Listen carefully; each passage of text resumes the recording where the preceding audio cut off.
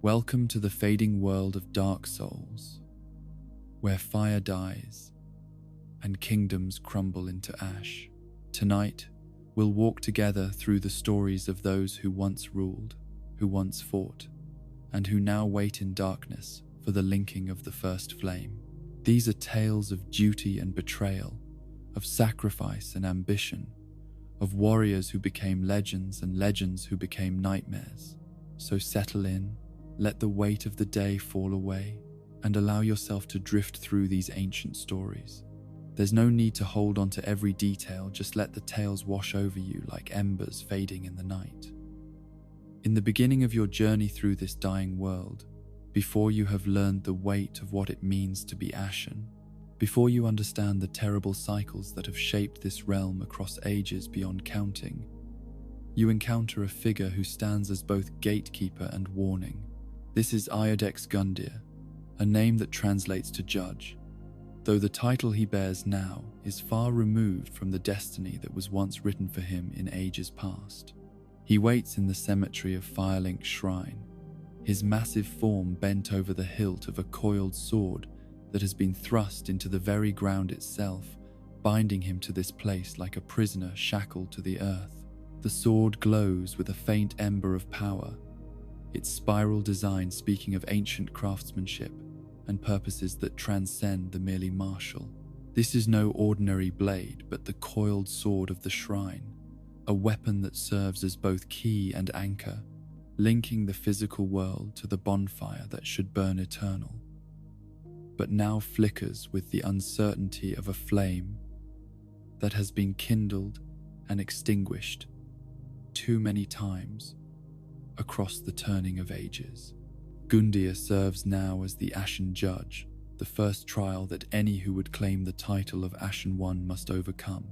Only those who can best him in combat are deemed worthy to receive the coiled sword, the weapon that will allow them to kindle bonfires and continue their journey through this broken world. It is a sacred duty, this role of gatekeeper and judge, one that Gundyr has fulfilled with unwavering dedication across a span of time so long that the very reasons for his service have been forgotten by most who challenge him. But before he was the judge, before he became sheathed to that coiled blade like a living scabbard bound to serve purposes beyond his understanding, Gundyr was something else entirely. He was a champion, a warrior chosen by forces divine and mysterious to undertake the most sacred duty that can be asked of any soul in this dying world. He was meant to link the first flame, to sacrifice himself in that great conflagration so that the age of fire might continue for another span of centuries, holding back the darkness that forever seeks to consume all things. Gundyr walked through this very cemetery much as you do now, his footsteps carrying him along a path that had been walked by countless champions before him and would be walked by countless more after. He came bearing a halberd of cast iron, a weapon that had been forged with such skill and imbued with such purpose that it would never crumble, never break, never fail him, no matter what trials he might face. The halberd was both symbol and promise, a physical manifestation of the duty that had been laid upon his shoulders and the assurance that he would have the tools necessary to fulfill that duty. He came charged with sacred purpose, his heart burning with the same fire that he was meant to feed with his own essence. In his mind, he carried the image of what awaited him at the end of his pilgrimage, a firekeeper, one of those sacred maidens who tend the flames and guide the champions who would link the fire. She would be waiting for him, he believed, ready to perform the rituals that would prepare him for his great sacrifice, ready to speak the words that had been spoken since the first linking in ages so distant they had passed from history into legend. But when Gundyr arrived at Firelink's shrine, when he completed his long journey and stood ready to fulfill his destiny, he was greeted by a sight that must have struck him like a physical blow. The shrine stood empty and silent, its halls echoing with an absence so profound it seemed to have weight and substance. There was no fire burning in the central hearth, no warm glow to welcome him home after his long pilgrimage. The great bell that should have tolled to announce his arrival, that should have rung out across the land to signal that a new champion had come to link the flame, remained stubbornly silent. He had arrived too late. The flame had already faded, guttering out like a candle in a windstorm, leaving behind only cold ash and the bitter taste of opportunities missed. The age of fire that he was meant to preserve had already come to an end, the cycle completing itself before he could fulfill the purpose for which he had been chosen and prepared. The cruelty of this timing defies easy comprehension. To be chosen for the greatest duty imaginable, to dedicate yourself entirely to a sacred purpose, to journey across a dying world with the weight of that purpose pressing down upon your shoulders with every step, only to arrive moments too late to fulfill it. This is a tragedy that transcends the merely personal and enters the realm of the cosmic and the absurd. But the cruelty extended even further than the absence of fire. Gundir's firekeeper, the maiden who should have been waiting to guide him through the rituals of sacrifice, was not merely absent, but had suffered a fate perhaps worse than death itself. She had been thrown into the depths of the bell tower, that terrible place that serves as the grave for firekeepers past, a repository of those sacred maidens who had failed in their duties or been deemed unworthy to continue their service.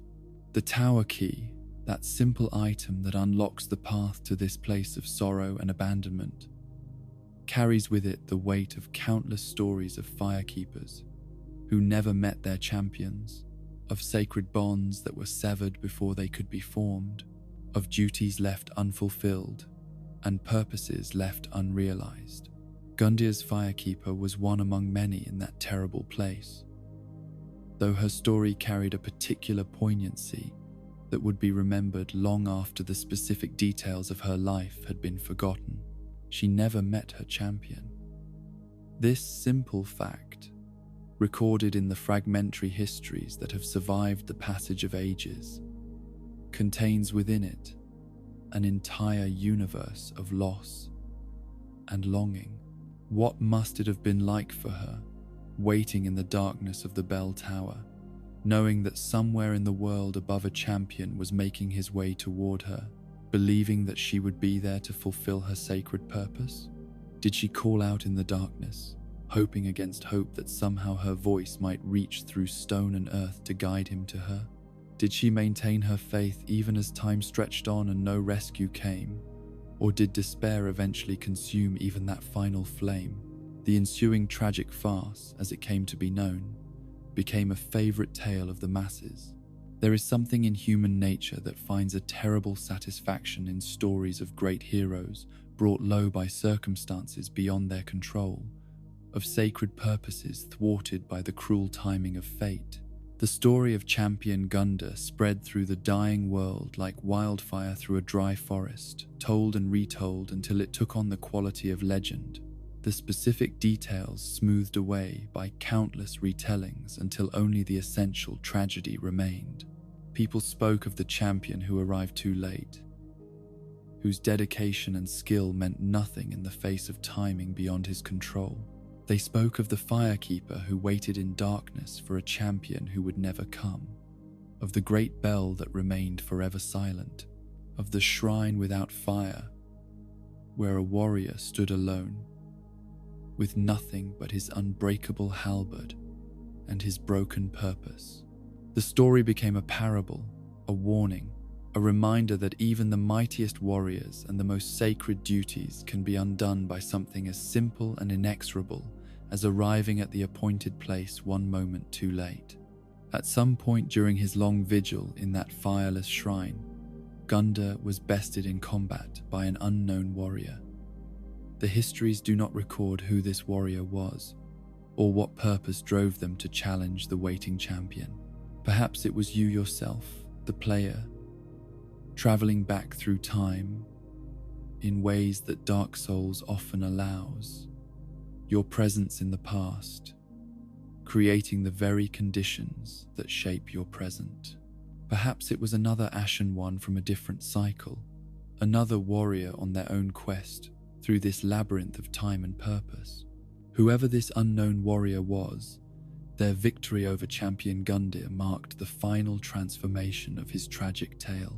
The warrior who had been chosen as a champion, who had journeyed across the world bearing an unbreakable halberd and an unshakable purpose, who had arrived too late to fulfill his destiny, was now defeated and claimed for a different purpose entirely.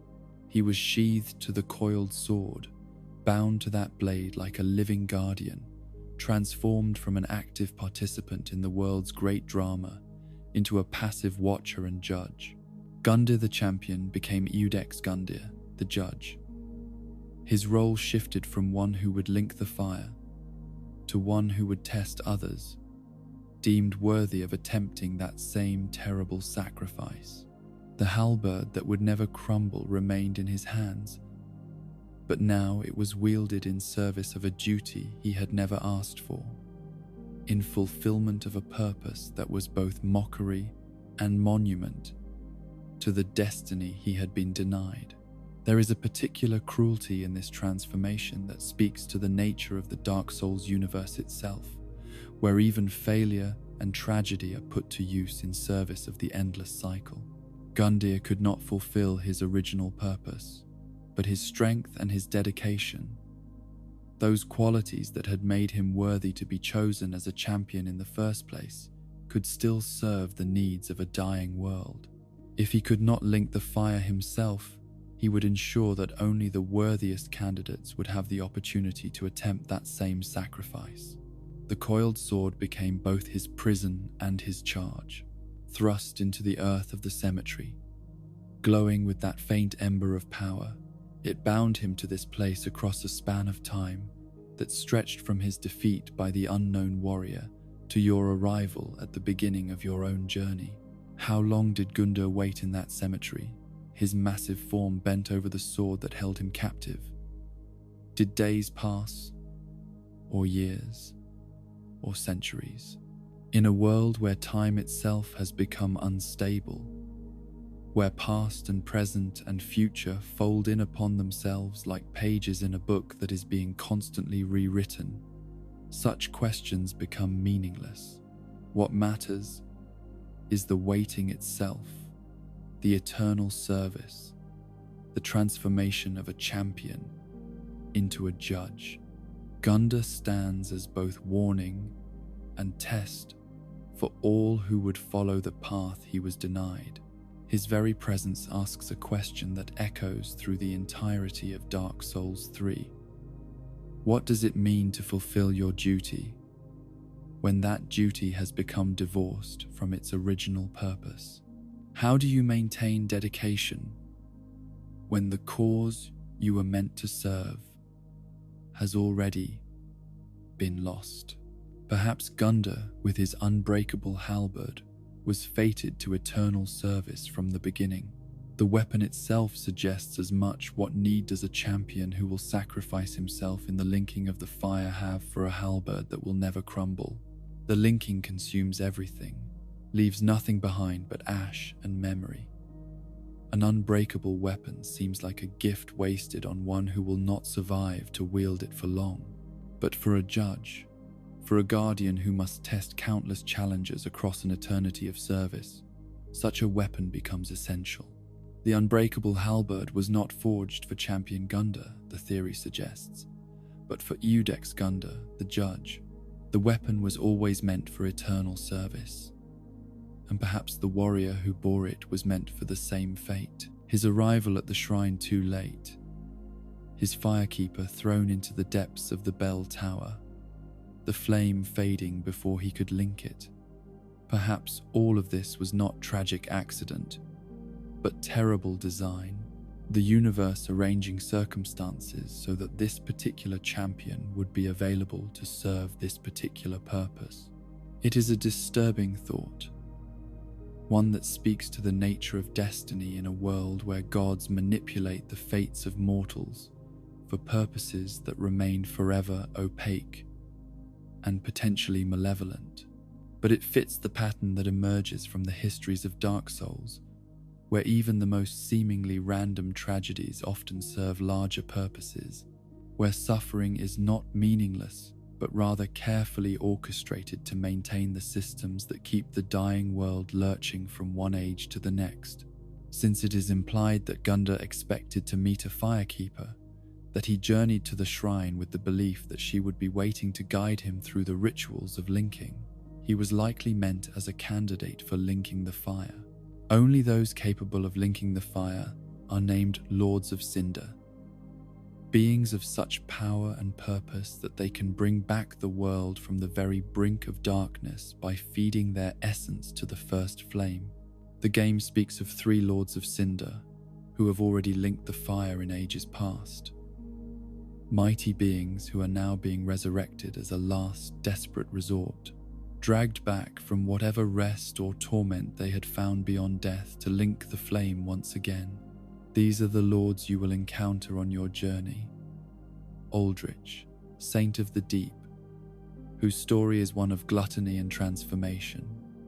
Yorm the Giant, whose tale is one of sacrifice and loneliness. And the Abyss Watchers of Farron, whose legacy is one of duty maintained past the point of madness. Each of these lords once had an age of their own, a span of time when they ruled over some portion of the dying world, when their influence shaped the destiny of kingdoms and the lives of countless souls. The remnants of their ages live on in Dark Souls 3, scattered across a landscape where geography and chronology have become unstable, where kingdoms from different eras exist side by side in defiance of normal causality. But before you can understand the stories of these mighty Lords of Cinder, before you can grasp the full tragedy of the world you have been born into, you must first overcome the judge who stands between you and your destiny. Edex Gundyr waits in the cemetery, his form bent over the coiled sword, and when you approach and draw that blade from the earth, his eyes will open and his purpose will activate once more. The battle that follows is the first true test of your worthiness, the initial trial that determines whether you possess the skill and determination necessary to walk the path of a Lord of Cinder. Gundyr fights with the practiced skill of a warrior who has faced countless challenges, his unbreakable halberd carving through the air with sweeps and thrusts that would instantly kill any ordinary fighter. But you are not ordinary, you are ashen, born from the ashes of those who came before, carrying within you the potential to succeed where so many others have failed. And if you fight well enough, if you push Gundyr far enough, something terrible will happen. The corruption that has been festering within him since his defeat by the unknown warrior, the darkness that has grown during his long service as judge and guardian, will burst forth in a transformation that reveals the true depth of his tragedy. Black tendrils will erupt from his body, a serpent-like creature of pure corruption wrapping itself around him and transforming him into something monstrous, something that bears only passing resemblance to the champion he once was. This is the pus of man, a manifestation of the darkness that festers within all beings in this dying world, waiting for moments of weakness or despair to burst forth and consume everything the person once was. That such corruption exists within Gundyr, the failed champion who has served with such dedication, despite being denied his original purpose, speaks to the psychological toll of his eternal service. Even the strongest will can be worn down by enough time and enough disappointment, and the darkness is always waiting to exploit such weakness. Yet even transformed, even corrupted by the very darkness he was meant to help hold back, Gundyr continues to fight. The judge will not abandon his duty, even when that duty has transformed him into a monster. And when you finally overcome him, when you stand victorious over his fallen form, you will claim the coiled sword as your own, the weapon that will allow you to kindle bonfires, and continue your journey through this broken world. Gundyr will remain in the cemetery, his purpose unfulfilled in both his original destiny and his transformed service. The champion who arrived too late will continue his eternal waiting, ready to test the next Ashen One who draws the sword from the earth, ready to serve as judge and guardian until the end of all things, or until some final mercy releases him from his duty. His story is the first tale told in Dark Souls 3, but it encapsulates themes that will echo through every boss you encounter and every tragedy you witness. This is a world of duty, maintained past the point of meaning, of purpose, divorced from the original reasons for that purpose, of warriors who continue to fight long after the cause they serve has been lost or corrupted beyond recognition. As you move forward from the cemetery, carrying the coiled sword that was Gundyr's burden and his prison, you walk in the footsteps of a champion who was denied his destiny by nothing more than the cruel timing of fate. His tragedy becomes the foundation of your journey, his failure the first step on your path toward either repeating the cycle once more or finally breaking it and allowing the age to end. The shrine before you stands ready to receive its fire once more, the bonfire that you kindle with Gundyr's sword burning with light that pushes back the darkness. But that light is temporary, a flickering candle in an endless night, and the question that Gundyr's story poses hangs over everything that follows. Is it better to arrive too late for a destiny you never wanted, or to arrive exactly on time and sacrifice everything to a cycle that may not deserve to be maintained? These are the thoughts that should occupy your mind as you drift towards sleep, the weight of Gundyr's tragedy settling over you like a heavy blanket. The champion who arrived too late, the firekeeper who waited in darkness, the bell that never tolled, the flame that faded before it could be linked. These are the opening notes of a symphony of sorrow that will play across every kingdom you visit and every lord you face. Rest now, and let the image of Eudex's Gundyr fade into the darkness behind your eyelids. The judge will wait in his cemetery, eternal and unchanging, ready to test the next Ashen One while his own story remains forever unfinished, forever suspended in that moment between arriving too late and finding a new purpose in service. His halberd will never crumble, and his duty will never end. And somewhere in the depths of the bell tower, a firekeeper who never met her champion waits in darkness that has no end. Beyond the trials of the first judge, beyond the cemetery where failed champions serve eternal purposes they never chose, your path will eventually lead you northward toward a place of cold beauty and calculated cruelty. This is the Boreal Valley, a realm of perpetual twilight where the moon hangs frozen in the sky and the streets are paved with stones that seem to drink in what little warmth remains in the dying world. It is a place that was once beautiful beyond measure, a city of such architectural grace that even the gods themselves chose to make their dwelling here. But that beauty has been corrupted by the ambitions of a single man whose hunger for power has poisoned everything he touches. The Boreal Valley is currently ruled over by Pontiff Sullivan, a tyrant whose very name has become synonymous with treachery and corruption throughout what remains of the scattered kingdoms. He is not a Lord of Cinder, not one of those mighty beings chosen to link the first flame and sacrifice themselves for the continuation of the Age of Fire. His power comes from a different source entirely, something darker and more insidious than the divine mandate that shapes the destinies of lords and champions. Sullivan's authority is built on ambition and betrayal, on the systematic corruption of everything sacred, on the transformation of protectors into predators, and the perversion of ancient nobility into instruments of his tyrannical will. To understand how this came to be, to grasp the full scope of the corruption that has consumed the Boreal Valley, we must reach back through time to when Sullivan was not yet a pontiff, not yet a tyrant, but merely a young sorcerer with dreams that burned hotter than any flame. In those distant days, before his name carried the weight of fear and hatred, before his actions had reshaped the destiny of kingdoms, Sullivan was a student of the arcane arts, one among many who sought to unlock the secrets that lay hidden in the forgotten places of the world. His wanderings took him far from the centers of civilization, into regions where the maps grew uncertain, and the old roads had long since crumbled into dust. He ventured into places that other explorers avoided, driven by a curiosity that bordered on obsession and an ambition that would not allow him to turn back, even when wisdom suggested he should.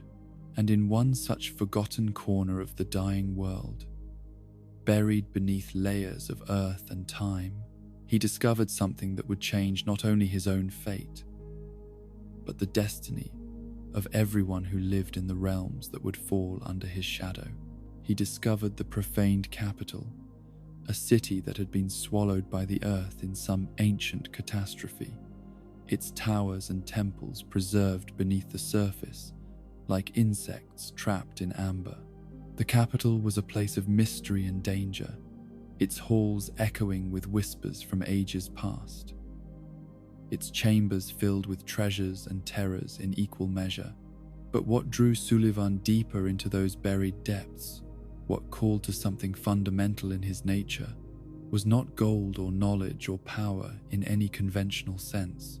Deep below the profaned capital, in chambers so far beneath the surface that no natural light had touched them since the world was young, Sullivan discovered an unfading flame. This was no ordinary fire, no simple bonfire of the kind that dots the landscape of the dying world, offering rest and respite to weary travelers.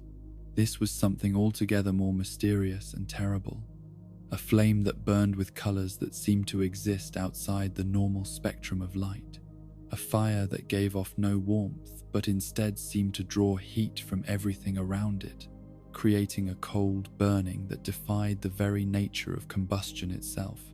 The profaned flame, as it came to be known, was an anomaly in a world where all fires eventually fade, where even the first flame itself requires constant sacrifice to maintain its guttering light. Here was a flame that did not fade, that did not require fuel or tending, that simply existed in defiance of entropy and the natural order of things. For a young sorcerer with burning ambition, the discovery of such a phenomenon must have seemed like destiny itself reaching out to reshape his future. When Sullivan found this unfading flame flickering in the depths below the distant tundra that stretched over what would become known as Irithyll of the Boreal Valley, something fundamental shifted within him.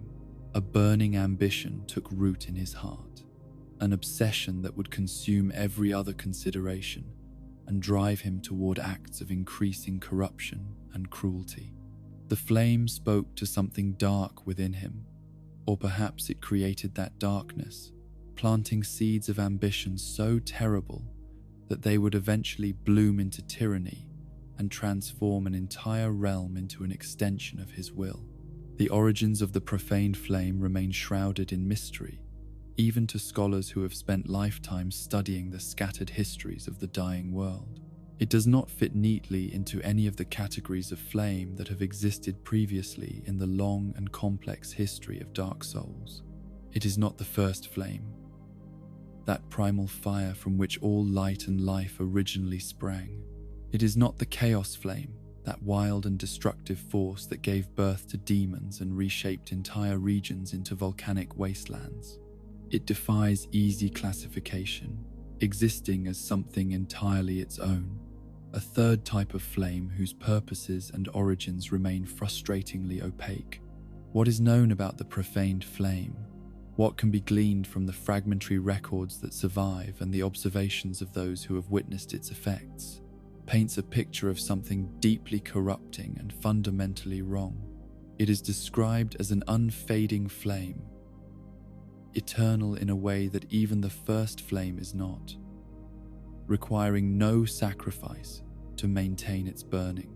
But this apparent immortality comes with a terrible cost, for the profaned flame has an insidious effect on those who wield it or spend too long in its presence. The flame swallows the hearts of those who manipulate its power, consuming not their physical organs, but something deeper and more essential. It eats away at compassion and mercy, at the fundamental humanity that separates thinking beings from mindless monsters. Those who channel the profaned flame find their capacity for empathy diminishing, their moral considerations becoming increasingly abstract and easily dismissed, their hearts growing cold, even as they wield a power that burns with terrible heat. The handmaidens, who tend the flame in the depths of the profaned capital, provide the clearest example of this corruption. These women, who in any normal circumstance might have been gentle souls dedicated to sacred service, have been transformed by their proximity to the flame into creatures who take pleasure in wounding others. Their dagger, a simple weapon that should be used only for self-defense, or perhaps the practical necessities of survival, has become an instrument of casual cruelty, wielded not out of necessity but out of a perverse enjoyment of causing pain. The fire witches who serve Pontiff Sulivan demonstrate this corruption even more dramatically. These women were given the power to manipulate the profaned flame, granted abilities that should have made them formidable protectors of the realm, valuable assets in a world where threats lurk in every shadow. But shortly after being imbued with this power, after being taught to channel the unfading fire through their own bodies and will, they had their hearts swallowed by the very flame they sought to control. What does it mean to have your heart swallowed by flame? The descriptions do not elaborate in clinical detail, but the implications are clear enough. These women lost something essential to their humanity, some core of empathy and conscience that had previously guided their actions and shaped their understanding of right and wrong. They became extensions of the pontiff's will, tools to be used without regard for their own well-being or the suffering they might inflict on others. Pontiff Sulivan himself imbued his own great sword with the profaned flame, forging a weapon that burns with that cold fire and serves as both symbol and instrument of his corrupted authority. He also gifted the flame to his holy knights, those warriors who serve as the primary enforcers of his tyrannical rule throughout the Boreal Valley. The fact that he calls them holy knights, that he cloaks his corruption in the language of divine service and sacred duty, speaks to the depths of his hypocrisy and the completeness of his moral collapse. It should come as no surprise that Pontiff Sulivan himself does not exactly possess what might be called a good moral compass. The profaned flame has done its work on him as thoroughly as it has on any of his servants, perhaps more so given the intensity with which he has embraced its power and made it central to his ambitions. Whatever capacity for compassion or mercy he might have once possessed has been burned away, leaving behind only ambition and the cold calculation of how best to expand and maintain his power. But the profaned flame is more than simply a corrupting influence on individuals who wield it. Its very existence in the depths below Irithyll has had cascading effects on the world above, setting in motion chains of events whose consequences ripple outward across kingdoms and ages. The flame's influence seeps upward through stone and earth like poison through water, tainting everything it touches with its fundamental wrongness.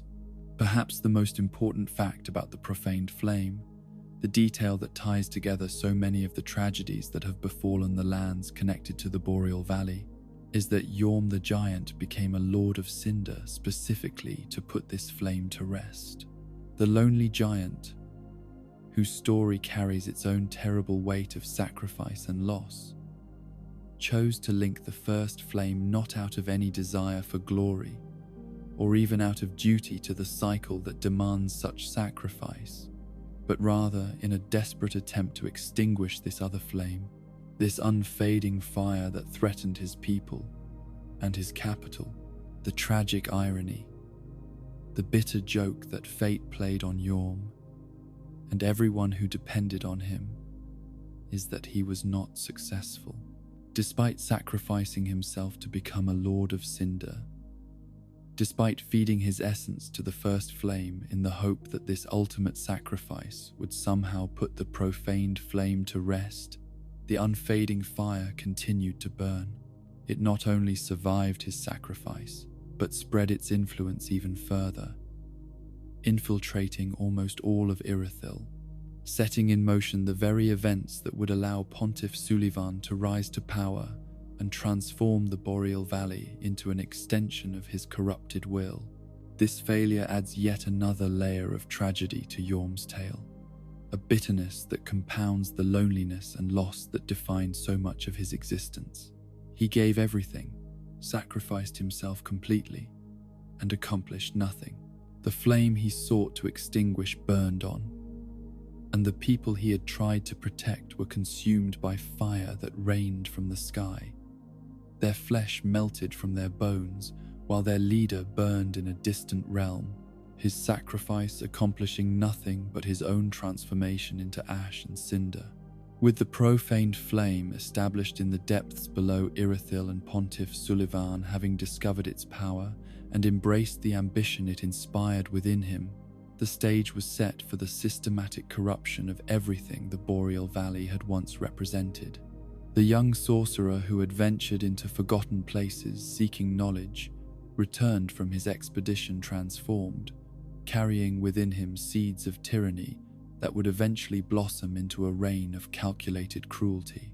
Sulivan's rise to power in the Boreal Valley was not a matter of conquest in the traditional sense, not a story of armies clashing and cities besieged. His methods were more subtle and perhaps more effective for their subtlety. He infiltrated the existing power structures, positioned himself as a valuable advisor and spiritual leader, gained the trust of those who should have recognized him as a threat. By the time his true nature became apparent, by the time those who might have opposed him understood what he truly was, he had already consolidated enough power to make resistance futile. He proclaimed himself Pontiff, a title that carries religious authority and suggests divine mandate, cloaking his ambition in the language of faith and sacred duty. In a world where gods are real and their influence shapes the destiny of nations, such a title carries tremendous weight, suggesting that the bearer speaks with authority that transcends the merely political or military. Sulivan understood the power of such symbolism, the way that claiming divine sanction could make even the most terrible actions seem justified or even necessary.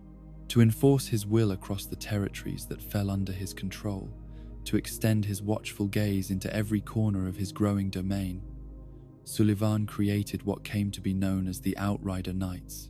These warriors serve as his eyes and his punitive blades, sent forth to guard strategic locations and ensure that no threat to his rule goes unnoticed or unpunished. They are described as his watchful eyes, suggesting a network of surveillance that extends far beyond what any normal ruler could hope to maintain, a web of observation that allows Sulivan to see and influence events across vast distances. But the Outrider Knights are not simply loyal soldiers serving a lord they respect or even fear. The transformation that creates an Outrider Knight is itself an act of corruption and cruelty that reveals much about Sulivan's methods and his fundamental disregard for the humanity of those who serve him. Each knight selected for this terrible honor is provided with a ring by the pontiff, a seemingly simple gift that carries within it a curse of such profound cruelty that death might be preferable.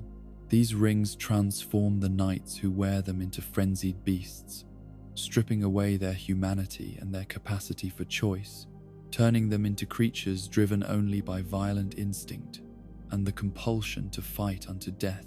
The transformation is not immediate but gradual, a slow descent into madness that allows the knights to maintain their posts and fulfill their duties even as their minds crumble and their bodies begin to change. They become both guards and prisoners, weapons and victims, tools that Sullivan uses without regard for the terrible price they pay for their service. The two main Outrider Knights that you encounter upon the High Wall of Lothric appear at both points of progression in that area, strategically placed to hinder your advancement through the region and to serve as Sullivan's eyes in a kingdom far from the Boreal Valley's frozen streets. Their positioning is not random but carefully calculated, part of a network of observation and control that extends Sullivan's influence far beyond the borders of his immediate domain.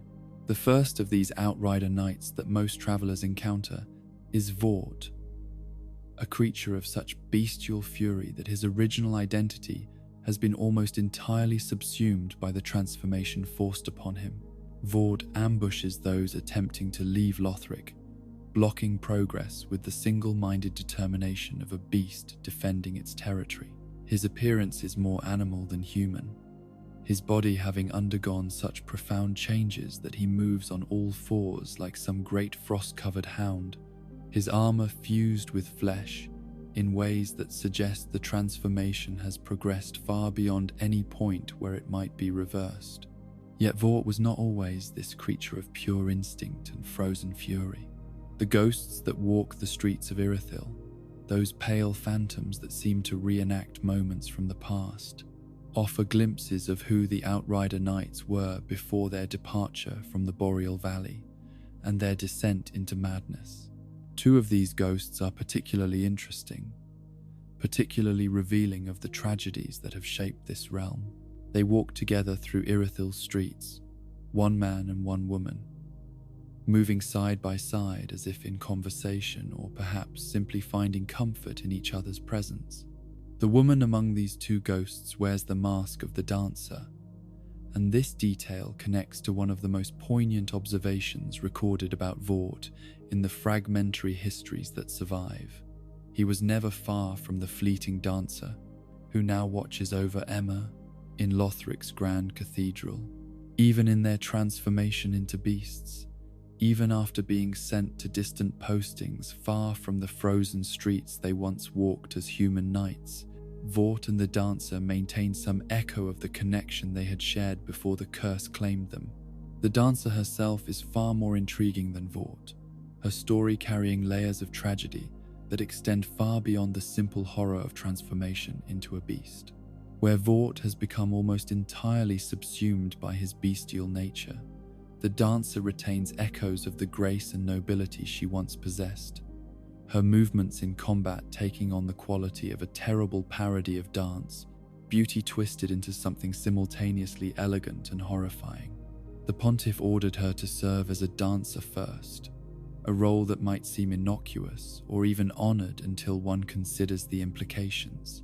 In Sullivan's court, nothing is as it seems, and every position carries with it layers of meaning and control. To be ordered to serve as a dancer suggests being made into a spectacle, a living symbol of beauty and grace that exists solely for the pontiff's pleasure and the demonstration of his power. It is a form of possession disguised as honor, a way of claiming ownership over someone while maintaining the fiction that they serve willingly. After forcing her to serve as his dancer, after years of making her perform this role in his court, Sullivan then ordered her to serve as one of his Outrider Knights. This transition from dancer to warrior, from object of beauty to instrument of violence, represents yet another violation of her agency and identity. She was given no choice in either role, simply commanded to serve in whatever capacity the pontiff deemed useful. He bestowed upon her enchanted swords, weapons of remarkable craftsmanship that mirror his own paired blades. One sword burns with dark flame while the other glows with pale light, creating a duality that reflects Sullivan's own manipulation of opposing forces.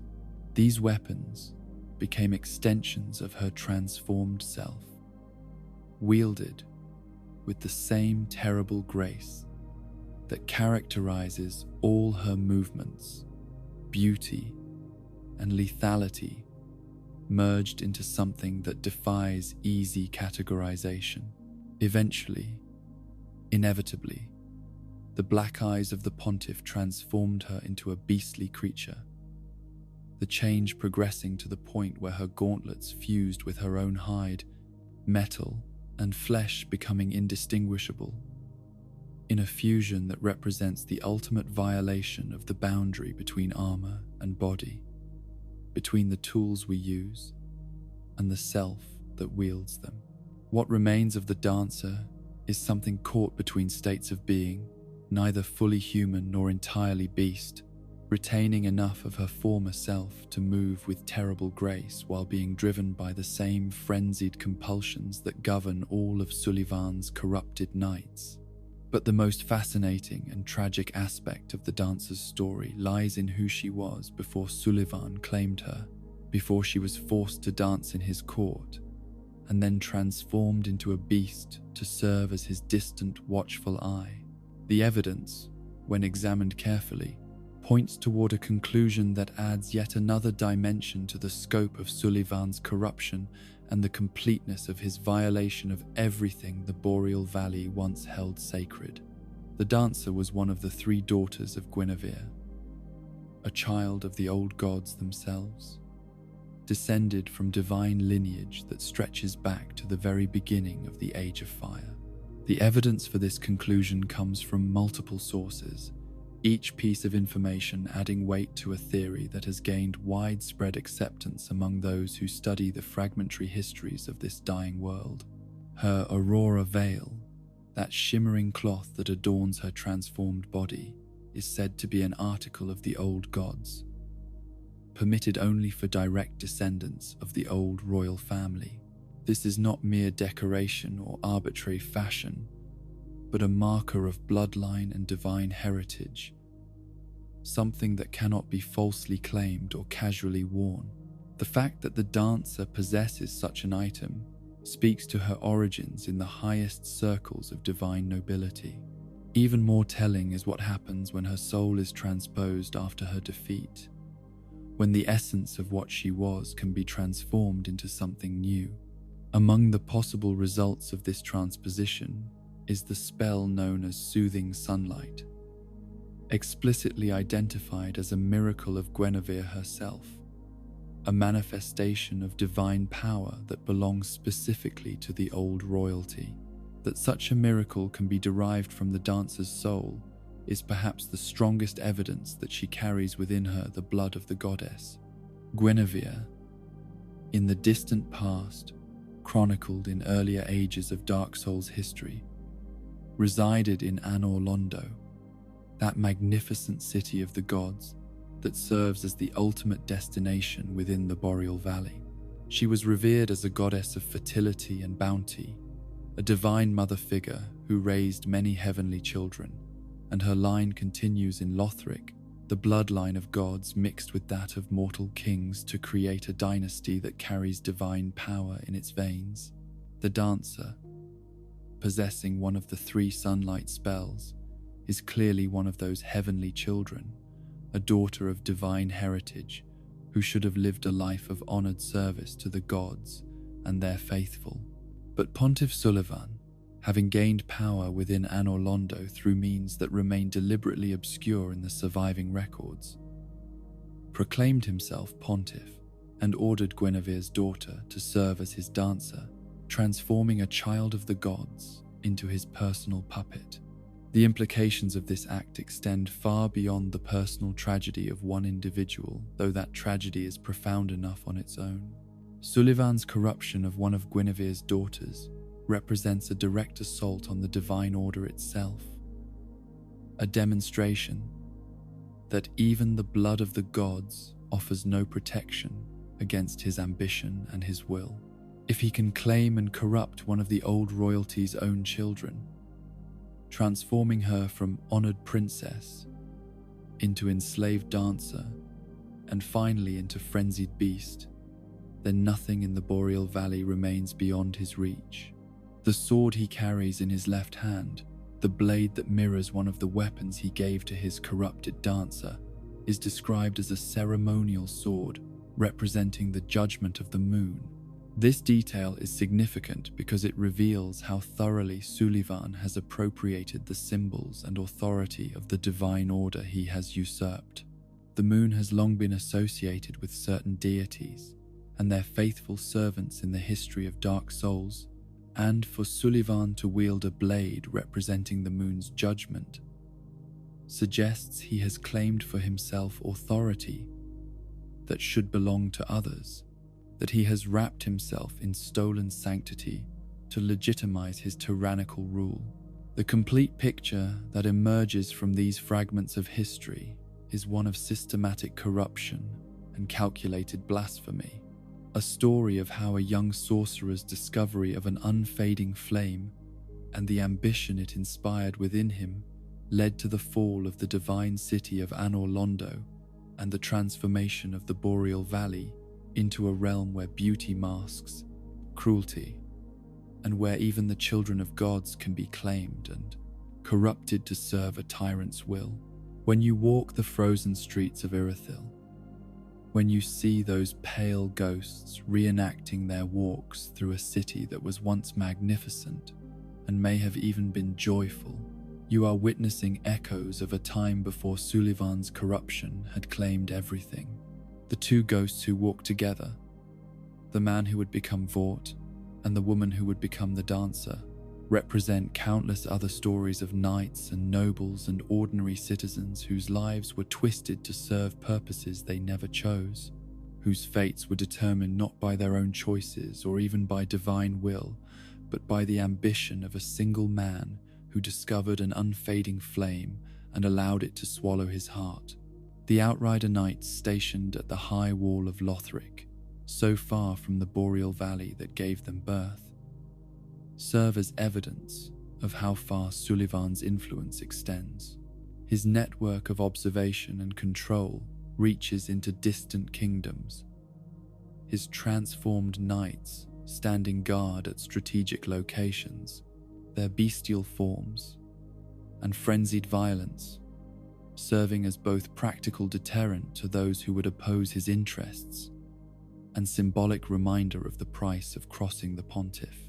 And deep in the Boreal Valley itself, in the magnificent city of Anor Londo, where the gods once dwelt in glory before abandoning their realm to darkness and decay, Pontiff Sullivan sits upon a stolen throne, wielding stolen authority, surrounded by the corrupted remnants of a divine order he has systematically violated. The profaned flame burns in the depths below, unfading and eternal, its corruption seeping upward through stone and earth to poison everything it touches. This is the legacy of ambition untempered by conscience, of power pursued without regard for the cost it extracts from others.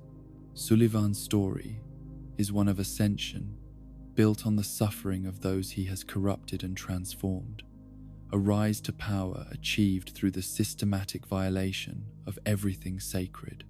The young sorcerer who discovered an unfading flame has become a tyrant whose very name inspires fear and hatred, whose influence has reshaped the destiny of kingdoms and whose corruption has claimed even the children of gods themselves.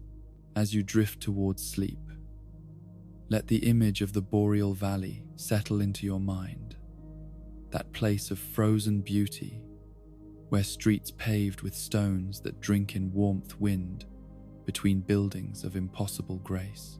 Picture the ghosts walking those streets, echoes of lives that were claimed and twisted by a tyrant's ambition. See Vort in his bestial fury and the dancer in her terrible grace, two souls among countless others who paid the price for Sullivan's dreams of power. The profaned flame burns eternal in the depths below, unfading and wrong, its corruption seeping upward to poison everything it touches. And somewhere in the darkness, other stories wait to be told, other tragedies connected to this place of cold beauty and calculated cruelty. But those tales can wait for another night, another journey through the dying world. For now, rest and let the weight of these sorrows fade like embers in the night. From the frozen tyranny of the Boreal Valley, where Pontiff Sullivan has wrapped himself in stolen divinity and corrupted authority, our journey takes us deeper into the mysteries of corruption itself, to a place that was once sacred and secret, but has become something altogether more sinister. This is the tale of the deep, and the creature who came to embody its transformation from peaceful sanctuary to abhorrent resting place, a being known as Aldrich, Saint of the Deep, whose ascension from simple cleric to devouring horror represents one of the most disturbing transformations chronicled in the fragmentary histories of this dying world. To understand what Aldrich became, to grasp the full scope of the tragedy that surrounds his story, and the stories of all those who followed him into darkness, we must first understand what the deep once was. In those distant days before corruption claimed it and transformed it into something that defies the very concept of sanctity. The deep protection miracle speaks of this earlier time, describing the deep as it existed before the fall, painting a picture of a place that seems almost impossibly far removed from what it would eventually become. The deep was originally a peaceful and secret place, hidden away from the tumult of the world above, a sanctuary where those who sought contemplation and spiritual growth could retreat from the endless conflicts that define so much of existence in the dying world. It was not merely peaceful, but deliberately so, carefully maintained as a refuge from violence and corruption, a place where the soul could find rest and the spirit could turn inward, without fear of external threats or the corrupting influences that plagued less protected regions. Its deacons wore dark red robes in those early days, the color denoting their blessing of fire, their connection to the sacred flames that represented life and light and the divine order that held back the encroaching darkness. These were not the corrupted clergy you would eventually encounter, not yet twisted by the very darkness they were meant to seal away, but genuine servants of a faith that still retained its purity and its original purpose. They tended the deep with reverence and care, maintaining its sanctity through rituals that had been passed down through generations of faithful service.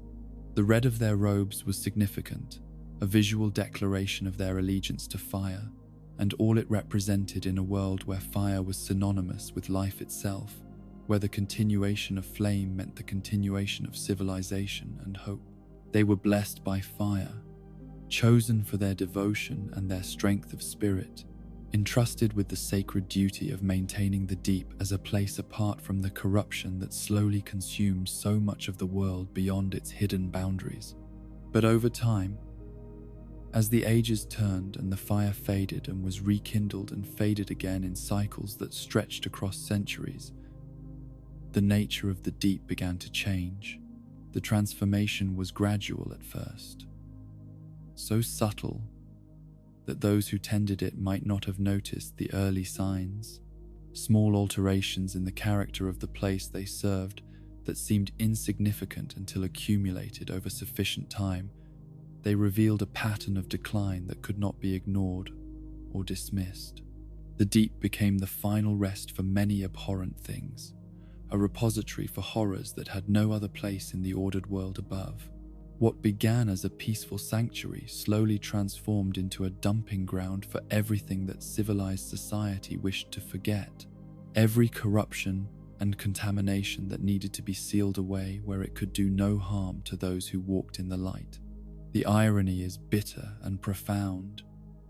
The very sanctity of the deep, its separation from the world above, made it an ideal prison for things that should never have been brought near any place of spiritual significance. Human dregs were likely among those things consigned to the depths, those concentrations of humanity's darkest aspects that are said to sink to the lowest depths imaginable. The dregs of humanity, as they are known in the fragmentary texts that survive, possess a terrible gravity that draws them ever downward, through water and earth and stone, settling at the absolute bottom of all things where they form the bedrock of the world itself. They are described as sinking to depths that defy comprehension, accumulating in layers that represent the collected weight of humanity's capacity for darkness and corruption. These dregs did not simply disappear when they reached those lowest depths, but instead formed a foundation of sorts. A bedrock composed not of stone, but of concentrated human malice and despair. The great deep soul sorcery speaks of this, describing how the dregs sink to form the very bottom layer upon which everything else rests, suggesting that the world itself is built upon a foundation of accumulated human darkness, that beneath every kingdom and every sacred site lies this substrate of corruption, waiting to seep upward and poison everything it touches.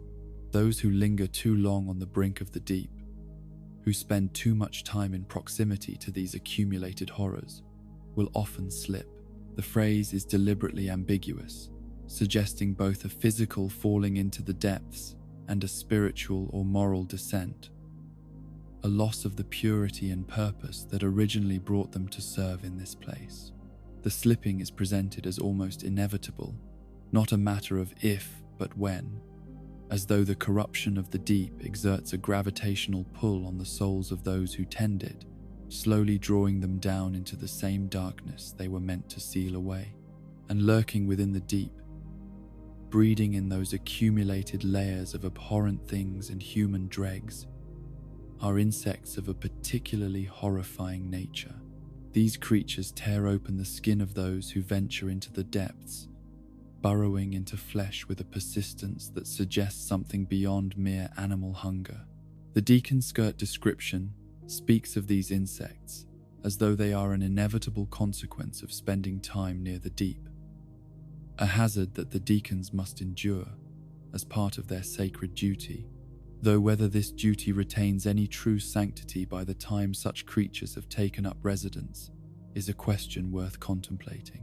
The insects represent perhaps the most visceral manifestation of the deep's corruption, the transformation of a place that was meant to be peaceful into something that actively harms those who serve it.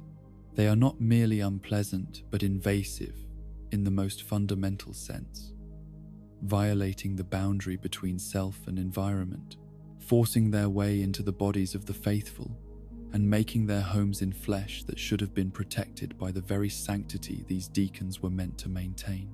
Eventually, inevitably, those dedicated to sealing away the horrors of the deep succumb to its very power. The transformation is presented in the surviving texts as a tragedy, but also as something approaching the inevitable, as though the nature of their duty made their corruption unavoidable from the beginning. How does one seal away horror without being touched by it? How does one spend a lifetime in proximity to concentrated corruption without having that corruption seep into one's own soul? The deacons who began their service wearing red robes blessed by fire would eventually find those robes taking on darker meanings, their blessing transforming into something altogether more sinister.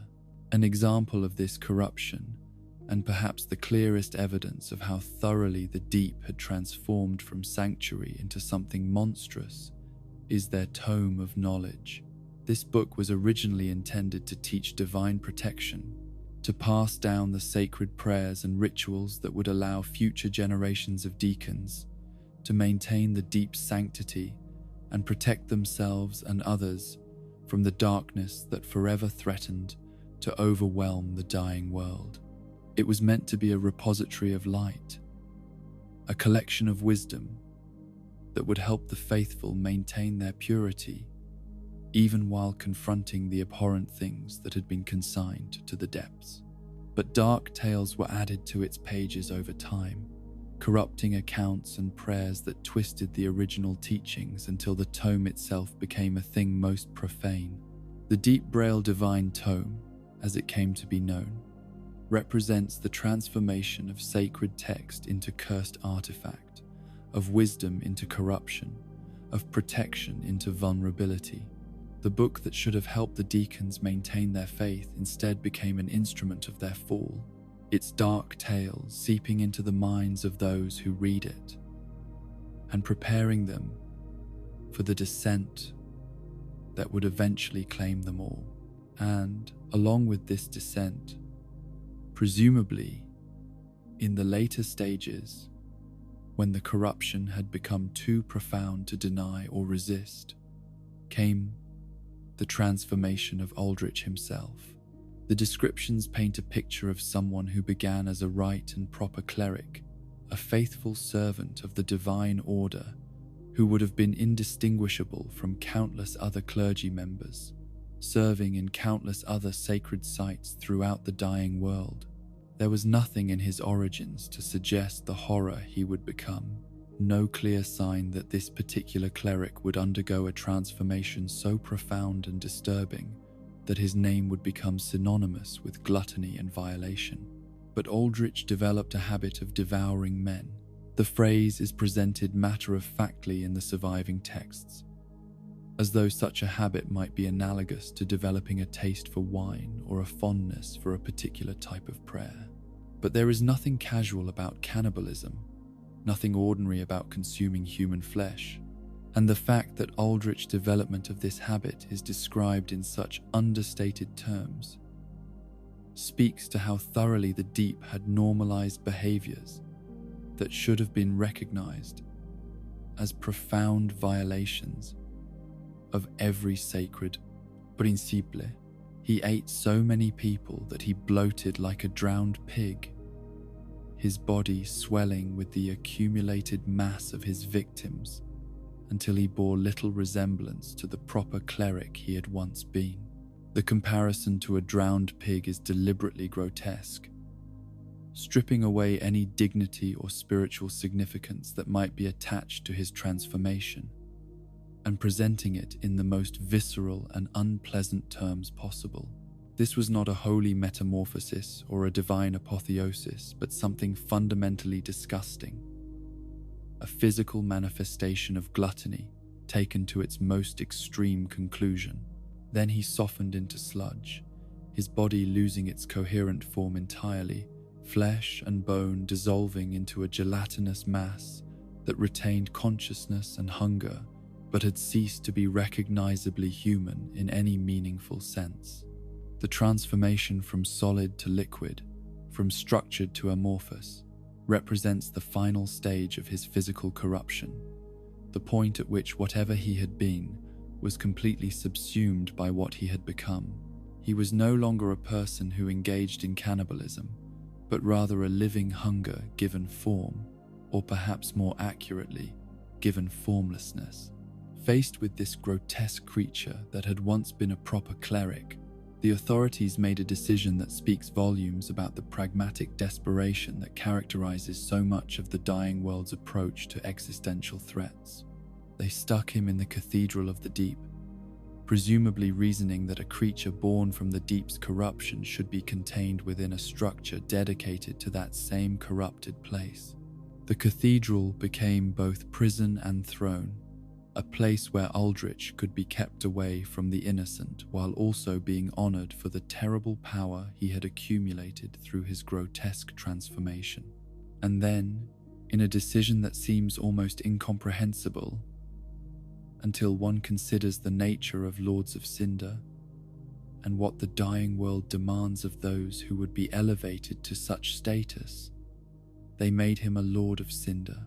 The texts are explicit about the reasoning behind this elevation, not for virtue, but for might. Aldrich was not chosen because he represented the ideals that Lords of Cinder are meant to embody, not because he had demonstrated the kind of noble sacrifice and dedication to duty that should characterize those who link the first flame. He was chosen simply because he was powerful enough to serve that function, because his corruption had granted him the strength necessary to feed the flame regardless of whether he deserved such an honor. This decision represents perhaps one of the clearest examples of how far the world has fallen from whatever ideals might have guided it in earlier ages. The linking of the first flame, that most sacred of duties that should represent the pinnacle of noble sacrifice, has been reduced to a purely practical calculation of who possesses sufficient power to burn. Virtue has become irrelevant, character meaningless, the content of one's soul dismissed, as long as that soul burns hot enough to feed the dying flame for another cycle. Whether Aldrich linked the fire willingly, or whether he was forced into that sacrifice against his will, remains unclear from the surviving records. The ambiguity itself is telling, suggesting that by the time such decisions were being made, the consent of the lords themselves had become a secondary consideration at best. What mattered was that the flame be fed, that the cycle continue for another turning, and if that required compelling a corrupted creature of hunger and sludge to serve as fuel, then such compulsion was simply another necessary evil in a world that had long since exhausted its capacity for moral absolutism. The deacon's skirt tells us that the deacons tended to the flame, and there is some reason to believe this refers to the flame of Aldrich himself during his time as a Lord of Cinder. The image is both poignant and disturbing. These corrupted clergy members, themselves fallen into darkness through their long exposure to the deep's horrors, now serving the most corrupted among them, tending the flame that burned within or around or through his gelatinous form. Whether this tending was performed out of genuine reverence or simple duty, or perhaps fear of what might happen if they refused, the texts do not say. What is clear is that the deacons eventually succumbed completely to the horrors of the deep, their corruption becoming total and irreversible. Neither tending to the flame nor maintaining their faith could save them from the darkness that had been seeping into their souls across years or decades, or perhaps centuries of service. The faith that had once sustained them, that had once made them capable of maintaining the deep as a peaceful sanctuary, had been transformed into something altogether different, redirected toward new objects of devotion that would have been unrecognizable to the deacons who first donned those red robes blessed by fire. Many of the deacons in their fallen state cast dark soul sorceries, magic that draws upon the very corruption they were meant to seal away, channeling the accumulated horrors of the deep into weapons to be used against any who would threaten their service to their new master. These sorceries were imparted to them by Archdeacon MacDonald, one of the 3 archdeacons, who served as the primary spiritual authorities within the Cathedral of the Deep, and who was largely responsible for the systematic corruption of the clergy under his influence. MacDonald was an adherent of Aldrich who took the saint's transformation not as warning but as inspiration, who looked upon the creature of sludge and hunger and saw not horror but glorious potential. The deep soul sorcery description speaks of how MacDonald was largely responsible for the corruption of the deacons, suggesting that without his influence they might have retained some semblance of their original purity, that their fall was not entirely inevitable but rather deliberately orchestrated by one who had fully embraced the darkness. Archdeacon MacDonald delighted in the cathedral's stagnating souls, finding pleasure in the spiritual death and corruption that surrounded him. For him, these fallen souls did not represent tragedy or failure, but rather something to be celebrated, something that aligned with his own twisted understanding of the world's true nature. He saw the stagnation not as corruption but as revelation, the souls settling into darkness not as falling but as finally coming to rest in their proper place. These stagnating souls represented for MacDonald the glorious bedrock of the world, that same foundation of human dregs and accumulated darkness that forms the lowest layer upon which everything else is built. Where others might have been horrified by the implications of a world built upon such a foundation, MacDonald embraced it, finding in this truth a kind of terrible comfort, or perhaps a justification for his own embrace of corruption. Under the guidance of Archdeacon MacDonald, the deacons became both clergymen and sorcerers, their roles blurring until the distinction between sacred service and profane magic became meaningless. The cleric's candlestick speaks of this fusion, describing how the deacons learned to channel their faith not into divine protection or healing, but into the dark sorceries that draw upon the deep's accumulated horrors. They became hybrid beings in a sense, retaining the titles and trappings of religious authority while practicing magic that should have been anathema to everything their order originally represented. The archdeacon's sin, as it came to be called, was to channel faith for sorcery, to take the spiritual devotion that should have been directed toward the divine and redirect it into magical practices that drew upon the darkness the faithful were meant to resist. This sin transformed MacDonald's staff from a symbol of religious authority, an object that represented his position as spiritual leader and guide, into a catalyst for dark sorceries that fed upon corruption and spread it to others.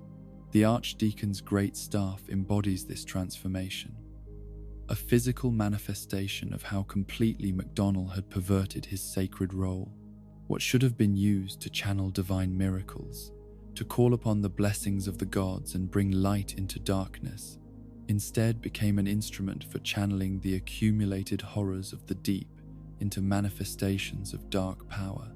The staff's transformation mirrored MacDonald's own fall, both beginning as symbols of sacred authority and ending as tools of corruption.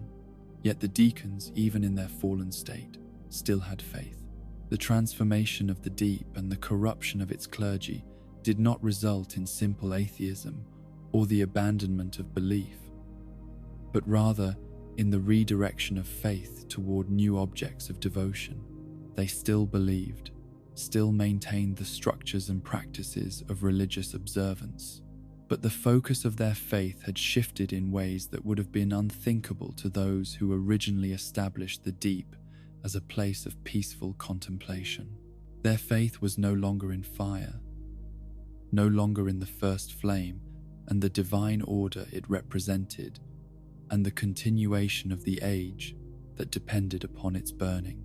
That old faith, symbolized by the red robes blessed by fire that the deacons once wore, had been abandoned, or perhaps more accurately transformed into something unrecognizable. In its place arose a new faith, one that centered entirely on Aldrich, Saint of the Deep, their master, and the embodiment of everything the deep had become.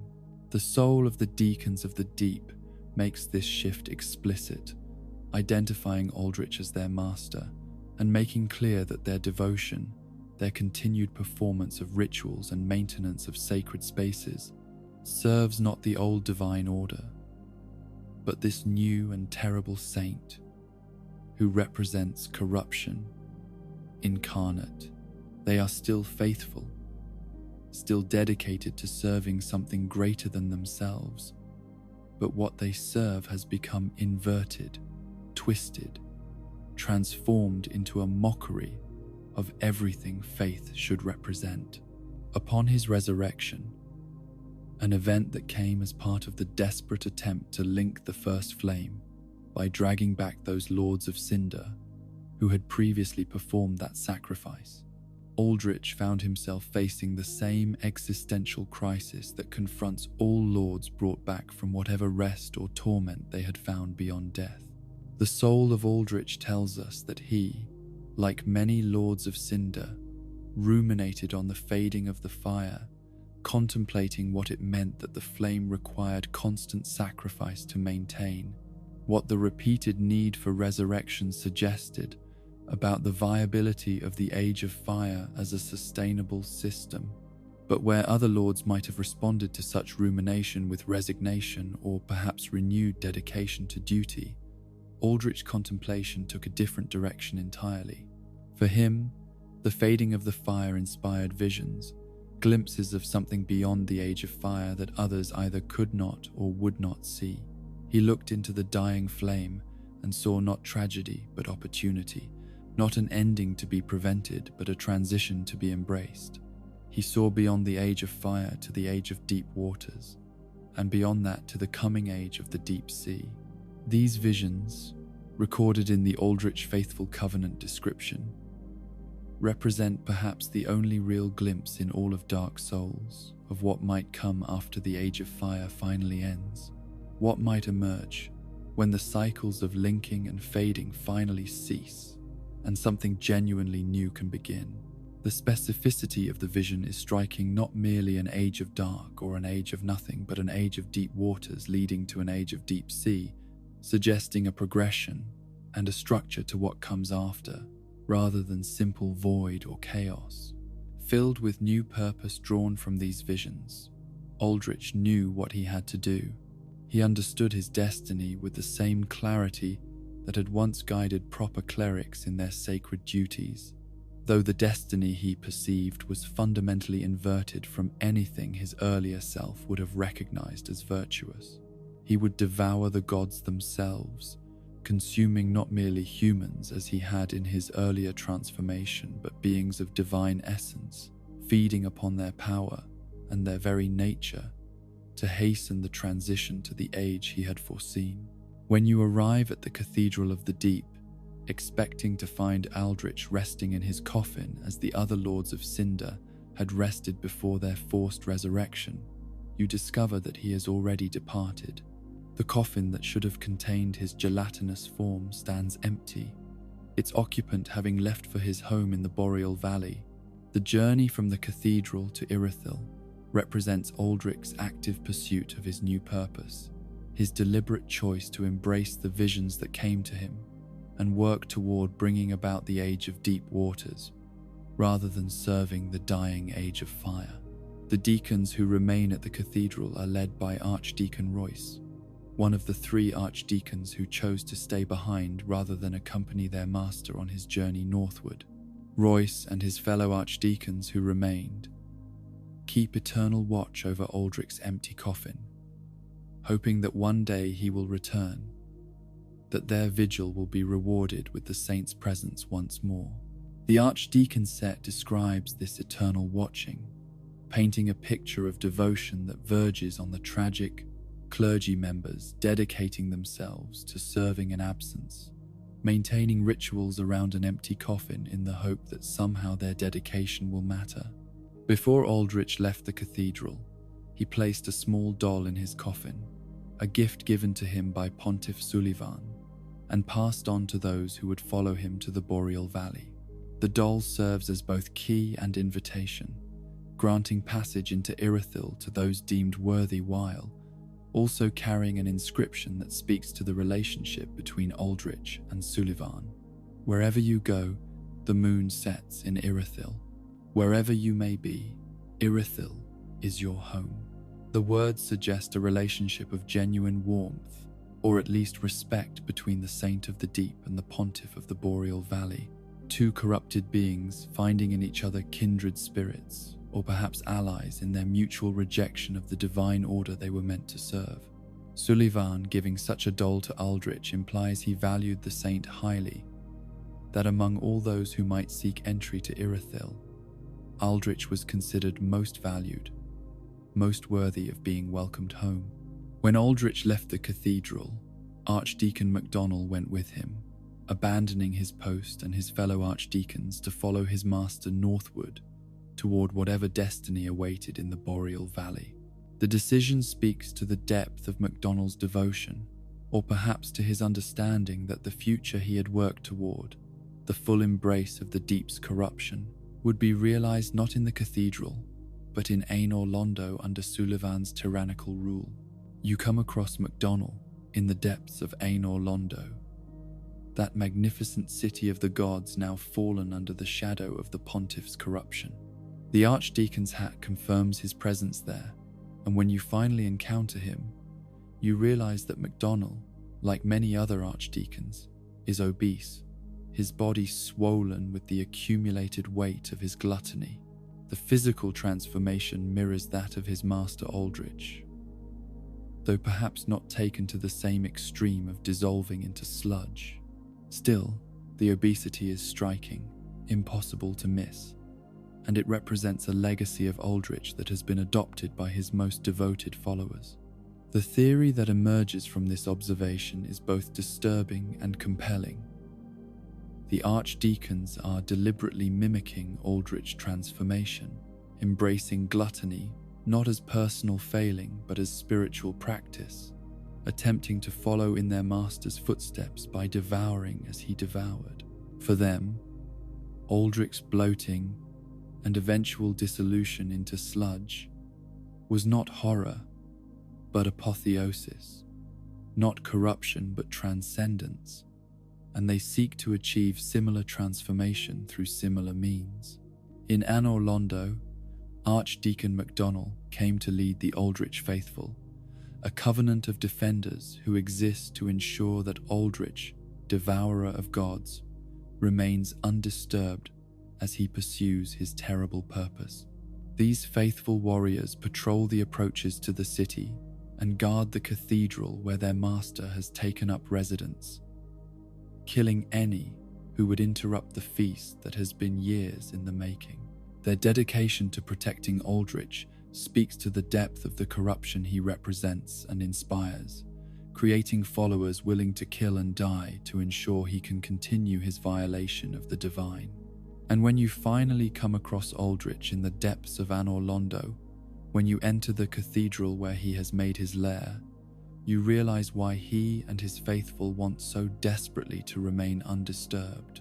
Pontiff Sulivan, with the devourer of gods by his side, has imprisoned a god of the old royalty in the abandoned cathedral, delivering one of the ancient divine beings into Aldrich's keeping to be slowly consumed over time in fulfillment of the visions that drove him northward from the Cathedral of the Deep. Gwyndolin, son of Gwyn, the Lord of Sunlight, who kindled the first flame in the ancient days beyond memory, prior leader of the Dark Moon Knights who served as enforcers of divine justice, has been gradually devoured by Aldrich over a period that might have been years or decades. The Dark Moon longbow, which once belonged to Gwyndolin, speaks to his identity and his former role as protector of Anor Londo and servant of his sister's memory. The process of devouring a god is not quick or simple, but rather a prolonged violation that unfolds across time, Aldrich slowly consuming Gwyndolin while the god remains conscious and aware, unable to die quickly or escape, but forced to experience every moment of being eaten alive. The horror of this fate defies easy comprehension. The idea of being conscious while your body is slowly consumed, feeling yourself disappearing piece by piece into the gelatinous mass of your devourer while retaining enough awareness to understand what is happening, but lacking any power to prevent it. As Aldrich slowly devoured the god of the Dark Moon, he dreamt. The Life Hunt Scythe description tells us this, revealing that even while engaged in his terrible feast, or perhaps especially while engaged in such activity, Aldrich's consciousness ranged beyond his immediate circumstances into visions that showed him things hidden from ordinary perception.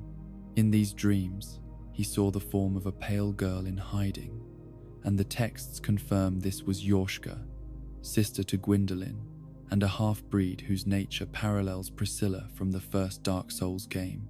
The interesting thing about this dream, the detail that elevates it from simple vision to something altogether more significant, is that Aldrich apparently only needs to dream about someone to learn their skills. He uses Priscilla's Life Hunt Scythe in battle against you, wielding that terrible weapon that was signature to a being he never physically encountered, learned through dreams alone.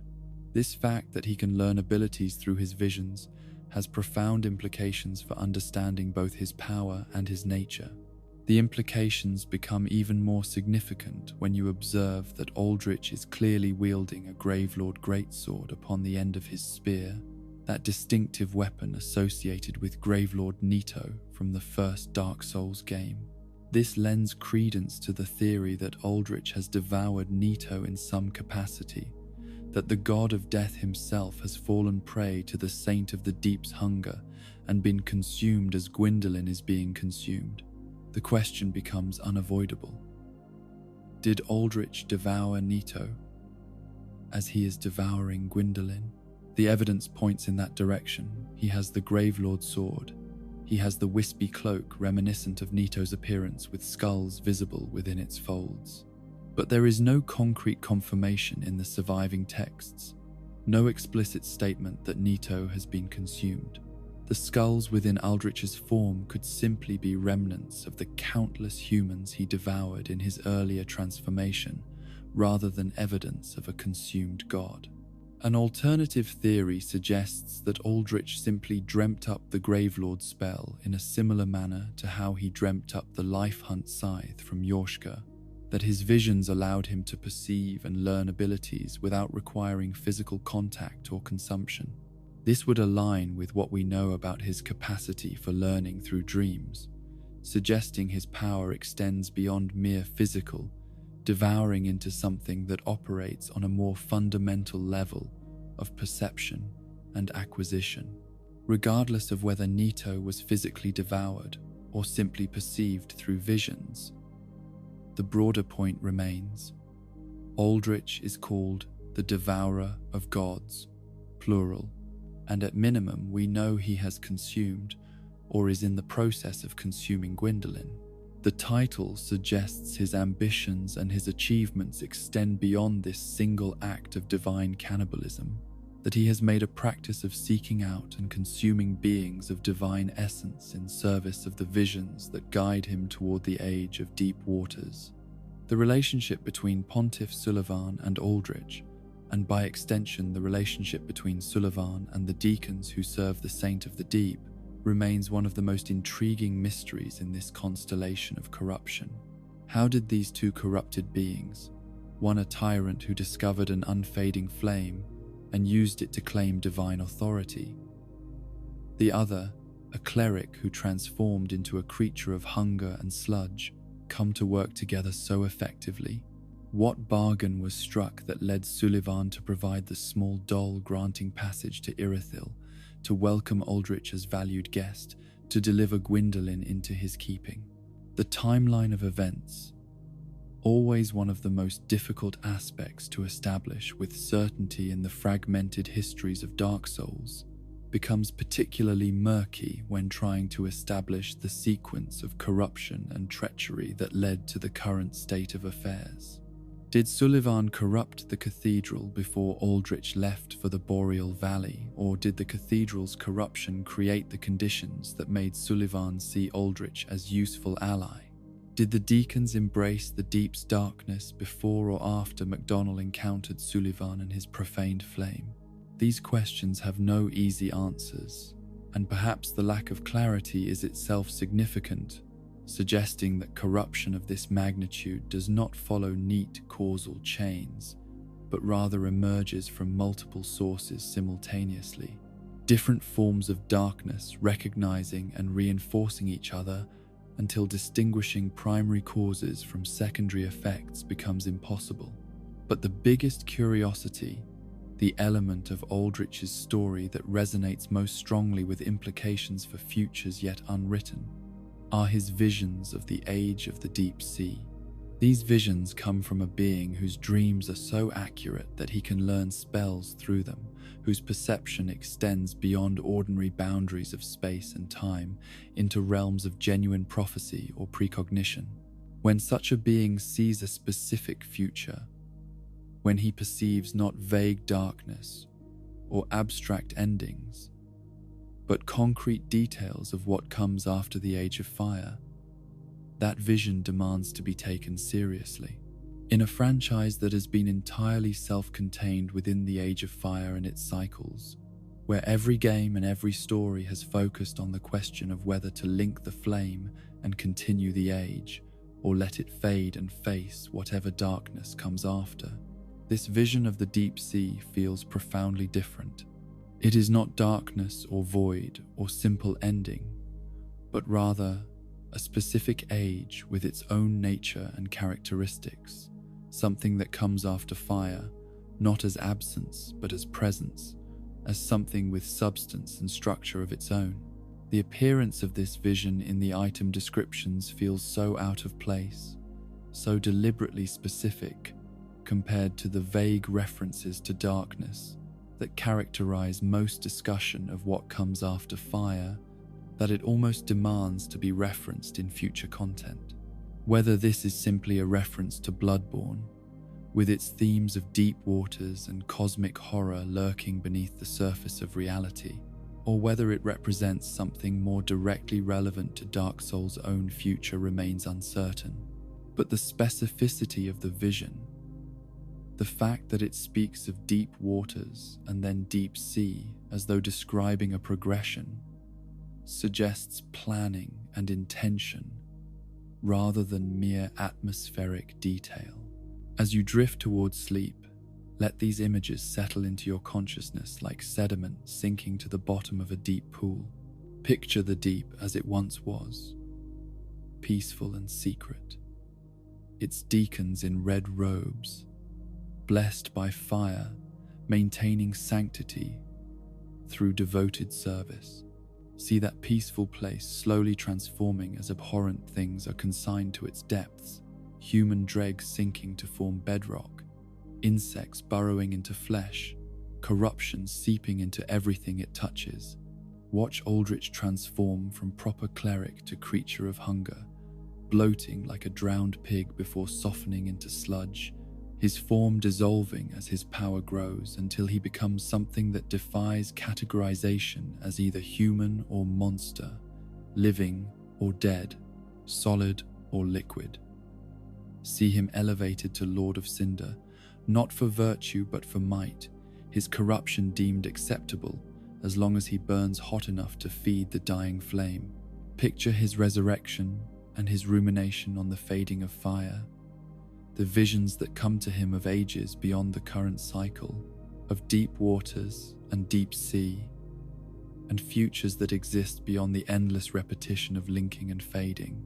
See him rejecting his duty to link the flame once more, choosing instead to pursue the destiny his visions revealed, traveling north to the Boreal Valley, where Pontiff Sullivan has prepared a feast of divine essence for his valued guest to consume. And finally, see Gwyndolin in the abandoned cathedral, the god slowly being devoured while remaining conscious, experiencing a death that unfolds across years, while Aldrich dreams of pale girls in hiding and learns abilities from those dreams and continues his terrible feast in pursuit of hastening the transition to the age of deep waters that his visions promise will come. These are heavy images, disturbing visions of corruption and violation that resist easy dismissal or comfortable interpretation. But they are part of the tapestry of tragedy that defines Dark Souls 3, essential threads in understanding how far the world has fallen and what drives those who have abandoned the old divine order in favor of new and terrible purposes. Rest now, and let these visions of the deep fade into the darkness behind your closed eyes, sinking like dregs to the lowest depths of consciousness, where they can rest until needed once more. In the southwestern reaches of the dying world, where desert sands stretch toward horizons that shimmer with heat and distance, there once stood a capital whose people had been conquered and subjugated in ages past, but who rose from that subjugation to build something approaching greatness under the leadership of one who should have been their enemy, but became instead their most devoted protector. This is the story of Yorm the Giant, whose tale carries a weight of loneliness and sacrifice that makes even the other tragedies chronicled in these dying lands seem somehow less complete in their sorrow. To understand Yorm and the terrible ironies that define his story, we must first understand his origins and the complicated relationship between conqueror and conquered that shaped the profaned capital and its giant protector. Yorm was the descendant of an ancient conqueror, his bloodline tracing back to one of those mighty beings who had swept across these lands in ages past, bringing fire and sword to peoples who had known peace, subjugating kingdoms and claiming their treasures, and their labor for purposes that history has largely forgotten or perhaps chosen not to record. By all rights, Yorm should have been hated by the people his ancestor had conquered. The sins of forebears often echo across generations in the dying world, grudges maintained across centuries, old wounds refusing to heal no matter how much time passes or how many apologies are offered. The people of the profaned capital had every reason to look upon this descendant of their ancient oppressor with suspicion and resentment, to see in his giant form a reminder of everything they had lost to his ancestors' ambition. But instead, in a reversal that speaks to either Yorm's exceptional character or the desperate circumstances of the profaned capital, or perhaps both, the very people once subjugated asked him to lead them. The soul of Yorm speaks of this, describing how these conquered people looked to the descendant of their conqueror and saw not an enemy, but a potential protector, not a threat, but a hope for survival. In a world that had grown increasingly dangerous and uncertain, they asked him to serve as both a weighty blade and a stone-hard shield, metaphors that capture the dual nature of leadership in times of constant threat. As a blade, he would be their weapon against external enemies, the force that would strike down any who threatened their fragile peace. As a shield, he would be their protection, the immovable barrier between them and the countless dangers that prowled the dying world seeking vulnerable prey. Yorm accepted this responsibility with a dedication that would define the rest of his existence. He fought unflinchingly as a one-man vanguard, placing himself at the forefront of every battle, taking upon his massive shoulders the burden of protecting people who, by all historical logic, should have wanted him dead. His size and strength made him ideally suited for this role. A single giant could accomplish what would require dozens or hundreds of human warriors, could stand against threats that would overwhelm any normal defense. The image of Yorm fighting as a vanguard, always first into danger and last to retreat, speaks to a kind of courage that transcends mere physical bravery and enters the realm of absolute dedication to duty. He did not fight from behind walls or send others to die in his place, but rather took every risk upon himself, his massive form serving as both weapon and shield for people who had learned to trust him despite the shadow of ancient conquest that should have stood between them. But one day, despite all his strength and dedication, despite his unflinching service and his willingness to place himself between his people and every conceivable threat, he lost the one he wished to protect. Yorm's great machete tells us this in language that is deliberately vague about who this person was or what the relationship between them and the giant might have been, but the emotional weight is unmistakable. There was someone specific, someone whose safety mattered more to Yorm than the safety of all the others he protected, and he failed to keep that person safe. The loss transformed him in ways that went beyond simple grief. In response to this failure, he threw down his great shield, that massive barrier that had served as symbol and instrument of his protective role, casting it aside as though its weight had become unbearable or its purpose had become meaningless. The shield that represented his commitment to protecting his people was abandoned, left behind like a broken promise or a duty that had proven impossible to fulfill. He added a left-handed notch to his machete instead, modifying the weapon so he could wield it with both hands, transforming his fighting style from one that balanced offense and defense into something focused entirely on striking with maximum force. The modification speaks to a fundamental shift in how Yorm understood his role and his purpose. He was no longer protector and defender, but simply destroyer. No longer shield and blade, but only blade, wielded with both hands in a grip that suggested desperation, or perhaps simply the absence of any remaining reason to defend.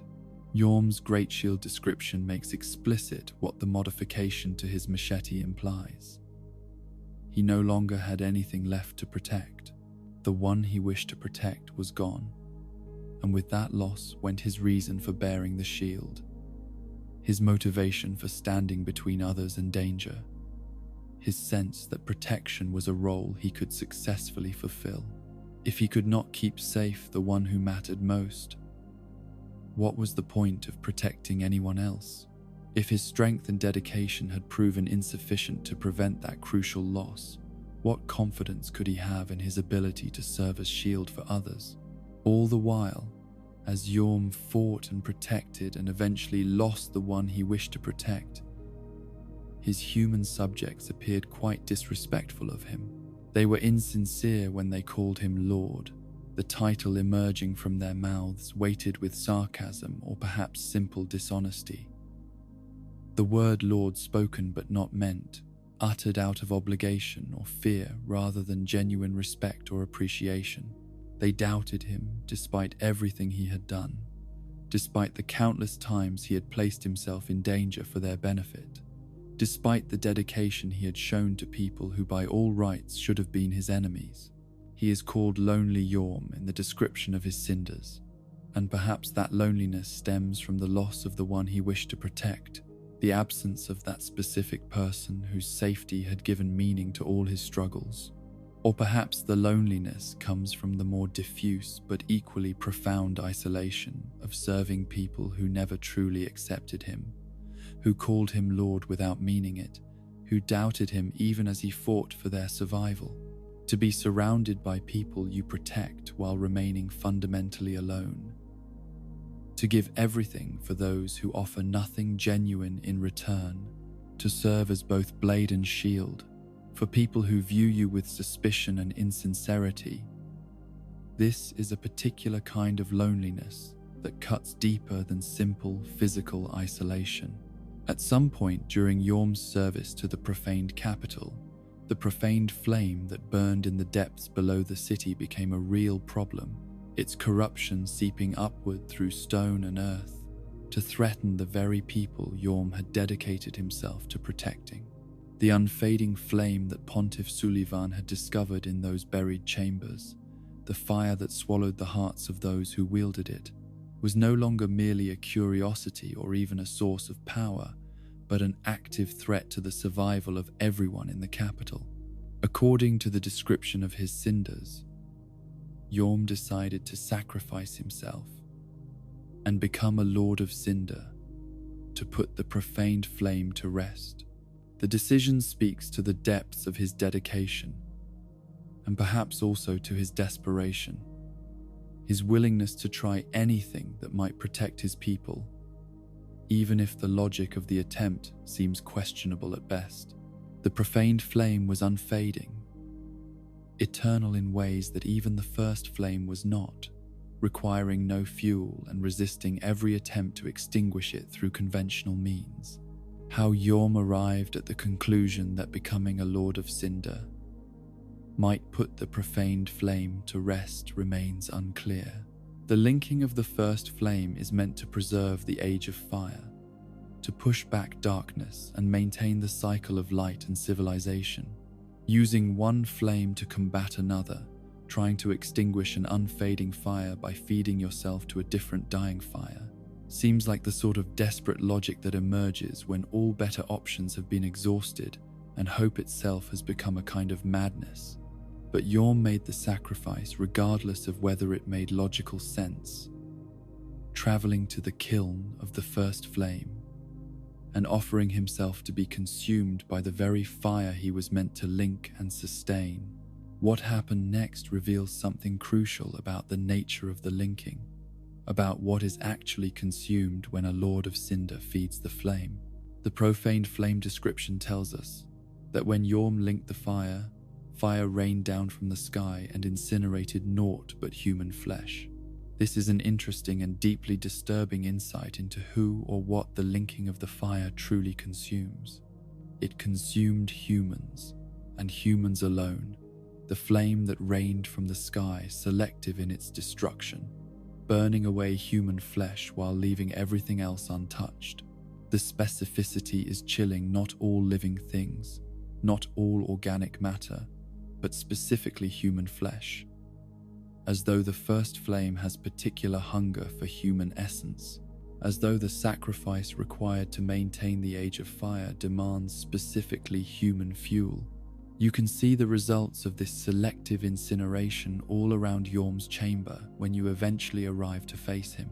Disfigured, smelted corpses litter the floor, human bodies that have been subjected to heat intense enough to melt flesh from bone, to fuse remains together into grotesque amalgamations that barely resemble the people they once were. These are the subjects Yorm tried to protect, the people he sacrificed himself to save, reduced to charred monuments, to the futility of his attempt. The tragic irony is complete and devastating. Yorm became a Lord of Cinder to put the profaned flame to rest and protect his people, but the very act of linking the fire killed those he sought to save. His sacrifice accomplished nothing except the death of everyone he had dedicated his existence to protecting, his ultimate act of service becoming the instrument of their destruction. And the profaned flame, the threat he had hoped to eliminate, continued burning in the depths, unfading and eternal, its corruption eventually spreading to infiltrate Irithyll and enable Pontiff Sulivan's rise to tyrannical power. Before he linked the fire, however, before he undertook the sacrifice that would destroy everything he hoped to save, Yorm left behind two storm rulers, legendary greatswords, also known as giant slayers, for the residual strength of storm they carried within their blades. These were not ordinary weapons, but instruments specifically designed and empowered to kill giants, their very name suggesting the bringing down of massive beings through the fury of tempests and the inexorable force of natural power. The residual strength of storm that empowers these blades is described as bringing giants to their knees, and the phrasing suggests not merely the capacity to wound or even kill, but rather to humble, to force even the mightiest beings into postures of submission and defeat. These are weapons that could kill Yorm himself, instruments capable of ending the giant who had served so faithfully and sacrificed so completely, and he deliberately left two of them behind for specific purposes. One storm ruler he gave to the humans who doubted him, calling them out on their cowardly words, their insincerity when they named him Lord, their persistent suspicion despite everything he had done in their service. The gift was both practical provision and scathing commentary, offering them the means to kill him if they chose, while simultaneously highlighting their lack of trust and their fundamental dishonesty in their relationship with him. It was as if he said, "You doubt me. You call me Lord without meaning it. You view me with suspicion despite my service. So here is a weapon capable of ending me, proof that I trust you more than you have ever trusted me." The other storm ruler he gave to a dear friend in return for a promise. This dear friend was Sigurd of Katarina, a knight whose dedication to honor and friendship stands in stark contrast to the insincerity of the humans Yorm protected. Sigurd represents perhaps the only genuine relationship Yorm maintained, the only connection not poisoned by ancient history or corrupted by doubt and disrespect. Sigurd journeys to the profaned capital in order to uphold his promise, traveling across the dying world to reach the place where his friend has become something altogether different from the protector who once fought as a one-man vanguard. The nature of the promise is not explicitly stated in the surviving texts, but the implications are clear enough from what Sigurd does when he arrives. Presumably, Yorm asked Sigurd to kill him if he ever betrayed his duty, if he failed to return and link the fire once again when called upon to do so. The request speaks to Yorm's understanding of his own nature and his dedication to duty even in the face of loneliness and loss. He knew that circumstances might arise where he would need to be stopped, where his failure to fulfill his obligations might require someone to end him. And he trusted only Sigurd with this terrible responsibility, and Sigurd does kill him, wielding the storm ruler that Yorm had left for exactly this purpose, bringing his friend to his knees with the residual strength of storm and ending the life of a giant who has not returned to link the fire once again when the dying world demanded such sacrifice. Whether Yorm's failure to return constitutes genuine betrayal of duty, or whether his refusal to burn again is justified given the futility of his first sacrifice, remains a question each observer must answer for themselves.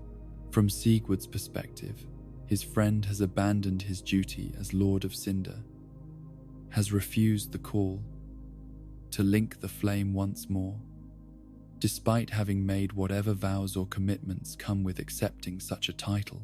The promise made in friendship demands fulfillment, and so Sigurd raises the storm ruler and strikes down the companion whose trust in him proved stronger than anything else in Yorm's lonely existence.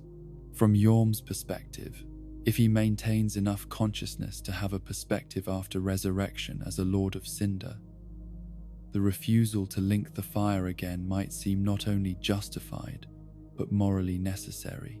His first linking accomplished nothing but the death of everyone he sought to protect, the very act of sacrifice becoming the instrument of their destruction.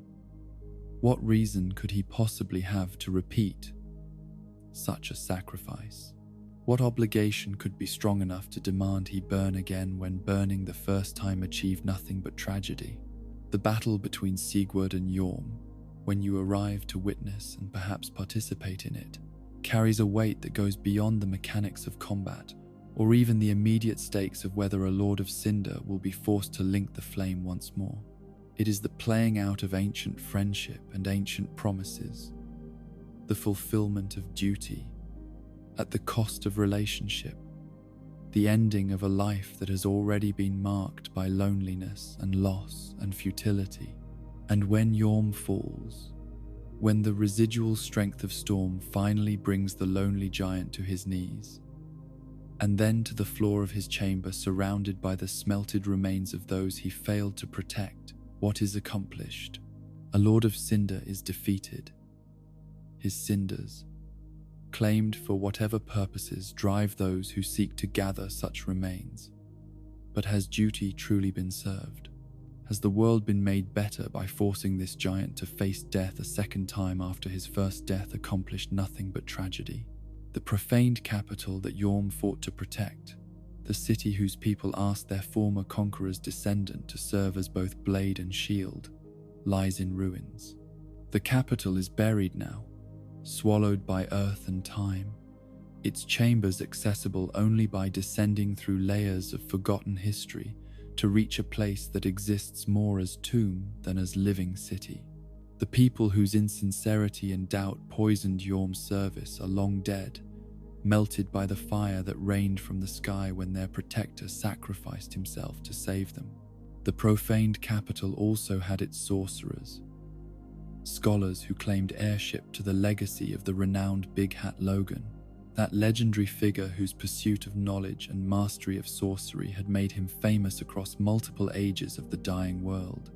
The court sorcerer's staff tells us this, describing how the sorcerers of the profaned capital styled themselves as inheritors of Logan's tradition, even going so far as to emulate the type of staff he used, attempting to claim legitimacy and prestige through association with his legendary achievements. But these sorcerers, like everything else connected to the profaned capital, are gone now. Their claims to prestigious legacy rendered meaningless by the same catastrophe that claimed everyone else in the city. Their staffs and their studies and their pretensions to inheriting Logan's mantle all reduced to artifacts buried in ruins, occasionally discovered by explorers who venture into the depths, but lacking any living practitioners to continue their traditions. The story of Yorm is one without redemption or consolation, without any silver lining or lesson learned that might make the tragedy more bearable.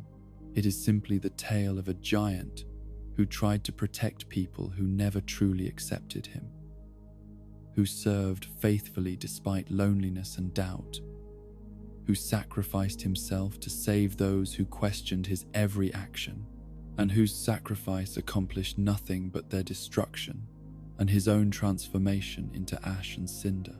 He is called Lonely Yhorm, and that loneliness persists even beyond death, even in his resurrection, as Lord of Cinder, forced to face the world once more.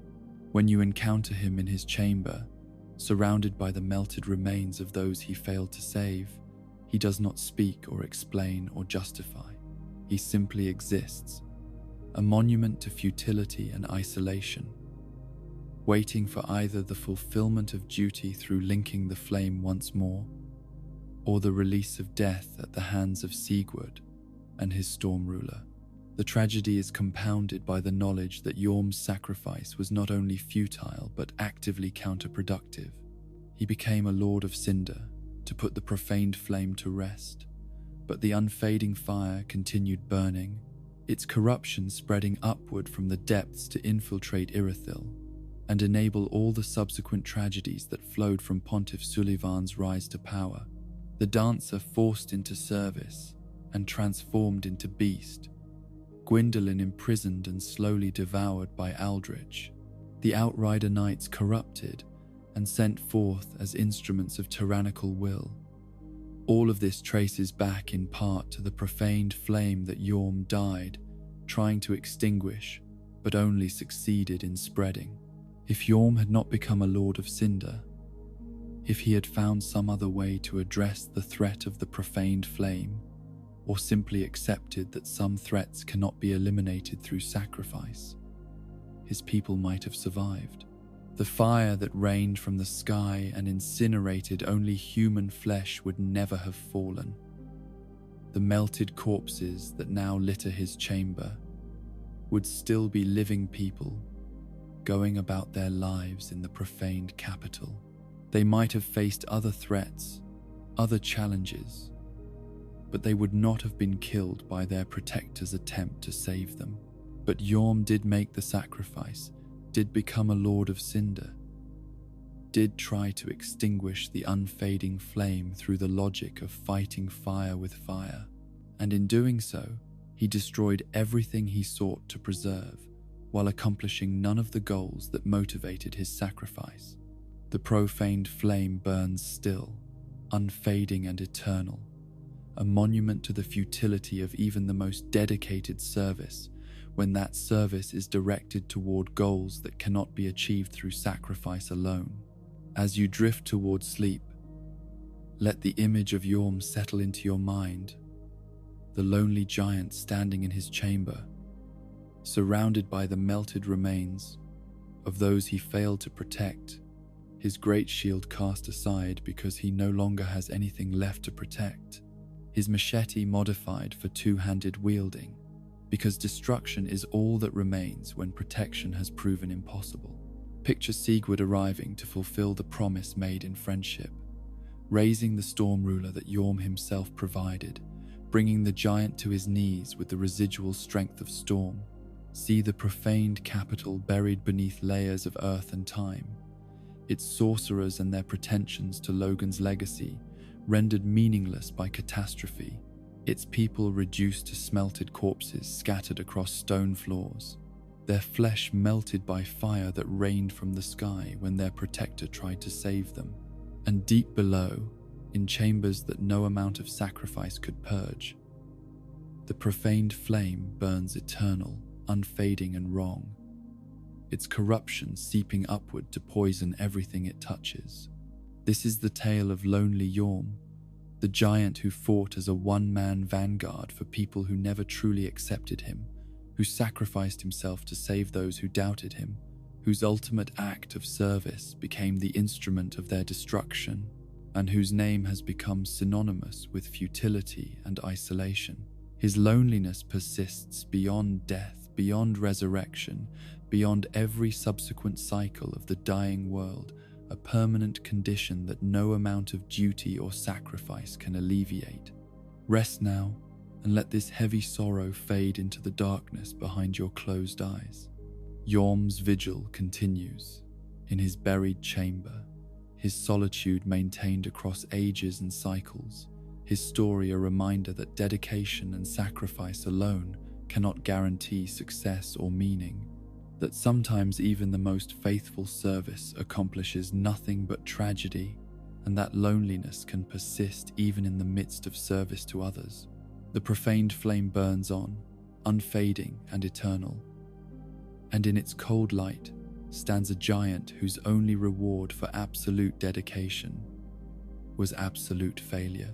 In the northern reaches of the dying world, where ancient forests have been consumed by corruption and transformed into something that defies the natural order, where swamps fester with darkness that seems to have weight and substance, there exists a legacy of warriors who dedicated themselves to hunting the abyss wherever it manifested, pursuing that primal darkness with a determination that bordered on obsession and would eventually consume them as thoroughly as they sought to consume it.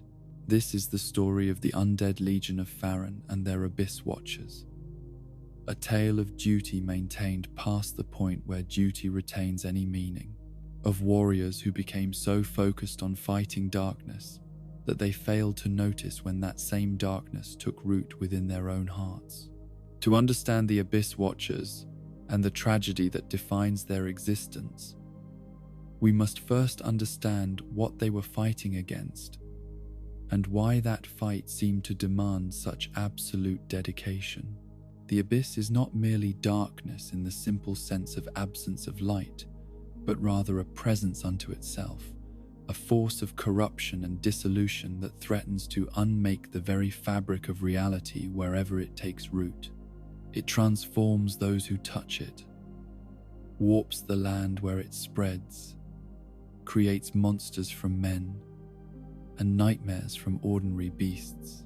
The Undead Legion was formed as a caravan of undead, warriors who had already experienced the curse that marks so much of the dying world, who had died and returned and understood that death itself offered no escape from duty or purpose. They dedicated themselves to the eradication of the abyss wherever it was found, traveling across the dying world in search of any manifestation of that primal darkness, prepared to destroy entire kingdoms if necessary, to prevent the abyss from spreading its corruption beyond containment.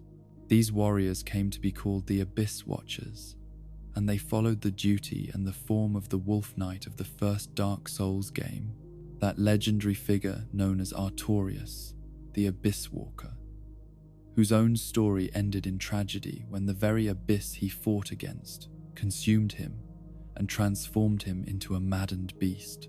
The Abyss Watchers were essentially Artorias' legacy, warriors who looked upon his example and saw not a cautionary tale but an inspiration, who chose to walk the same dangerous path despite knowing how that path had ended for their predecessor.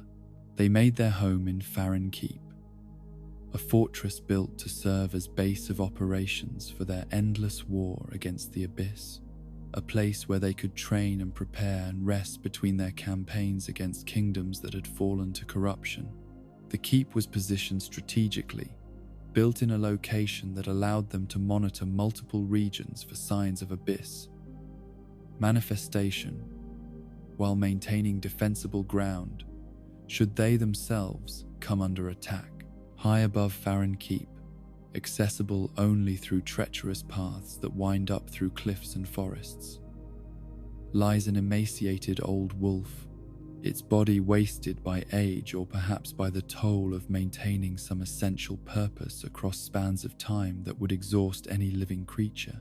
This wolf represents something crucial to understanding the Abyss Watchers and their methods, for it embodies the connection between Artorias and those who followed his example, the living link between the legendary Wolf Knight and the warriors who claimed his legacy. For their hunting of the abyss, the Watchers required some art that went beyond any existing fighting technique or magical tradition.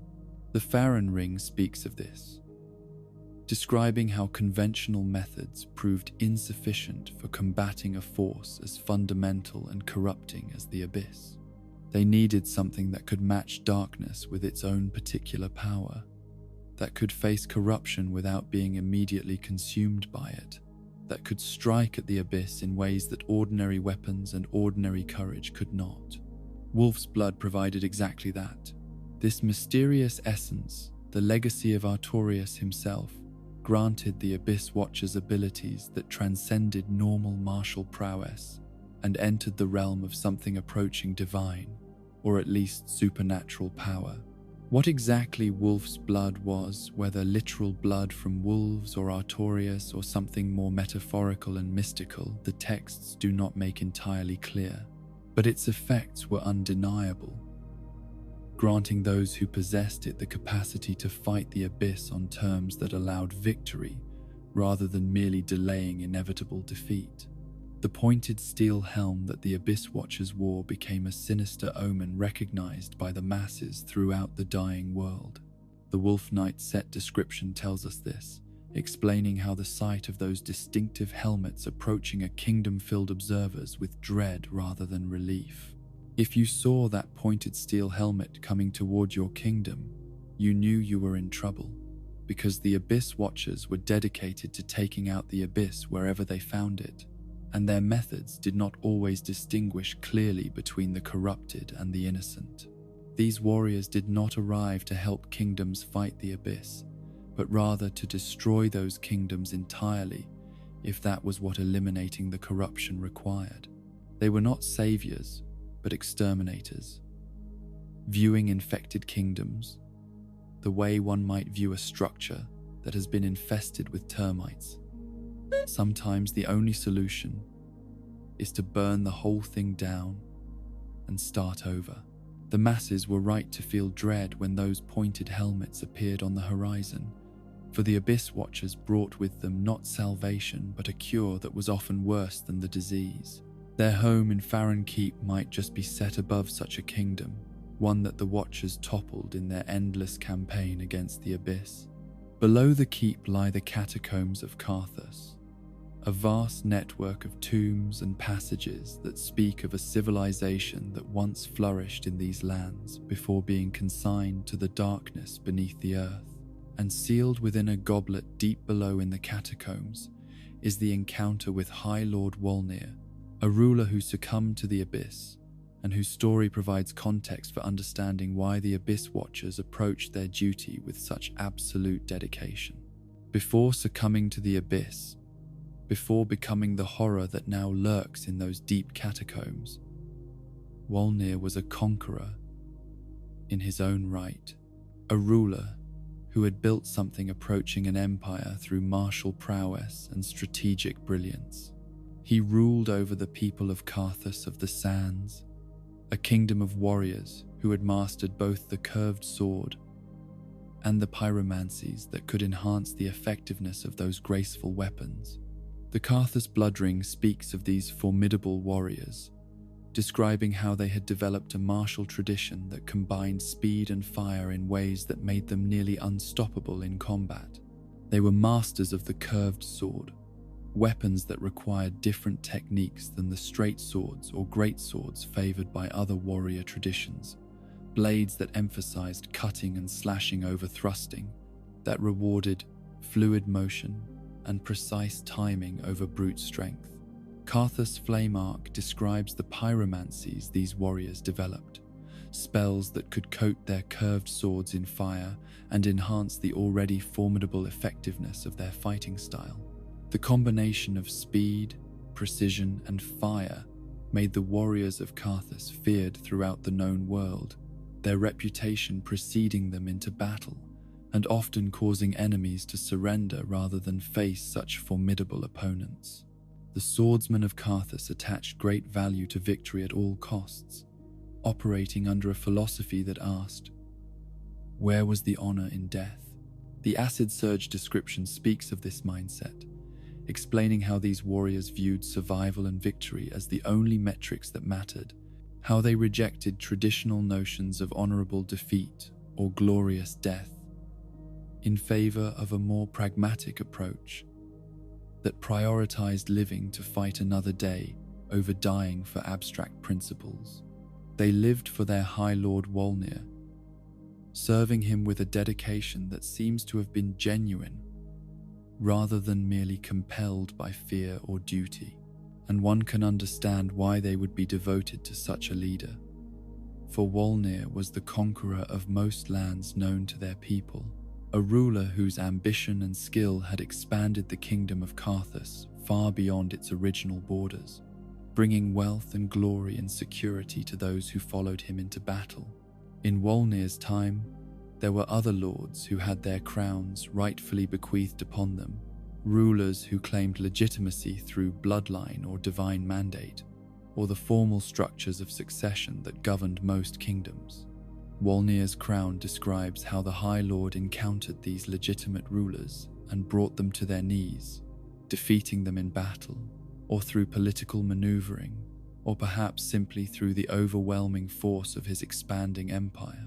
He ground their crowns to dust, literally destroying the symbols of their authority and legitimacy, reducing the physical manifestations of their power to powder that could be scattered on the wind. From this dust, he formed his own crown, creating a symbol of authority that was built from the destroyed legitimacy of those he had conquered.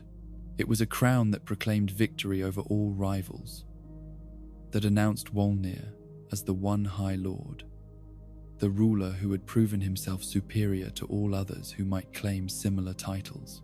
He was keen to outlive all other lords, driven by an ambition that extended beyond mere conquest or accumulation of power into something approaching the desire for immortality, or at least for a legacy so complete that it would transcend his eventual death.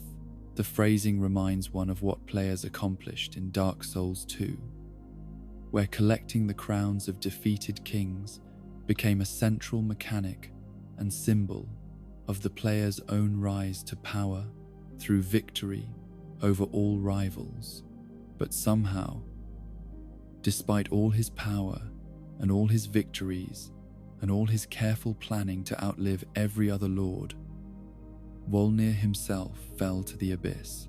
The texts do not explain how this happened, do not detail the specific circumstances that led to his corruption, but the result is clear enough. The conqueror who had ground other lords' crowns to dust, who had built an empire through martial prowess and strategic brilliance, was consumed by the very darkness that lurks at the bottom of all things. He was gripped by fear of true darkness, a terror so profound that it transformed the proud conqueror into something approaching a whimpering child. Wolnir's holy sword speaks of this, describing how the High Lord, who had never known defeat in battle, found himself facing something that could not be conquered through force or strategy, something that grew stronger the more he struggled against it, something that fed on his very fear and used it to accelerate his consumption. For the first time in his life, Wolnir pleaded to the gods. The proud conqueror, who had built his empire on his own strength, who had ground the crowns of rightful lords to dust and formed his own authority from their destroyed legitimacy, found himself begging for divine intervention, for help from powers he had perhaps previously dismissed or ignored. The image is pathetic and profound in equal measure, a reminder that even the mightiest rulers can be reduced to pleading children when confronted with forces that transcend earthly power. In the boss fight where you encounter Wolnir, you can see the manifestation of his terror and his desperate attempt to hold back the darkness that seeks to consume him. There is a darkness below him, visible as an absolute void that defies the eye's attempt to focus upon it, and this darkness is struggling to consume him, to pull him down into depths from which there can be no return. He resists this consumption with every fragment of strength he retains, but the struggle is clearly one he cannot win, only delay.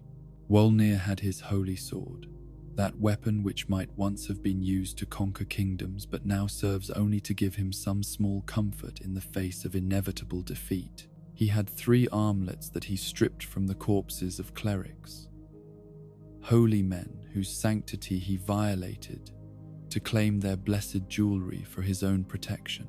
These armlets give him some resemblance of comfort, some small barrier between himself and the void that seeks to claim him, but they are insufficient to truly hold back the abyss. When you destroy these bracelets in the course of the boss fight, removing the last fragile protections that have been holding the darkness at bay, the Abyss finally consumes Wolnir completely. The High Lord who conquered most known lands, who ground other lords' crowns to dust, who built an empire and sought to outlive all rivals, is pulled down into darkness and ceases to exist in any meaningful sense. His consciousness and identity dissolved into the primal corruption that has claimed him. While he was in the Abyss, however, before his consumption was complete, Wolnir was not inactive. The Black Serpent Pyromancy was discovered from the Abyss by Wolnir during his time of being partially consumed, a spell that calls forth serpents made of darkness to strike at enemies from unexpected angles.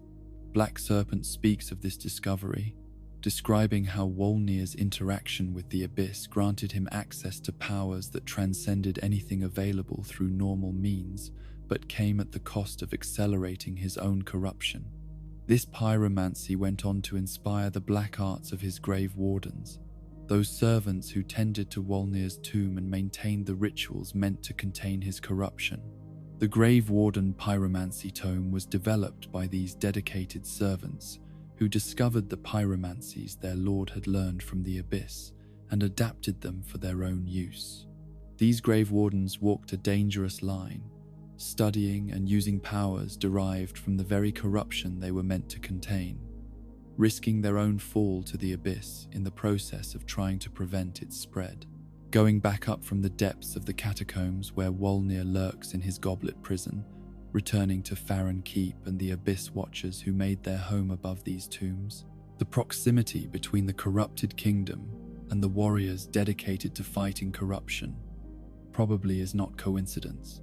In fact, it makes considerable sense for Karthus to be one of the kingdoms that the Abyss Watchers toppled, one of those civilizations that saw the pointed steel helmets approaching and knew their doom had arrived.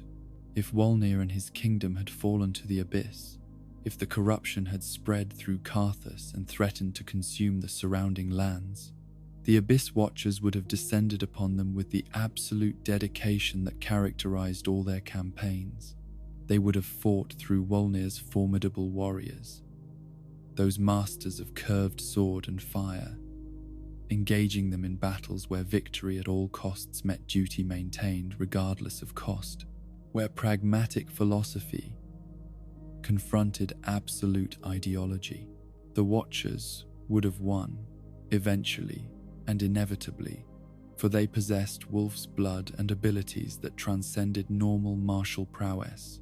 They would have toppled the kingdom, destroyed Karthus and its empire, driven Wolnir into the depths where he could be contained if not destroyed, and then built their keep above the ruins as both monument to their victory and warning to others of what awaits those who allow the Abyss to take root within their borders. Eventually, after countless campaigns and endless battles against the Abyss in all its manifestations, the Abyss Watchers themselves became Lords of Cinder. Their shared wolf's blood served their mandate as lords, the mysterious essence that had granted them power to fight the Abyss, apparently also providing the strength necessary to feed the first flame. Whether they became Lords of Cinder willingly, or whether they were compelled into that sacrifice, whether they linked the fire as a group simultaneously or in sequence across time, the texts do not clarify. What is clear is that their elevation to Lords of Cinder marked a turning point in the history of Farron and the legacy of the Abyss Watchers. After they linked the fire, after they sacrificed themselves to maintain the age that their endless war had been meant to protect, the wolf's blood that had sustained their power dried up. The source of their strength, the legacy of Artorias that had made them capable of fighting the Abyss on equal terms, was consumed in the linking and could not be renewed. Farron was consumed by a festering wood the lands around the keep transforming into something corrupt and wrong, as though the very act of the Watchers linking the fire had created conditions for the darkness they fought to flourish in their absence. The Iron Mask description speaks of this, describing how the wolf's blood dried up after the Watchers became Lords of Cinder, how the keep fell into ruin, how everything they had built and protected crumbled in the aftermath of their sacrifice. Dark wraiths began to roam the fallen keep, those terrible beings who serve the darkness and seek to spread the abyss wherever they walk. The appearance of dark wraiths in the very stronghold that had been built to fight the abyss represents perhaps the ultimate irony, the headquarters of the warriors dedicated to eradicating corruption becoming itself a site of corruption, the fortress of light transformed into a nest of darkness. The fallen keep became a place of ruins and festering corruption, where the proud tradition of the Abyss Watchers dissolved into decay, and where new threats emerged in the absence of the warriors who had kept them contained.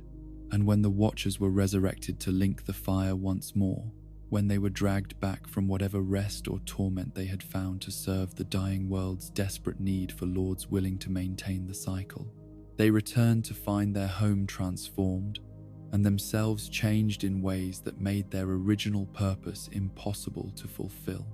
There is a theory, suggested by many observers and supported by various pieces of evidence scattered throughout the keep and the Watchers' behavior, that the Abyss Watchers themselves were affected by the Abyss upon their resurrection. The Watchers had been driven to seek out the Abyss wherever it manifested, their entire existence defined by the need to find and destroy that primal corruption. But what if, upon their resurrection, the abyss that lurked far below in the catacombs of Karthus, the corruption that had consumed Wolnir and his kingdom, crept into the Watchers themselves? This would explain why the Abyss Watchers are locked in endless combat with themselves, why when you encounter them, they are engaged in a battle that has no clear sides or objectives, warriors who should be united by shared purpose, instead attacking each other with the same dedication they once brought to fighting external manifestations of the abyss. They are driven to seek out the abyss, compelled by instinct or programming or the fundamental nature of their existence to hunt corruption wherever it appears. But they cannot die permanently due to their nature as resurrected Lords of Cinder, and they have become corrupted themselves, containing within their own bodies the very darkness they were created to destroy. The result is an infinite loop of violence, the Watchers endlessly seeking out the abyss and finding it within each other, attacking their brothers because the corruption they sense is real, but failing to recognize that they themselves are equally corrupted, that there is no enemy external to their number, but only the darkness that has infiltrated all of them equally. They are locked in combat that can have no victor, because both sides fight the same enemy that exists within all participants. When this theory was proposed in observations of the Watchers' behavior, something else clicked into place that had previously seemed merely aesthetic. The Wolf Knight armor, which belonged to Artorius, who himself fell to the abyss, includes a description stating that the armor of the Abyss Watchers suggests their own eventual end. The game is drawing a deliberate parallel between Artorius and the Watchers, saying explicitly that the armor itself shows they are following their predecessor's path toward corruption and fall. And when you look closely at their armor, when you examine it with attention to small details that might otherwise be dismissed as simple decoration or artistic flourishes, you realize it has black tendrils of the abyss rising up from the lower portions, corruption made visible as dark extensions that seem to be growing from within the armor itself, or perhaps from the flesh beneath. The armor is literally showing viewers that the Watchers have fallen to the abyss, that they have become the very thing they dedicated their existence to destroying. This theory is not concrete, and no one should take it as definitively proven by the surviving evidence, but it represents perhaps the best explanation for the Watcher's infighting. It explains why warriors who should be united by shared purpose instead attack each other endlessly, why they remain in their keep rather than venturing forth to find the abyss as their nature should compel them to do, why their resurrection as Lords of Cinder seems to have resulted in madness rather than renewed dedication to their original purpose.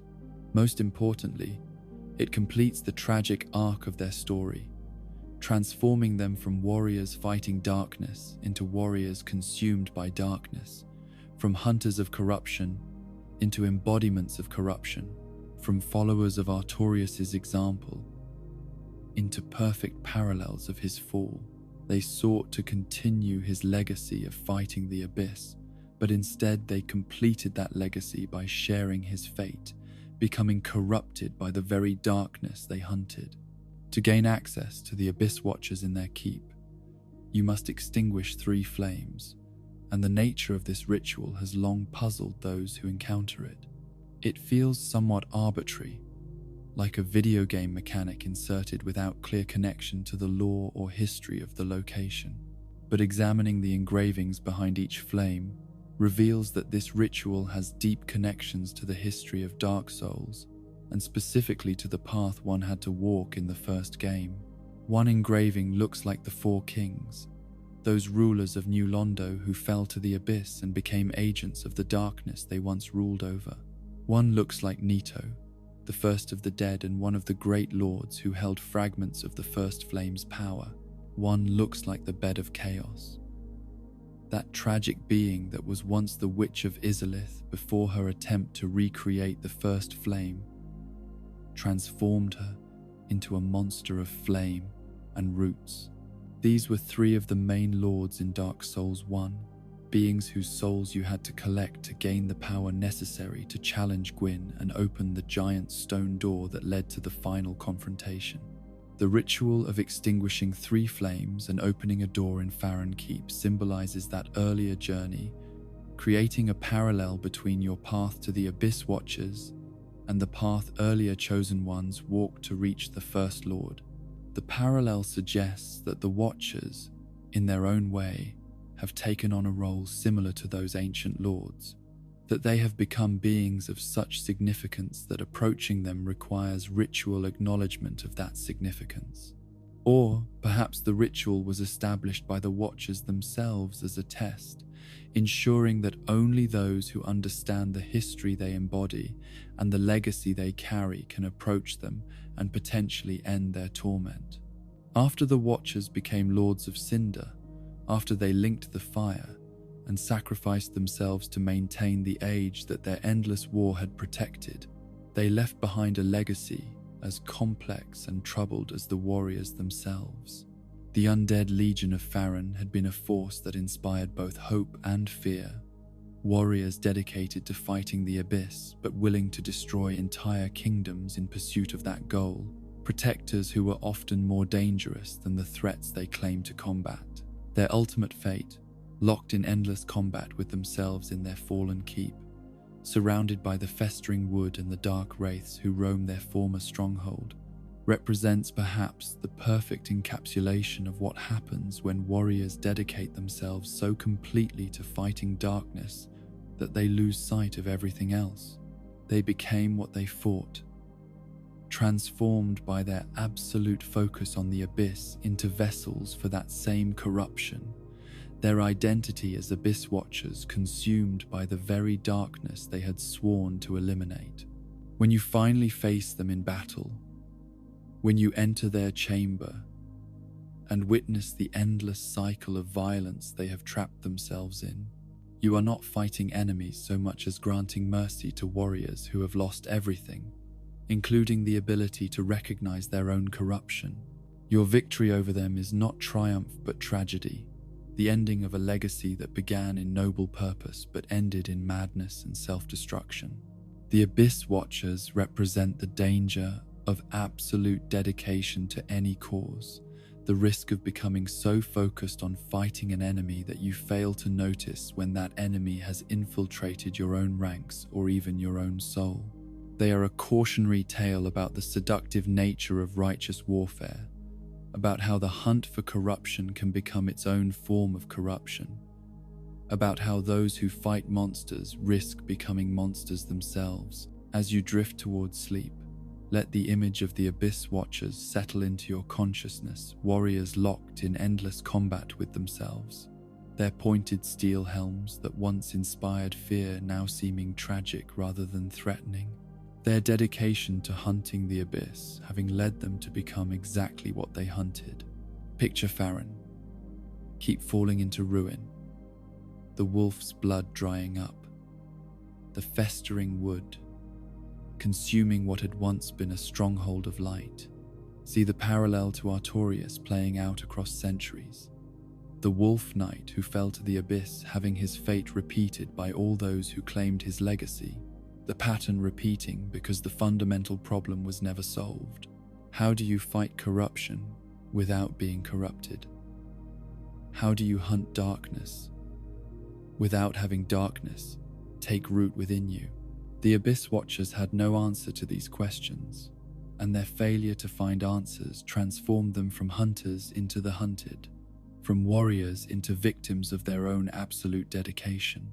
Rest now, and let this tale of duty maintained past the point of madness fade into the darkness behind your closed eyes. The Watchers continue their endless battle in the ruins of their keep, fighting themselves because they cannot recognize that the enemy they seek has become indistinguishable from who they are, locked in violence that can have no victor because all participants have already lost. Their pointed steel helms, once symbols of dedication and purpose, now mark only the tragedy of warriors who became what they fought, who hunted the abyss so completely that the abyss finally hunted them in return. In the eastern reaches of the dying world, where ancient stone rises towards skies that seem perpetually caught between storm and clearing, where the weight of history presses down upon every structure and every soul with the accumulated burden of centuries, there stands a kingdom that has made itself synonymous with a particular kind of noble failure. This is Lothric, a realm that has built its entire identity around the concept of duty and sacrifice, around the idea that some bloodlines are meant to burn so that others might live in light, around the belief that linking the first flame is not merely an option, but a sacred obligation written into the very genes of the royal family.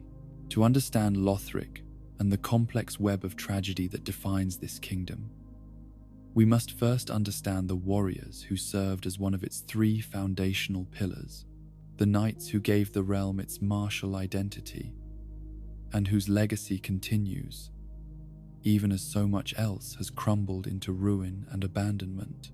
The Knights of Lothric were hunters of dragons, their entire martial tradition built around the pursuit and destruction of those mighty creatures that had once ruled the skies and threatened human kingdoms with casual ease. The Lightning Urn speaks of this, explaining how the knights' affinity with lightning emerged from their dragon hunting tradition, for lightning has always been the weapon most effective against the scaled hides of dragons, the force that can pierce defenses impervious to ordinary steel. They worshipped the sun as part of this tradition, seeing in its light the power that dragons embodied and seeking to channel that same power against the creatures they hunted. In earlier times, when the knights were at the height of their prowess and the kingdom flourished under their protection, they had tamed dragons and kept drakes as companions and weapons of war. The Lothric knight sword description tells us that with their drakes, they once crushed anything that threatened their shores. The combination of skilled knights and powerful draconic allies creating a military force that seemed nearly invincible. The knights have served as one of the three pillars of Lothric since ancient times. Their role in the kingdom's structure so fundamental that Lothric without its knights would be unrecognizable, transformed into something that could not claim continuity with what came before. They share their place as pillar, alongside the wyverns that serve as symbols of the kingdom's power, the draconic imagery that adorns every banner and shield reminding observers that Lothric's strength has always been tied to its relationship with these mighty creatures. However, as the ages turned and the world grew darker and stranger, as the cycles of linking and fading wore away at the foundations of civilization, the dragon hunting tradition that had defined the knights began to fade into something approaching myth. Tales of dragon slayers are now a rare thing, told only in fragments and in whispers in remote regions where old stories still hold some power over the imagination. The Dragon Slayer Great Axe speaks of this decline, describing how the exploits that once defined the knight's identity have become relegated to the status of legend, repeated less for their historical accuracy than for the comfort of believing that such heroism was once possible. The physical embodiment of this decline, the most visible symbol of how far the dragon hunting tradition has fallen, is the Dragon Slayer armor that still patrols certain sections of Lothric. This magnificent suit of armor lost its master long ago, the knight who once wore it, having died, or departed, or simply ceased to exist in any way that matters. But the armor retains memories of its master. The soul of Dragon Slayer armor tells us, and it still remembers the sporting hunts they shared together, the pursuit of dragons that gave meaning to both knight and equipment. When you fight against the Dragon Slayer armor in your journey through Lothric, you witness something both impressive and deeply melancholic. The armor retains its master's fighting style, moving with the same patterns and techniques that its original wearer employed, a perfect imitation of skill and courage that lacks only the consciousness and will that once animated these movements with genuine purpose. It is a ghost made of metal rather than ectoplasm, a haunting constructed from steel and memory rather than supernatural essence. But the armor now has a new master, something altogether stranger and more disturbing than the noble knight who originally wore it into battle against dragons. The pilgrim butterfly has claimed the Dragon Slayer armor, controlling it through means that remain deliberately obscure in the surviving texts, using it as instrument and weapon for purposes that have nothing to do with the dragon hunting tradition the armor was created to serve. The soul of the Dragon Slayer armor provides the only mention of these butterfly creatures in all the surviving texts, and speculation naturally abounds whenever scholars or explorers attempt to understand what they are and what they represent. When you manage to view them closely, getting nearer than the game typically intends players to approach, you see that they are creatures of flesh and bone rather than ethereal spirits. Their forms almost bent backwards with rib cages jutting outward in configurations that suggest either terrible injury or fundamental wrongness in their very construction. Their name provides perhaps the biggest clue to understanding them, for the word pilgrim immediately calls to mind the pilgrims of Londor, those mysterious figures who appear throughout Lothric, their bodies twisted and deformed, dying on their way to the peak of the kingdom, for reasons that remain frustratingly unclear in the available evidence. The pilgrims of Londor seem to be traveling towards something, driven by purpose or compulsion to reach the highest point of Lothric, despite the fatal toll such a journey exacts upon their already cursed bodies. And just like these earthbound pilgrims, the pilgrim butterflies fly upward toward the peak of Lothric, ascending through the air just as their walking counterparts ascend through the streets and stairs of the kingdom. The parallel seems too deliberate to be coincidence, suggesting some connection between the two types of pilgrims, some shared purpose or origin that links the twisted walkers with the flying creatures that have claimed ancient armor as their instruments. Both the pilgrims of Londor and the pilgrim butterflies are going up towards something at Lothric's peak, but the nature of what draws them remains one of the kingdom's most persistent mysteries. Are they seeking the royal family? Are they drawn to some artifact or location of power?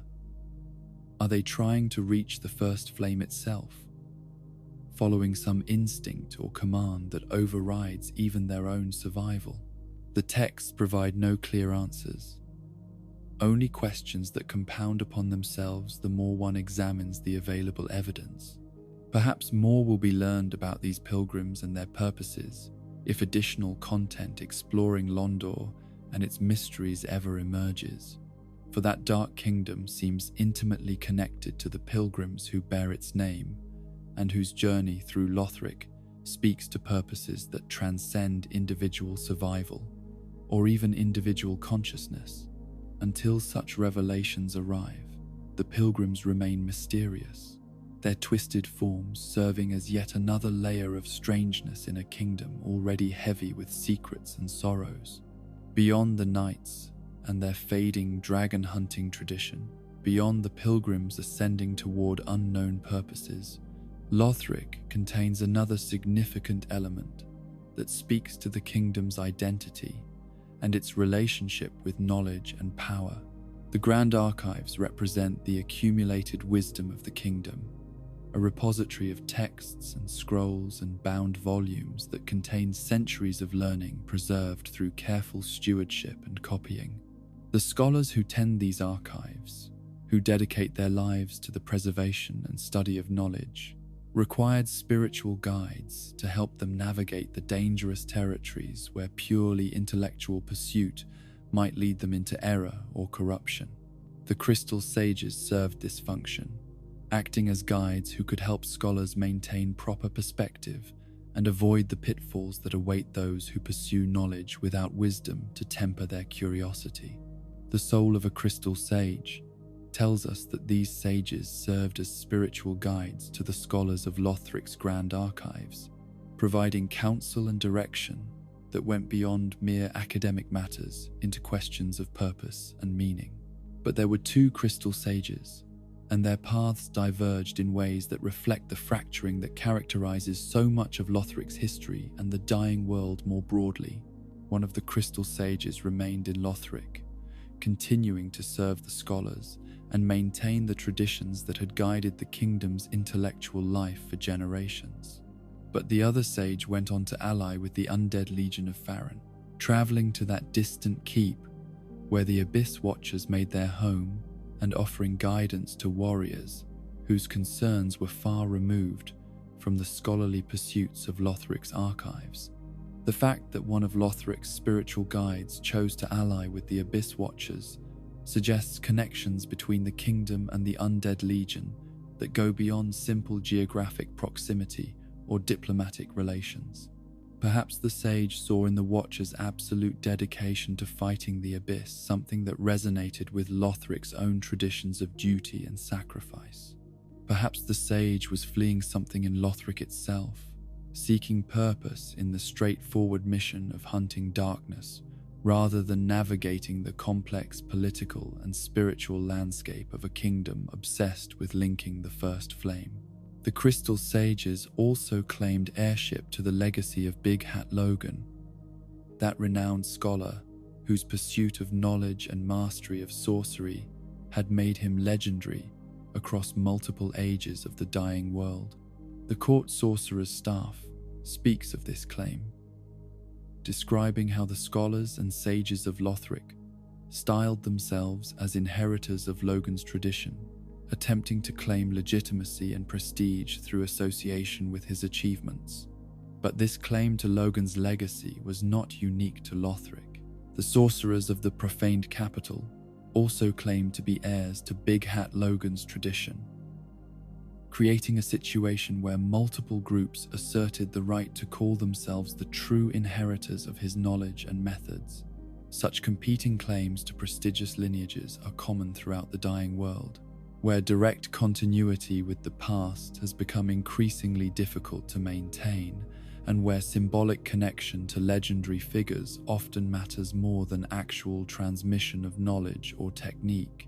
The connection between Lothric and dragon hunting, between the kingdom's knights and the wyverns that serve as symbols of its power, extends beyond mere military tradition into something approaching the foundational mythology of the realm. Dragons and dragon hunting are not peripheral concerns for Lothric. but rather central to its identity, woven into the kingdom's self-understanding at such a fundamental level that to remove them would be to destroy something essential about what Lothric means and what it has always aspired to become. Yet the decline of the dragon hunting tradition, the transformation of dragon slaying from common achievement to rare legend, told in fragments and whispers, speaks to the broader decline that has claimed Lothric, along with so much else in the dying world. The kingdom that once crushed any threat to its shores with the combined might of knights and drakes now struggles to maintain even the memory of such strength. Its warriors reduced to patrolling ancient halls in armor that no longer fits properly, its dragons tamed into complacency or departed to places unknown.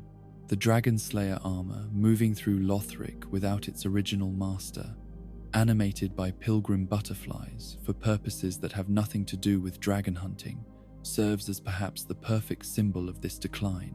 The form remains, but the substance has been evacuated, replaced with something alien that wears the shape of nobility without possessing any of its essence.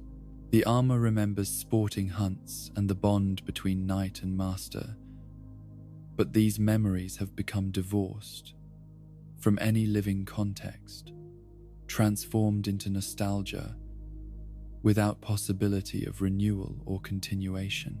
And everywhere in Lothric, from the High Wall to the Grand Archives to the castle's innermost chambers, one encounters evidence of a kingdom that has turned inward, that has become so focused on its own internal obsessions and obligations that it has lost connection with the external world and the broader currents of history that flow through the dying world. The pilgrims ascending toward unknown purposes, the scholars buried in their archives, the knights maintaining traditions that no longer serve any clear function, the royal family consumed by their obsession with producing an heir capable of linking the first flame. All of these elements speak to a kingdom that has forgotten how to be anything other than what it has always been, even as what it has always been has ceased to serve any useful purpose. The three pillars that have supported Lothric since ancient times, the knights, the wyverns, and some third element whose specific identity the texts do not make entirely clear, have begun to crumble, not through external assault, but through internal exhaustion. The foundations laid in distant ages have proven insufficient to bear the weight of a kingdom that has prolonged its existence beyond any reasonable span, that has continued through sheer inertia and obsession, long past the point where graceful decline into history would have been the wiser choice. When you walk through Lothric's streets and halls, when you climb its towers and descend into its depths, you are moving through a kingdom that exists primarily as monument to its own past, rather than as living civilization with genuine connection to present circumstances or future possibilities.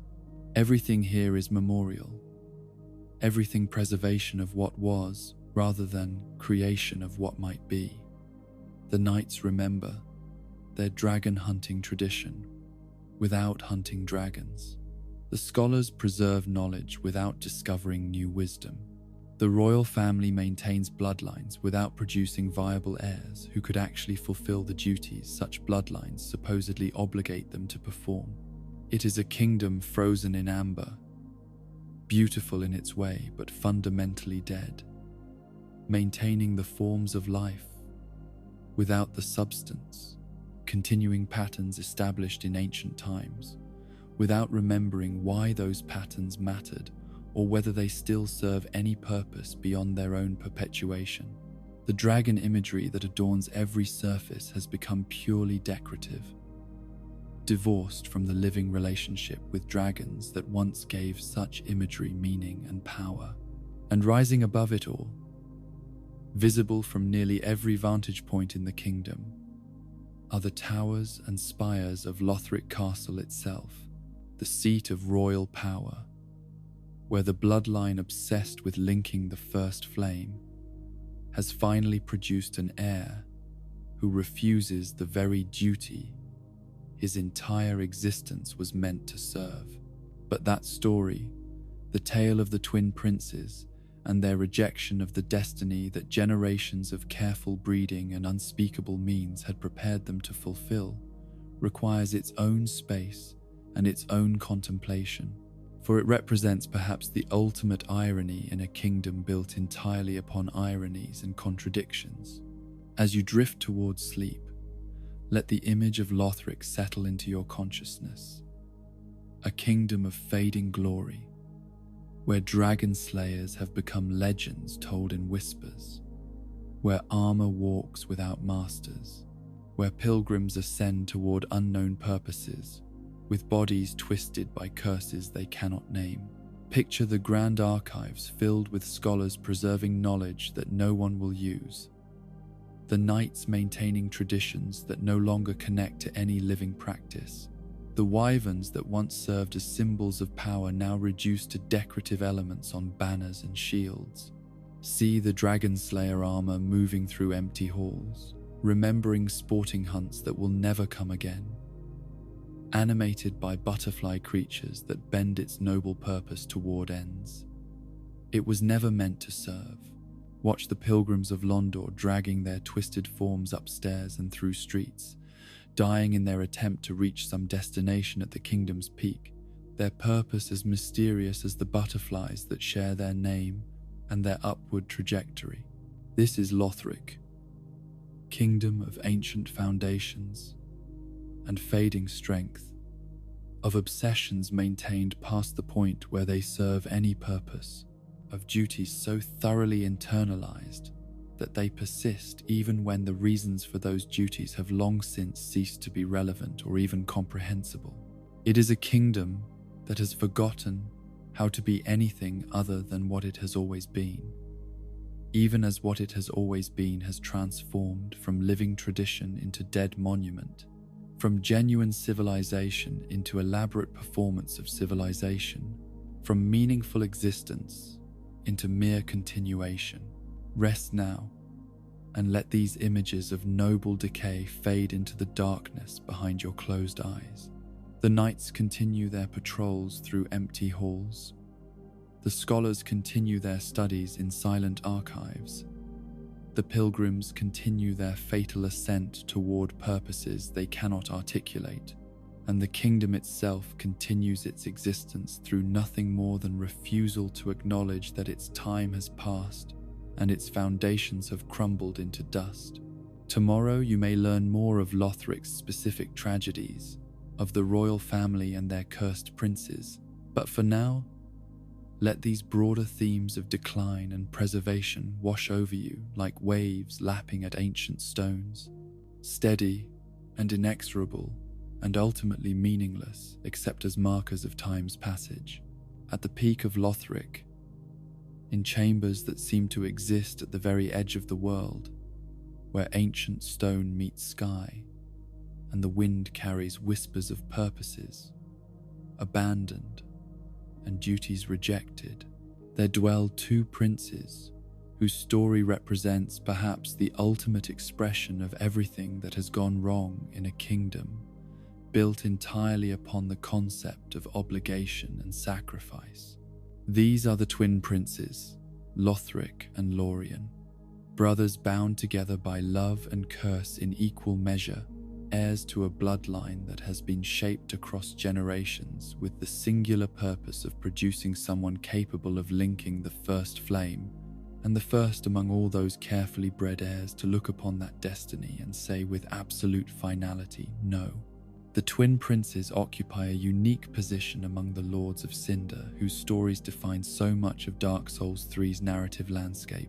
They are the only such lords who were not featured in the opening cutscene, that dramatic sequence where you witness the resurrection of Aldrich, Yorm, and the Abyss Watchers being dragged back from whatever rest or torment they had found to serve the dying world's desperate need for fuel to feed the first flame.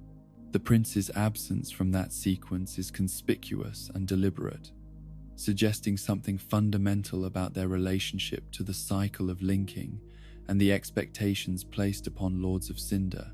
The most compelling explanation for their absence, The theory that best fits with the available evidence and the broader patterns of Lothric's obsessions is that they never linked the fire in the first place. Unlike the other lords who sacrificed themselves to maintain the age and were then resurrected when the flame required feeding once more, the twin princes rejected their duty entirely, refused to undertake the sacrifice that their entire existence had been designed to prepare them for, and in doing so, potentially set into motion the desperate resurrections that form the backdrop of the entire game. If this theory holds, if the princes' rejection of their destiny was indeed what triggered the need to drag old lords back from beyond death and force them to burn again, then Lothric and Lorien bear responsibility for setting all these tragic events into motion. Their choice to refuse, their decision that duty could be rejected and destiny could be denied, rippled outward to affect everyone in the dying world, forcing others to pay the price for the prince's rejection of the role they were meant to play. To understand how two princes came to such a momentous decision, to grasp why they would reject the very purpose their entire lives had been shaped to fulfill, we must first understand who they were individually before they became the inseparable unit they eventually formed. The story begins with Lorien, the elder of the two brothers, who before he was crippled, represented everything a knight and prince should aspire to become. Lorien was a warrior of such exceptional skill and courage that even as a young man he accomplished feats that would have made him legendary in any age. He single-handedly slew a demon prince, facing one of those terrible beings that had emerged from the chaos flame in ancient times, and defeating it in solo combat without aid or support from any other warrior. The victory was so complete and so impressive that it eternally scorched his sword with flame, the weapon itself transformed by the heat of that battle into something that carries permanent mark of his greatest achievement. The fact that Lorien's sword bears the flame of the demon prince he defeated speaks to the intensity of that combat and the completeness of his victory. This is not merely a weapon that was used in battle, but rather an instrument that was fundamentally changed by what it accomplished, transformed from ordinary steel into something that carries within it permanent reminder of the day its wielder proved himself capable of feats that transcend normal human achievement. Yet despite Lorien's obvious prowess, despite his legendary accomplishment, and his position as eldest son of the royal family, the bloodline did not place its hopes for linking the first flame upon him. The Cinders of a Lord description tells us that the Lothric bloodline was obsessed with creating a worthy heir, someone who could successfully link the flame and maintain the cycle that had become so central to the kingdom's identity and purpose. This obsession consumed the royal family across generations, shaping their choices about marriage and reproduction, driving them toward increasingly desperate measures in pursuit of producing the perfect heir. For reasons the texts do not entirely clarify, Lorien did not suffice as that heir. Perhaps his accomplishments, impressive as they were, did not suggest the specific qualities necessary for linking the first flame. Perhaps there was something about his nature or his bloodline or his potential that the royal family judged insufficient for the task they needed accomplished. Perhaps linking the first flame requires something beyond mere martial prowess and courage, some capacity or characteristic that Lorien lacked despite possessing so many other admirable qualities. Whatever the reason for judging him insufficient, the royal family put their faith in the next born instead, in the younger brother who would be named Prince Lothric after the kingdom itself, as though naming him for the realm would somehow bind him more completely to its purposes and its needs. The throne that bears an inscription identifying him as the last hope of his line makes explicit what the family had riding on this younger prince, the weight of expectation and obligation that was placed upon him from the moment of his birth. Prince Lothric was destined to be a Lord of Cinder, his fate apparently written before he even drew his first breath, his entire existence planned and orchestrated to culminate in the moment when he would travel to the kiln of the first flame and offer himself to be consumed for the continuation of the age. He was born into swaddling clothes used in ancient prayer, the prayer set description tells us, garments that carried with them the accumulated spiritual significance of generations of religious observance. These prayer-blessed swaddling clothes are all that he has ever worn, a detail so specific and so strange that it demands attention and interpretation. What does it mean that a prince, an heir to a kingdom, has worn nothing but the same swaddling clothes his entire life? The implication seems to be that Lothric has never truly left infancy in some fundamental sense, that he has remained wrapped in the clothes of childhood because he has never been allowed to develop into a person with identity beyond the role assigned to him at birth. He was cherished by the royal family, despite being born into illness, despite entering the world as a frail and shriveled child, whose body seemed inadequate to the destiny that had been written for him. The fact that the family cherished him despite his physical weakness speaks to the depth of their investment in him, their determination to make him into what they needed, regardless of what nature had actually provided. He was their last hope, the culmination of generations of careful breeding and planning, and they would not allow something as trivial as physical frailty to prevent him from fulfilling the purpose for which he had been created. Prince Lothric was meant to be a champion, Lothric's holy sword tells us, but some things will remain distant dreams forever. The phrasing is deliberately melancholic, acknowledging that despite all the planning and all the hope and all the investment of generations, the goal of creating a prince capable of linking the first flame proved impossible.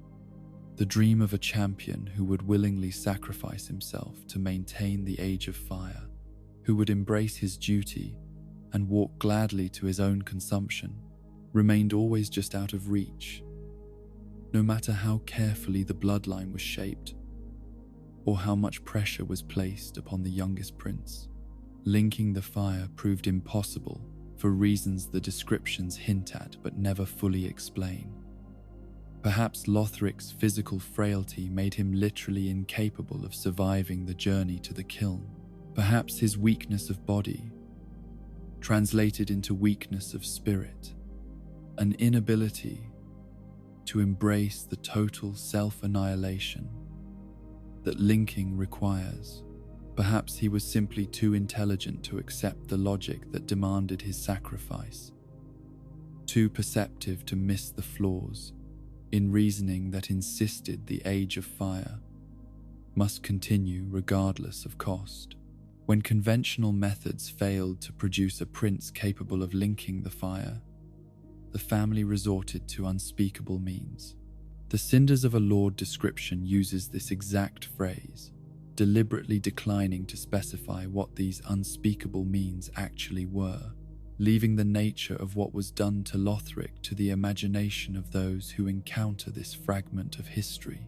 The ambiguity is more disturbing than any specific detail could be, for it invites speculation about what could be so terrible that even texts which describe cannibalism and corruption and the violation of divine beings would decline to name it explicitly. The descriptions do not say or imply what these unspeakable means entailed, offering no clues about whether they were magical rituals or genetic manipulation, or some form of psychological conditioning or physical alteration. The family's desperation to create a suitable heir apparently drove them beyond any moral boundary that might have constrained their earlier efforts, into territories of action that the surviving texts judge too horrific or too profane to describe even in the clinical language typically used for documenting atrocities. After mentioning these unspeakable means, the Cinder description goes on to state that the path to linking the fire is a cursed one indeed, suggesting that whatever was done to Lothric as part of the family's desperate measures resulted in him being cursed in some fundamental way. The nature of this curse remains frustratingly vague in the available texts, though its effects can be observed in both Lothric's condition and in the state of his brother Lorien. Prince Lothric was cursed, but the specifics of that curse, what it does, how it manifests, why it makes linking the fire impossible or undesirable, are left deliberately unclear. What we know is that Lorien embraced his brother's curse, the soul of the twin princes tells us, taking upon himself whatever terrible burden had been placed upon Lothric through the family's unspeakable means.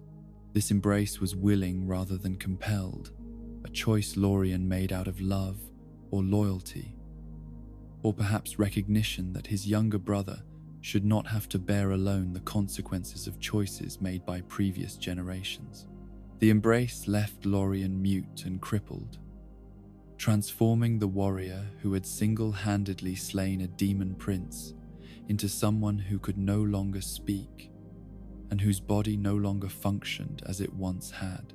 The mighty knight who had accomplished legendary feats of martial prowess was reduced to someone who needed assistance with basic movement, who dragged himself across floors rather than walking, whose sword now served as much as support for his failing body as weapon against enemies.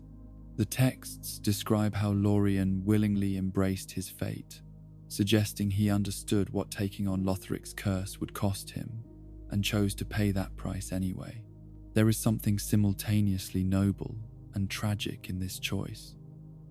A brother sacrificing his own capabilities to ease his younger sibling's burden, accepting crippling and loss of voice as preferable to allowing Lothric to suffer alone whatever consequences had resulted from the family's desperate attempts to create a suitable heir for linking the fire. When you kill Lorien in the boss fight that represents the culmination of your journey through Lothric, when you strike him down with whatever weapons and skills you have accumulated, Lothric resurrects him, speaking words that reveal much about the nature of what binds the brothers together. This spot marks our grave, but you may rest here too if you like, for that is our curse. The phrasing suggests that the curse binding the brothers together includes an inability to die permanently, at least not while the other still lives.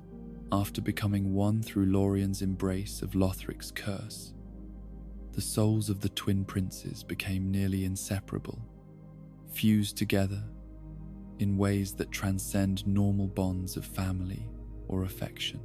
They are not simply brothers who care for each other, but rather two beings who have become entangled at the level of fundamental essence, whose existences are so thoroughly intertwined that separating them would require destroying both simultaneously. The soul of the twin princes tells us that they rejected their duty to become lords of Cinder and settled down far, far away to watch the fire fade from a distance. This rejection was not sudden impulse or momentary rebellion, but rather deliberate choice made after full consideration, a decision to remove themselves from the demands placed upon them and observe from safe remove as the Age of Fire guttered toward its end. They found or created some distant sanctuary where they could be together, where Lothric's frailty could be managed and Lorien's crippled state could be accommodated, where they could exist as simply brothers rather than as pawns in the kingdom's desperate attempts to maintain a cycle that had already consumed too many lives. The curse has made their souls nearly inseparable, binding them together in ways that seem to preclude either from acting independently of the other. When you fight them, you face both simultaneously, Lothric riding on Lorien's back and providing magical support, while the elder brother drags himself across the floor and swings his demon-scorched sword with the last remnants of his once legendary strength. They fight as one being rather than two separate individuals, their combat style reflecting the fundamental unity that the curse has imposed upon them. The question that dominates any attempt to understand the twin princes is why Lothric grew to despise and reject his duty as a Lord of Cinder. What could transform a prince raised from birth to embrace his destiny educated and trained and prepared across his entire life for the moment of sacrifice, into someone who would reject that destiny with sufficient conviction to remove himself entirely from the kingdom's reach? The answer, according to the most widely accepted theory, lies with a figure known only as the First of the Scholars. Soulstream tells us that this enigmatic figure was alleged to be a private mentor of the royal prince, someone who had access to Lothric during his formative years, and who possessed sufficient influence to shape the young prince's understanding of the world and his place within it. More significantly, this first scholar doubted the linking of the fire, questioning the fundamental assumption that had governed Lothric's royal family for generations, challenging the idea that maintaining the Age of Fire through repeated sacrifice represented either necessity or virtue. If this first scholar served as Lothric's mentor during the prince's youth and education, if he had the prince's ear during the years when Lothric's understanding of duty and obligation and cosmic order was being formed, then his doubts about linking the fire would have had opportunity to take root in the young prince's mind and grow into the rejection that eventually led to the brothers' withdrawal from the kingdom. The scholar's questions would have provided intellectual foundation for what might otherwise have remained merely inchoate reluctance or fear, transforming personal hesitation into philosophical conviction. The identity of this first scholar remains one of Lothric's persistent mysteries, with various theories suggesting different candidates but no consensus emerging from the available evidence. What matters more than his specific identity is the role he played in giving Lothric permission to doubt, in suggesting that the path laid out for the prince was not the only possible path, or even necessarily the correct one, in opening space for the younger prince to consider that perhaps his duty could be rejected, and the Age of Fire could be allowed to fade without this constituting ultimate catastrophe or betrayal of everything sacred. With the first scholar's doubts echoing in his mind, with his brother's willing embrace of his curse, demonstrating that love could transcend duty, with his own frail body constantly reminding him of his unsuitability for the role that had been forced upon him, Prince Lothric made the decision that would define both brothers' fate and potentially the fate of the entire dying world. He rejected his destiny as a Lord of Cinder, refused to undertake the sacrifice that generations of careful breeding and unspeakable means had prepared him for, and together with Lorien withdrew to a distant place where they could watch the fire fade without participating in the cycle that demanded their consumption. The rejection was not merely personal preference or cowardice, but rather philosophical stance informed by genuine questioning of whether the cycle deserved to continue, whether the Age of Fire had any remaining value worth the sacrifice of yet another life. Lothric looked at what his family had done to him, at the unspeakable means they had resorted to in their obsession with creating a suitable heir, at the curse that had been placed upon him and that his brother had willingly shared, and he decided that none of it justified continuing a cycle that demanded such costs from those it claimed as fuel. There is so much more to the tale of Lothric that could be explored, so many threads that could be followed deeper into the complex web of relationships and obligations and secrets that define this kingdom. The story of the kingdom itself, its structure and its history, and the forces that shaped it across generations, deserves its own examination. The royal family's obsessions and their transformation across time, as the need for a suitable heir became increasingly desperate, warrant careful attention. The various figures who shaped the kingdom's destiny, from the first scholar to other mentors and advisors whose names have been lost to time, each contributed to the tragedy that ultimately consumed the royal line. But this examination is meant to focus on the main bosses whose stories define the trajectory of Dark Souls 3, and even within that constraint, there is one more figure, intimately connected to the royal family, who demands at least brief mention.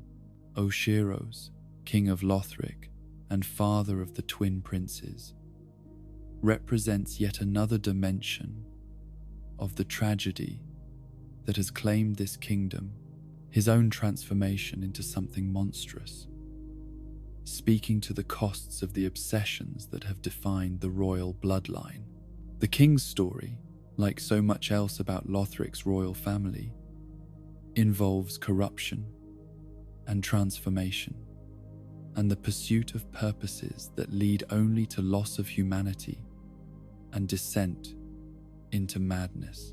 His relationship with the Queen, whoever she was and whatever became of her, connects to mysteries that the available texts hint at but never fully explain. The question of what drove him to his final state, what he sought and what he lost in seeking it, ties into the broader patterns of obsession and failure that define Lothric at every level. But those stories, rich and complex as they are, belong more properly to an examination of optional bosses and side narratives rather than the main path through the game's central tragedy. What matters for understanding the twin princes and their role in the larger story is simply this: they are the culmination of generations of obsessive breeding and desperate measures, brothers bound together by curse and love, heirs who looked upon the destiny assigned to them and found the courage, or perhaps simply the clarity, to say that some duties are not worth fulfilling, that some cycles deserve to be broken rather than maintained, that the Age of Fire could be allowed to fade even if their refusal meant others would be forced to burn in their place. When you finally reach the princes in their distant sanctuary at Lothric's peak, when you face them in combat, that will determine whether they can maintain their rejection of duty or whether they will be forced to serve purposes they have spent their lives refusing. You are not fighting simple bosses or obstacles to be overcome. You are confronting the ultimate expression of what it means to refuse destiny, to reject obligation, to choose one's own path even when that choice carries consequences for everyone else in the dying world. Lothric rides on Lorien's back, the frail prince who was meant to be a champion supported by the crippled warrior who embraced his brother's curse, and together they fight to maintain their right to watch the fire fade from a distance rather than feeding it with their own essence. Their combat style reflects their unity, each brother compensating for the other's weaknesses. Their curse transformed from burden into source of strength through the bond that makes their souls nearly inseparable. As you drift towards sleep, let the image of the twin princes settle into your consciousness, brothers bound together by curse and choice, heirs who rejected their destiny after generations of preparation had shaped them for sacrifice, princes who chose each other over duty and withdrawal over obligation. Picture their distant sanctuary at Lothric's peak, the place where they settled to watch the fire fade, where they could be simply brothers rather than pawns in dynastic obsessions. See Lorien dragging himself across stone floors, his legendary strength reduced, but his dedication to his brother undiminished, his silence speaking more eloquently than words ever could, of the sacrifice he made willingly to ease Lothric's burden. See the younger prince, frail and shriveled, wrapped in swaddling clothes that have become the only garment he has ever known, his body testament to what the family's obsessions and unspeakable means created and what they ultimately failed to accomplish. This is the story of duty refused and destiny rejected, of brothers who chose each other over the world, of heirs who looked upon the path laid out for them and decided that some obligations are not worth fulfilling, even if their refusal means others must pay the price. Whether their choice was courageous or cowardly, whether their rejection was justified or selfish, whether they were right to refuse the destiny that generations had prepared them for, these are questions each observer must answer for themselves. For the texts provide evidence but not judgment, details but not condemnation or absolution. Rest now, and let these images of brotherly devotion and rejected duty fade into the darkness behind your closed eyes. The princes remain in their sanctuary, bound together by curse that makes their souls inseparable, waiting for the moment when their rejection of duty will be tested by those who would force them to serve the cycle they have spent their existence refusing.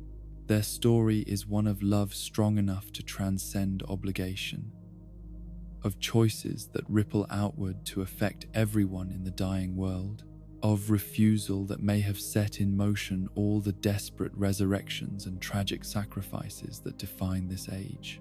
Tomorrow brings other stories, other tragedies, but for now let the tale of the twin princes settle into sleep like dust settling on ancient stones, marking time's passage and the weight of choices made by those who dared to say that destiny could be denied.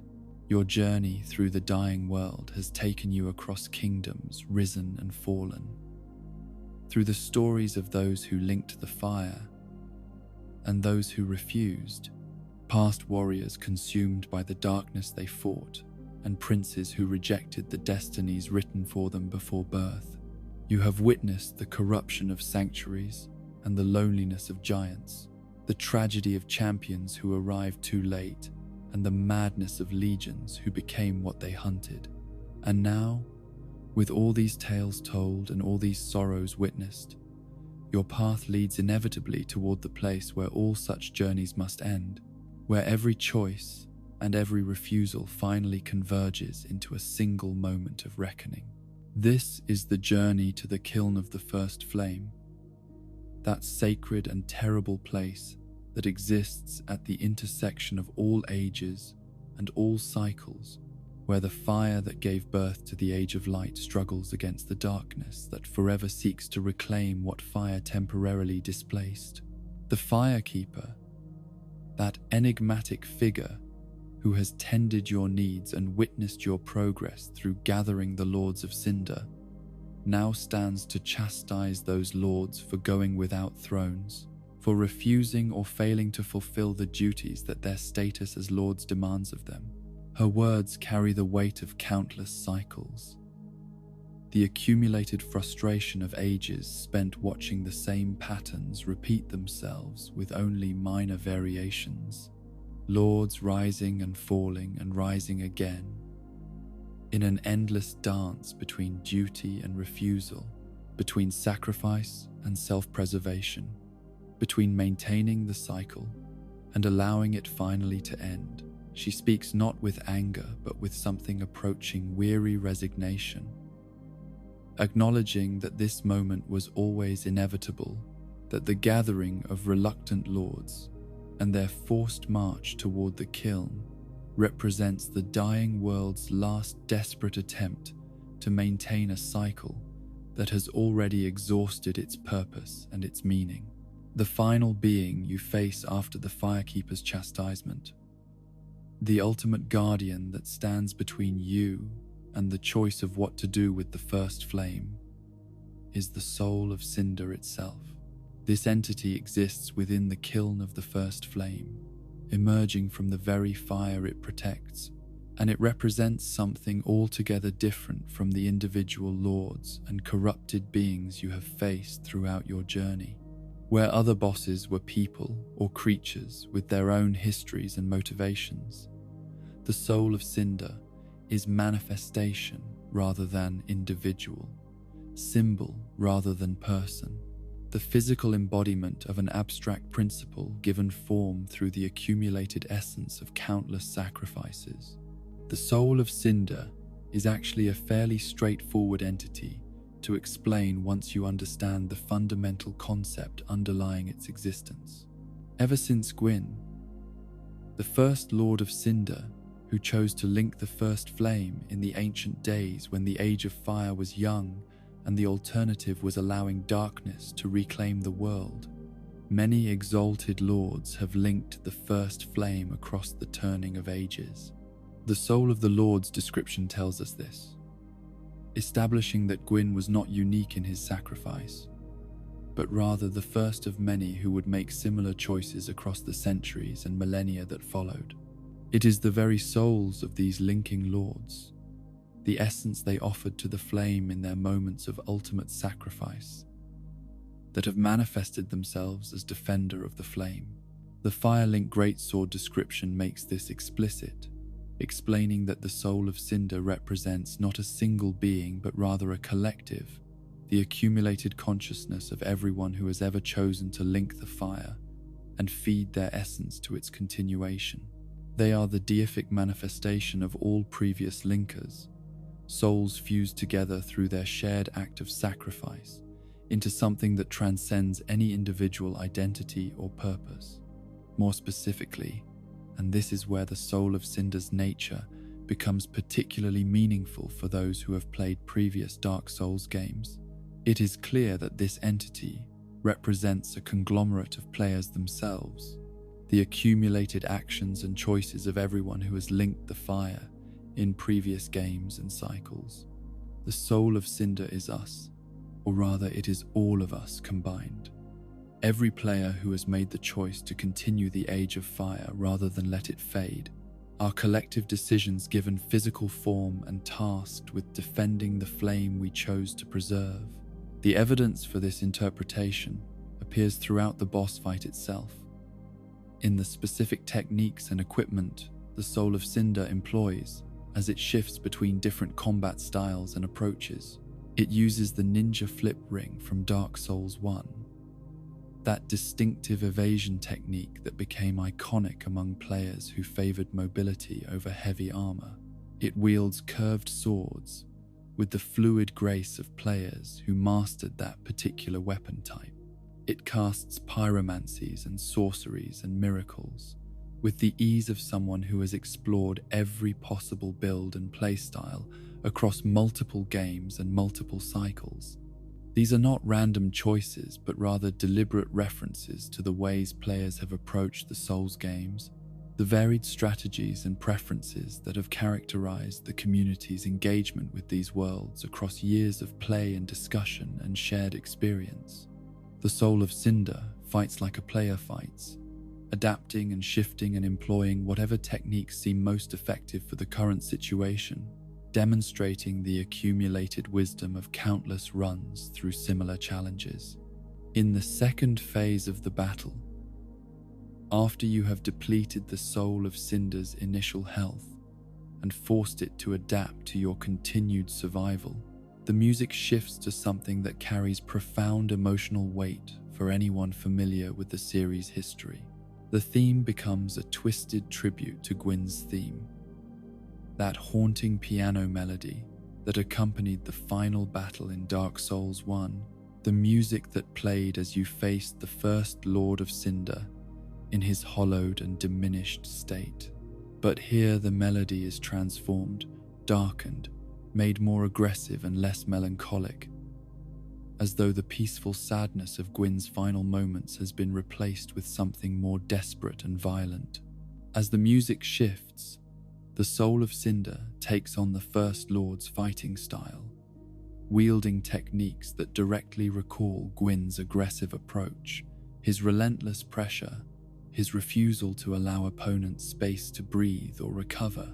The connection is unmistakable. This is Gwyn's essence within the greater collective, the First Lord of Cinder asserting himself through the amalgamated consciousness, reminding you that every lord who came after was following the pattern he established when he made the choice to link the fire, despite understanding the cost such choice would exact. The kiln itself represents the state of the world in ways that become apparent when you look behind you, when you turn away from the soul of Cinder and the flame it defends, and observe the landscape that surrounds this sacred place. What you see is a city twisted and distorted and folded in on itself, architecture that defies normal spatial relationships, buildings that seem to exist in multiple times and places simultaneously, the physical manifestation of a world where geography and chronology have become so unstable that past and present and future bleed together into configurations that the human mind struggles to comprehend. This folded cityscape reflects the entire game and the bosses you have journeyed through to reach this point. Dark Souls 3 contains the histories, the people, and the lands of multiple ages existing simultaneously, kingdoms from different eras stacked upon each other in defiance of normal causality.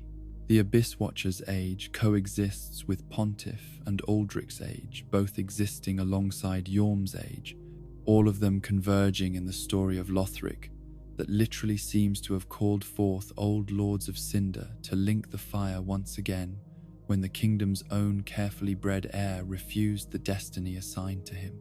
The world has become a palimpsest, layers of history written over each other, earlier texts showing through newer inscriptions, everything bleeding together until distinguishing what belongs to which age becomes impossible. Aenor Londo transported to the Boreal Valley, Farenkeep built above the catacombs of Karthus, the profaned capital buried beneath Irithyll, Lothric rising above everything, as though trying to escape the weight of accumulated history. Beneath all of these geographic impossibilities, speak to a world that has exhausted its capacity to maintain coherent reality, where the strain of repeated cycles has fractured the very foundations of space and time. And as you stand before the first flame in the kiln, having defeated the soul of Cinder and claimed the right to choose what happens next, 4 choices lay before you. This is more options than any previous game in the series has offered, more possible endings than earlier iterations allowed, suggesting that perhaps this final crisis in the Age of Fire has created space for alternatives that were not previously available, or perhaps not previously imaginable.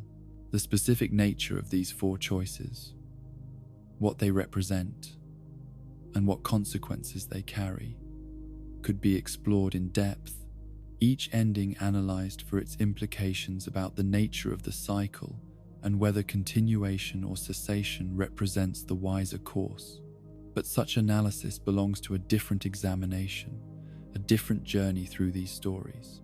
What matters for understanding the soul of Cinder and its role in this moment is simply that it represents the accumulated weight of all previous choices to link the fire, all previous players who decided that continuation was preferable to ending, all previous lords who sacrificed themselves to maintain a cycle that may or may not deserve such sacrifice. The soul of Cinder fights not out of malice or even conscious purpose, but rather out of something approaching instinct or perhaps fundamental nature. It is the manifestation of the choice to link, the physical embodiment of everyone who has ever decided that the Age of Fire should continue, and it defends the flame because that is what it is, because its existence depends on that choice being made again and again across every cycle and every age. To allow you to reach the flame unopposed would be to betray its own nature, to contradict the very essence of what it was formed from and what it represents. When you finally overcome the soul of Cinder, when you deplete its health and force it to its knees, when the deific manifestation of all previous linkers acknowledges your right to approach the flame and make your own choice about its future, you are not merely winning a boss fight or completing a mechanical challenge. You are claiming the right to potentially break the cycle that has governed the world since Gwyn's first linking, asserting that your choice about whether to continue or end the Age of Fire carries weight equal to the accumulated choices of everyone who came before. The flame itself burns low in the kiln, its light diminished but not yet extinguished, waiting for the choice that will determine whether it receives new fuel or whether this will be the cycle where it finally gutters out completely and allows whatever comes after to emerge from the ashes. The soul of the Lord's description speaks of how the flame has been linked repeatedly across ages, how each linking has required sacrifice, and each sacrifice has brought only temporary continuation, pushing back darkness for another span of centuries, before the need for sacrifice emerges once more.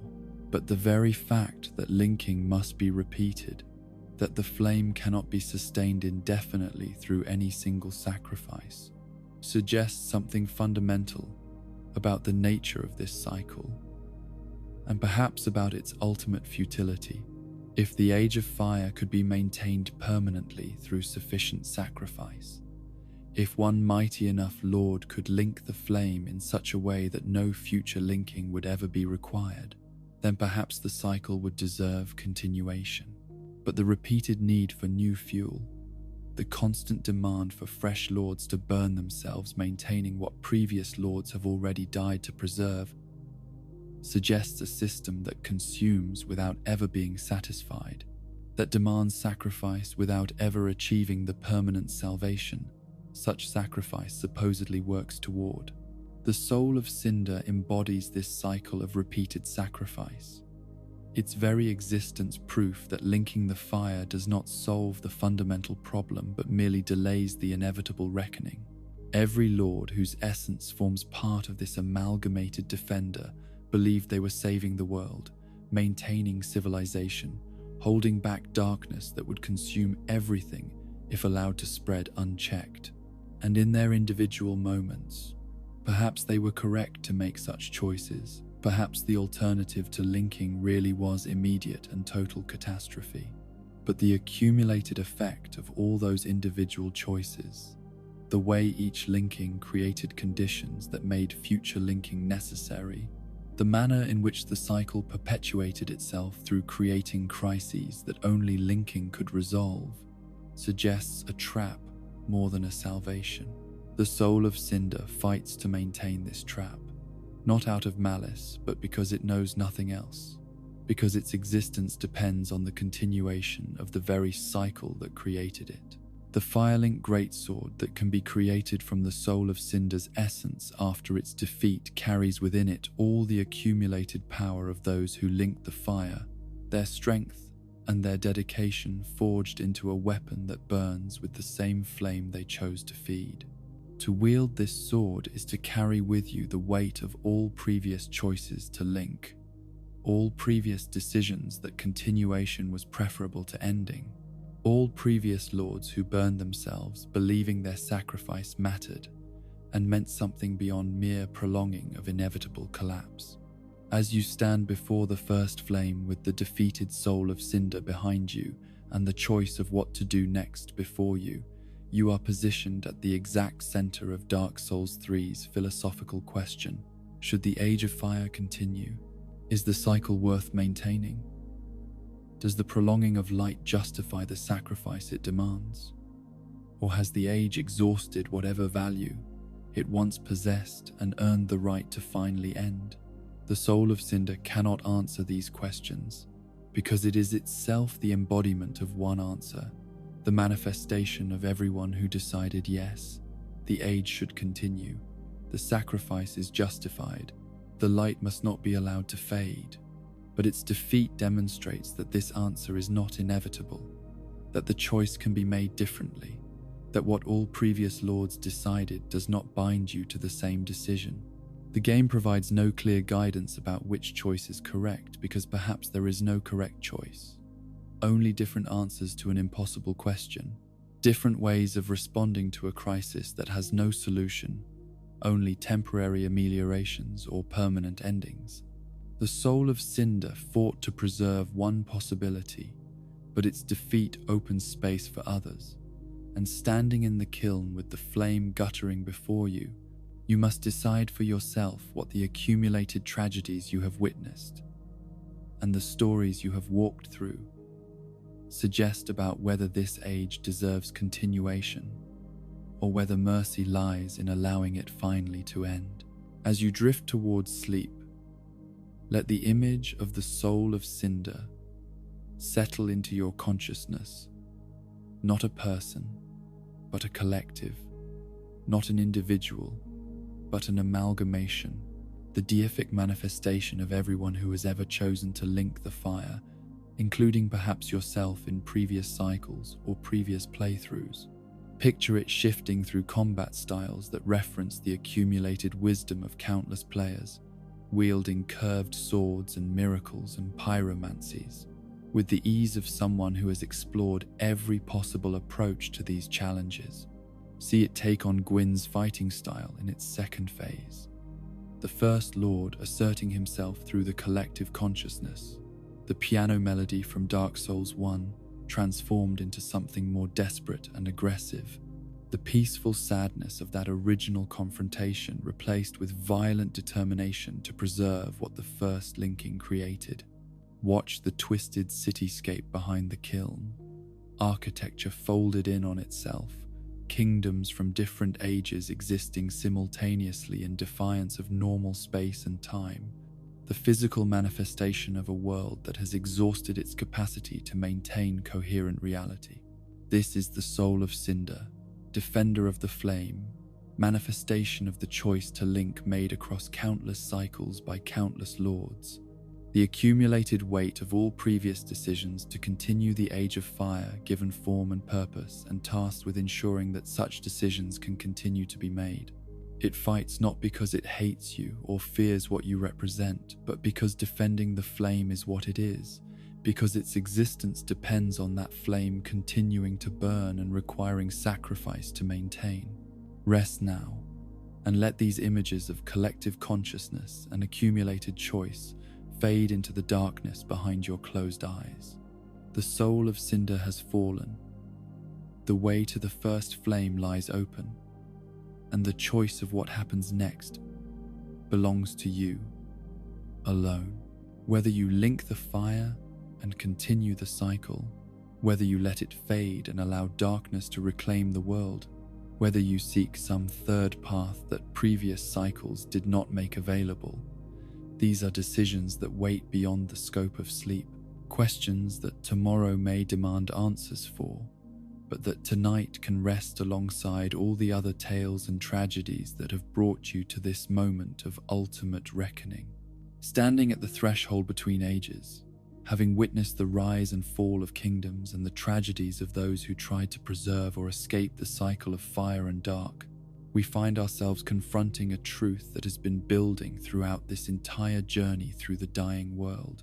Dark Souls 3 is not merely a game about individual bosses or isolated kingdoms, but rather a meditation on convergence itself, on what happens when time and space become so unstable that everything collapses inward, when the boundaries between past and present dissolve entirely, when the world becomes a place where all ages exist simultaneously in defiance of every principle that should govern causality and chronology.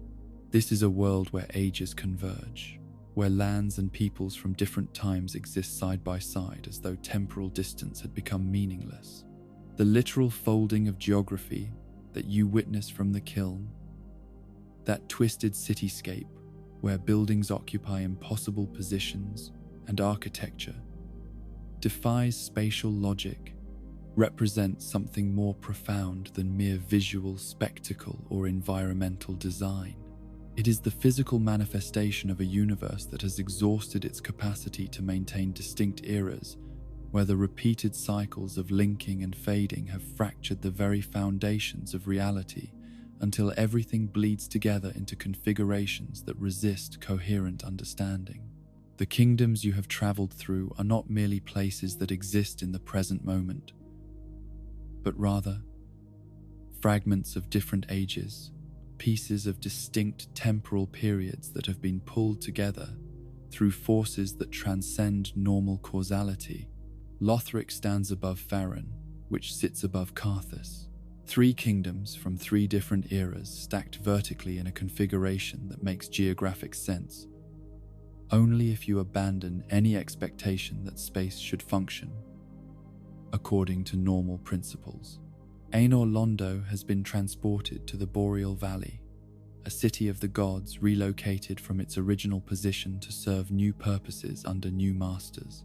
The profaned capital lies buried below Irithyll, layers of history compressed together until distinguishing which came first becomes impossible.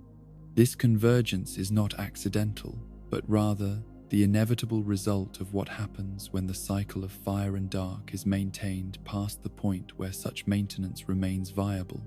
Each linking of the first flame was meant to push back darkness and preserve the Age of Light for another span of centuries. But each linking also created conditions that made the next linking necessary, and each necessary linking strained the fabric of reality a little further, until finally the accumulated pressure of too many cycles and too many desperate resurrections cause time and space themselves to fracture and fold inward. The world has become unstable in fundamental ways.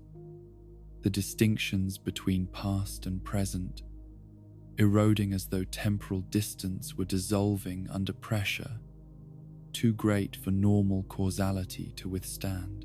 Kingdoms that should exist centuries apart instead exist simultaneously, occupying the same general region of space, but layered atop each other in ways that create impossible geography. The high wall of Lothric looks out over Farron Keep, which sits above the catacombs where High Lord Wolnir lurks in his goblet prison. The vertical stacking of these locations, creating a column of converged ages, rising from ancient past toward uncertain present. Time itself has become unstable as the fire fades, the descriptions tell us, suggesting that the approaching end of the age creates conditions where normal temporal progression breaks down entirely. This instability manifests not merely in the convergence of lands from different eras, but also in the way past and present seem to bleed into each other, where ghosts walk the streets of Irithyll reenacting moments from earlier times, where the very architecture seems to shift between states of decay and preservation depending on which angle you view it from. The game's structure itself reflects this convergence, with the main path through the world requiring you to encounter bosses and traverse kingdoms that represent fundamentally different approaches to the crisis of the fading fire. Each major boss embodies a different response to the question of what to do when the Age of Light approaches its end, different philosophies about duty and sacrifice and the value of continuation versus the mercy of allowing things finally to stop. Gundyr represents dutiful service despite betrayal, the champion who arrived too late but continues to serve anyway, transformed from active participant into eternal judge, his purpose perverted, but his dedication undiminished. His story asks what it means to maintain duty when that duty has become divorced from its original purpose, whether service retains meaning when the cause being served has already been lost before you arrive to serve it. Pontiff Sulivan embodies seizing power through corruption, the discovery of unfading flame transformed into burning ambition, the systematic violation of everything sacred in pursuit of authority that was never rightfully his. His rule over the Boreal Valley demonstrates what happens when someone discovers power and allows it to swallow their heart, when ambition becomes untethered from any limiting principle of conscience or compassion, when the desire for control metastasizes into tyranny that corrupts even the children of gods. Aldrich represents embracing transformation and the age beyond fire, the saint who looked at the fading flame and saw not tragedy but opportunity, whose visions of the age of deep waters suggested futures that transcend the endless cycle of linking and fading. His choice to devour gods rather than serve them, his pursuit of hastening the transition to whatever comes after the Age of Fire, speaks to the possibility that perhaps the cycle should end, that perhaps what comes after flame might be preferable to the endless repetition of sacrifice that maintaining flame requires. Yorm embodies sacrifice without reward, the giant who gave everything to protect people who never truly accepted him, whose ultimate act of service accomplished nothing but the destruction of everyone he tried to save. His loneliness persists beyond death and beyond resurrection, a permanent condition that no amount of dedication can alleviate, demonstrating that sometimes even the most faithful service accomplishes nothing but tragedy. That sacrifice alone cannot guarantee meaning or success, or even the basic preservation of what you sacrifice yourself to protect. The Abyss Watchers represent duty-consuming identity, warriors so focused on hunting darkness that they failed to notice when that same darkness took root within their own souls.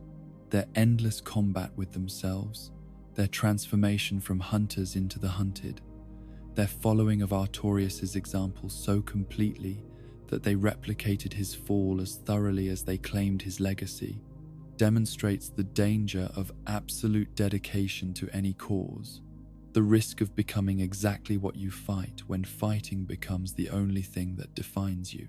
The twin princes embody refusal and watching from distance, brothers who looked upon the destiny assigned to them and decided that some duties are not worth fulfilling, that the age of fire could be allowed to fade even if their rejection meant others would be forced to burn in their place. Their curse has made their souls inseparable, binding them together in ways that seem to preclude either from acting independently, their unity, both burden and source of strength, their rejection of destiny potentially the trigger that set all the desperate resurrections into motion. The soul of Cinder represents eternal defense of the cycle, the accumulated consciousness of everyone who has ever chosen to link the fire, the deific manifestation of all previous decisions that continuation was preferable to ending. It fights not from malice but from nature, defending the flame because that is what it is, because its existence depends on that flame continuing to burn and requiring sacrifice to maintain. Each of these bosses represents a different approach to an impossible situation, different ways of responding to the crisis of the fading fire when all options carry terrible costs and no choice offers clear path to salvation or even simple survival. They are not merely obstacles to overcome or enemies to defeat, but rather philosophical positions made flesh, different answers to the question of what should be done when the Age of Light approaches its end, and the cycle that has governed reality since Gwyn's first linking finally exhausts its capacity to continue. The convergence of their ages and their lands into the twisted geography of Dark Souls 3 creates a world where all these different responses exist simultaneously, where you can move from one philosophical stance to another simply by traveling through a gate, or climbing a tower, or descending into depths. The game becomes a tour through possible responses to existential crisis. Each boss fight and encounter with a different way of understanding duty and sacrifice, and the value of continuation versus cessation. At the heart of this convergence, literally calling forth the resurrection of old lords when the kingdom's own heir refused his destiny, stands Lothric, the kingdom built entirely upon the concept of obligation and sacrifice, where bloodlines were shaped across generations with the singular purpose of producing someone capable of linking the first flame, becomes the epicenter of the final crisis when Prince Lothric rejects the very duty his entire existence was designed to fulfill. The desperation of Lothric's situation, the lengths to which the royal family went to create a suitable heir, the unspeakable means they resorted to when conventional breeding failed to produce desired results, speaks to how thoroughly the kingdom had invested in the cycle, and how complete the catastrophe when that investment failed to yield expected returns. The prince who was meant to save the Age of Fire instead potentially doomed it through his refusal, and that refusal created conditions that made dragging old lords back from beyond death seem like the only remaining option. But perhaps the refusal was not doom but rather mercy, not catastrophe but wisdom. Perhaps Prince Lothric looked at what his family had done to him, at the curse that had been placed upon him, and that his brother willingly shared, at the endless cycle of sacrifice that demanded his consumption, and reached the conclusion that some cycles deserved to be broken rather than maintained, that the Age of Fire had exhausted whatever value it once possessed, and earned the right finally to end. The question at the heart of Dark Souls 3, the question that all this convergence and all these tragic stories circle around without ever quite answering definitively, is whether the fire should be linked. Should the Age of Light continue through yet another sacrifice, yet another lord feeding their essence to a flame that can never be satisfied, yet another temporary prolonging of what seems increasingly like inevitable collapse? Or should the cycle finally be allowed to end, the flame permitted to gutter out completely, darkness allowed to reclaim what fire temporarily displaced? The game provides no clear answer, because perhaps there is no clear answer, only different responses to an impossible dilemma, different ways of weighing costs against benefits when both sides of the equation carry weights too heavy for mortal minds to easily comprehend. The soul of Cinder fights to maintain one possibility, but its defeat opens space for others, and standing in the kiln with the flame guttering before you, the choice belongs to you alone. Each ending represents a different philosophical stance, a different answer to the question of whether continuation or cessation better serves the dying world and the people who inhabit it. To link the fire is to affirm that the Age of Light retains value worth preserving through sacrifice, that the cycle should continue for another span of centuries, that prolonging what exists is preferable to allowing something new to emerge from the ashes. To let the flame fade is to accept that perhaps the age has exhausted its purpose, that further sacrifice only postpones inevitable reckoning, that mercy lies in allowing the cycle finally to end, rather than demanding yet another generation feed itself to the flame's insatiable hunger. The other endings, the alternatives that previous cycles did not make available or perhaps did not allow players to imagine, suggest that perhaps the choice between linking and fading is not the only possible response to the crisis. Perhaps there are third paths, alternatives that transcend the binary of continuation versus cessation, ways of moving forward that do not require either maintaining the failing cycle or allowing complete darkness to reclaim the world. But regardless of which ending you choose, regardless of how you answer the fundamental question the game poses about whether the Age of Fire deserves continuation, the convergence that characterizes Dark Souls 3 speaks to something beyond individual choice. The world has folded in on itself, not because of any single decision or any particular failure, but rather because the cycle itself has been maintained past the point where such maintenance remains viable, because each linking created conditions that made future linking necessary, because the accumulated strain of too many repetitions has finally fractured reality beyond any possibility of restoration. There is strange beauty in this decay, in the way kingdoms from different ages stack atop each other in defiance of normal geography, in the manner that time itself becomes unstable and past bleeds into present.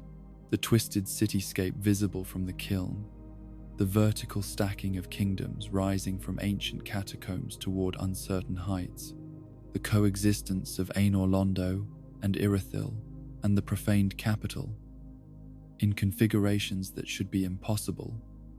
All of this creates a world that is simultaneously broken and magnificent, dying and somehow more alive in its death throes than it was during the golden ages when everything functioned according to plan. The convergence transforms the dying world into something approaching a museum of its own history, where you can walk through different ages simply by changing location, where the accumulated weight of every cycle and every sacrifice remains visible and tangible rather than fading into forgotten past. It is a world where nothing is ever truly lost because time no longer flows in one direction, where every age continues to exist because the boundaries between ages have dissolved completely. And perhaps there is dignity in this, in standing at the end of all things and looking back across the accumulated tragedies and triumphs that brought the world to this moment of ultimate reckoning. Each boss you faced represented someone trying to navigate impossible circumstances with whatever resources and understanding they possessed. Gundyr serving faithfully, despite arriving too late. Sullivan seizing power through discovery of unfading flame. Aldrich pursuing visions of ages beyond fire. Yorm sacrificing everything for people who never truly accepted him. The Abyss Watchers hunting darkness until darkness consumed them. The twin princes rejecting destiny and choosing each other over duty. The Soul of Cinder defending the cycle because defending is what it is. None of them were simply evil or simply good, simply right or simply wrong in their responses to the crisis of the fading fire. They were beings trying to survive, or to serve, or to seize, or to refuse, making choices that seemed reasonable or necessary or inevitable from their perspectives. Even when those choices led to tragedy or corruption, or the perpetuation of cycles that perhaps should have been allowed to end generations earlier. As you drift toward the deepest sleep, let all these images and stories settle into your consciousness like layers of sediment accumulating at the bottom of a deep pool. The convergence of ages, the folding of geography, the twisted cityscape where past and present exist simultaneously.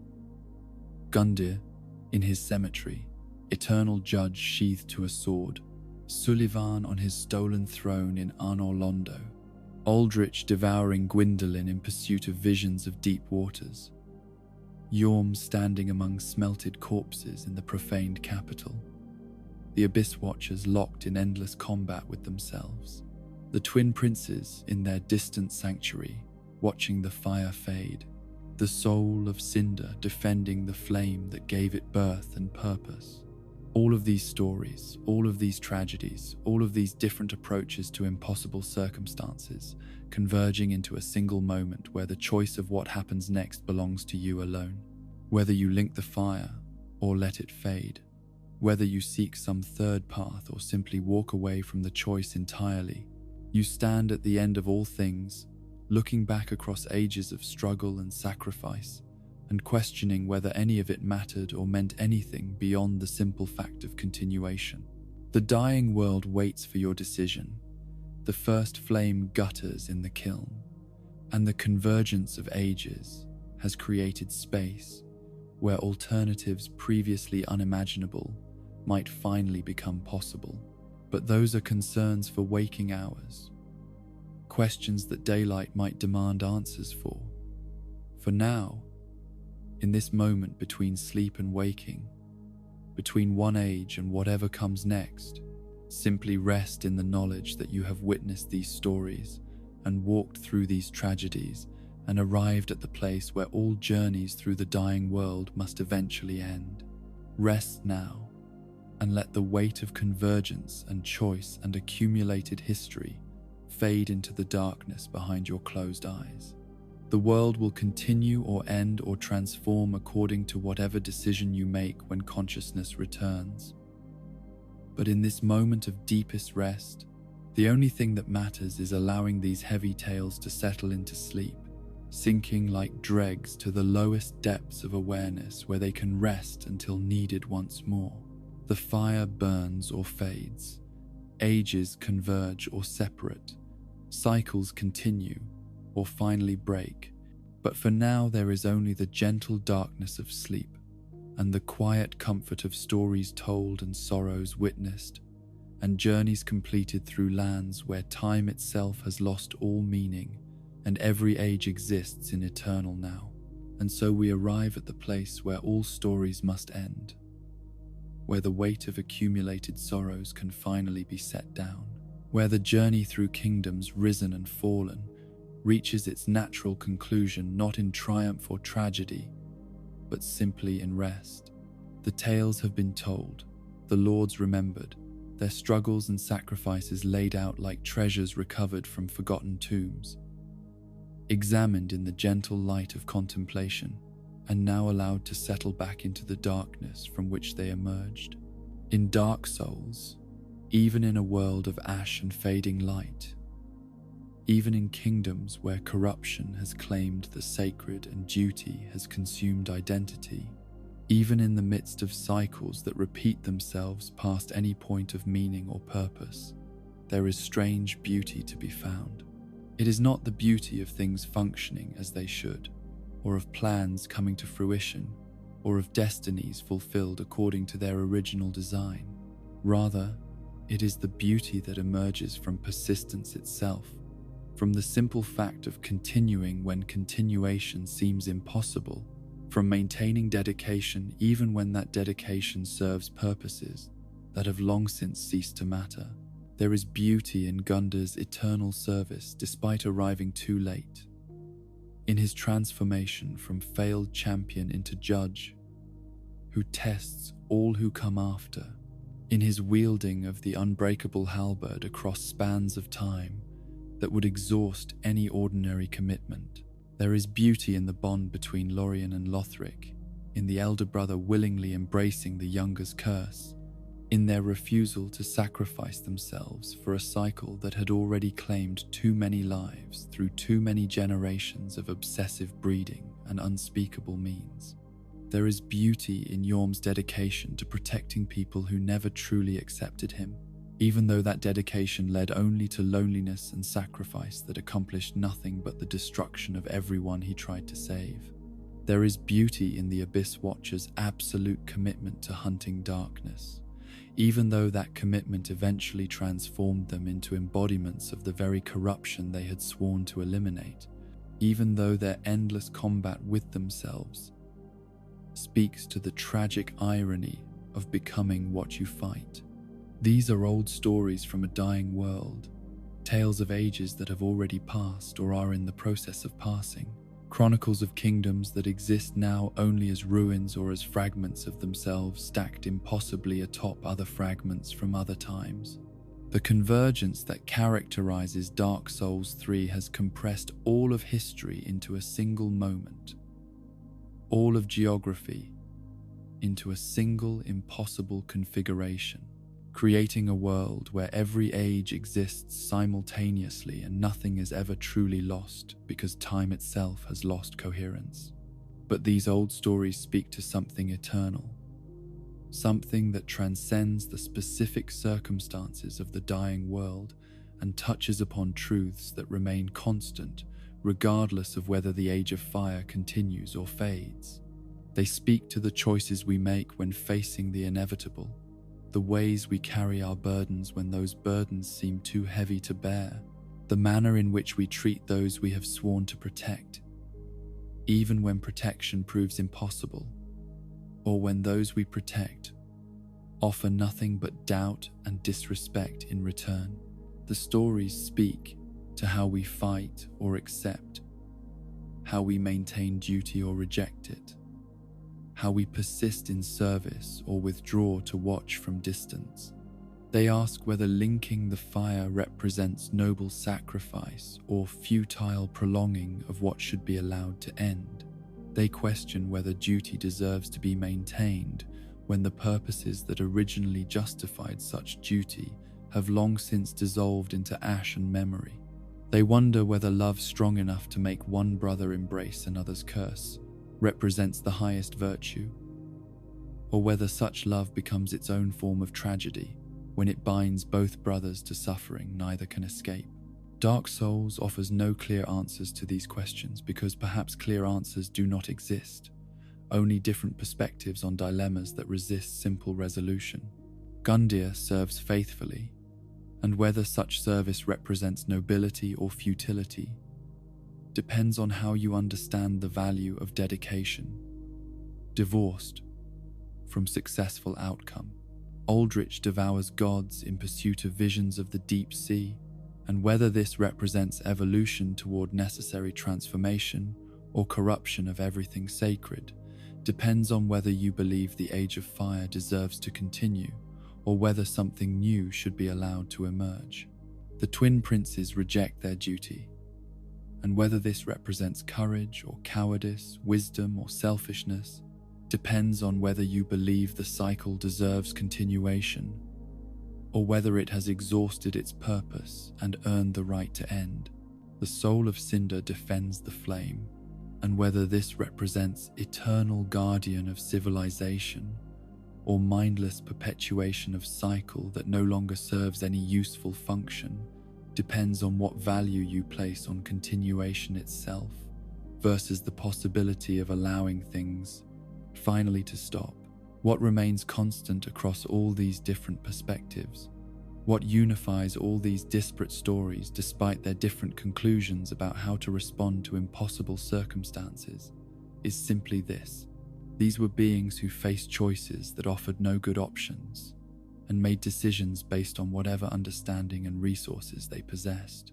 They were not abstractions or symbols, but conscious entities trying to navigate situations where every path led through suffering and loss, where success and failure often became indistinguishable from each other, where the distinction between hero and villain dissolved under the weight of accumulated tragedy. Rest now, weary wanderer, and let these tales of duty and sacrifice fade like embers cooling in the night. You have walked through kingdoms risen and fallen, past warriors who became what they fought, and princes who refused what they were born to become. You have witnessed the corruption of sanctuaries and the loneliness of giants, the tragedy of champions who arrived too late, and the madness of legions consumed by their own dedication. Dream, if you dream at all, of a world where fire still burns with purpose, rather than simply burning because it has not yet been allowed to stop. Dream of ages where duty connects to meaning, where sacrifice accomplishes what it claims to accomplish, where the bonds between people strengthen rather than curse, where kingdoms stand rather than fold in upon themselves in defiance of coherent geography.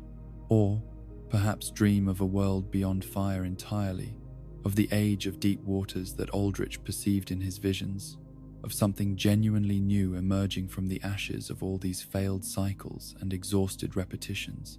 Dream of darkness that is not absence but presence, not void, but something with its own nature and structure, an age that comes after not as ending but as transformation, as the next chapter rather than the final page. Whatever comes next, whether the fire is linked or allowed to fade, whether some third path emerges, or whether the choice is simply abandoned in favor of walking away from impossible dilemmas entirely, you have walked through the darkness and found the stories worth remembering. You have borne witness to the dying world's accumulated sorrows and its strange persistent beauty, to the convergence of ages and the folding of time, to all the different ways beings have tried to navigate the crisis of the fading fire across cycles beyond counting. Sleep well, Ashen One, knowing that you have completed the journey through these heavy tales. The first flame can wait a little longer for whatever decision you make about its future. The convergence of ages will continue regardless of whether anyone witnesses it. The lords will remain in their various states of service or refusal or corruption, their stories preserved in the fragments you have gathered, and the understanding you have developed through walking in their footsteps. Let the weight of all these sorrows settle into sleep now, sinking like dregs to the lowest depths where they can rest without demanding constant attention or immediate resolution. Tomorrow may bring choices about linking or fading, about continuation or cessation, about whether the dying world deserves another sacrifice, or whether mercy lies in finally allowing the cycle to end. But tonight there is only rest, only the gentle darkness of sleep, only the quiet comfort of stories told and kingdoms witnessed, and journeys completed through lands where time itself has lost all meaning.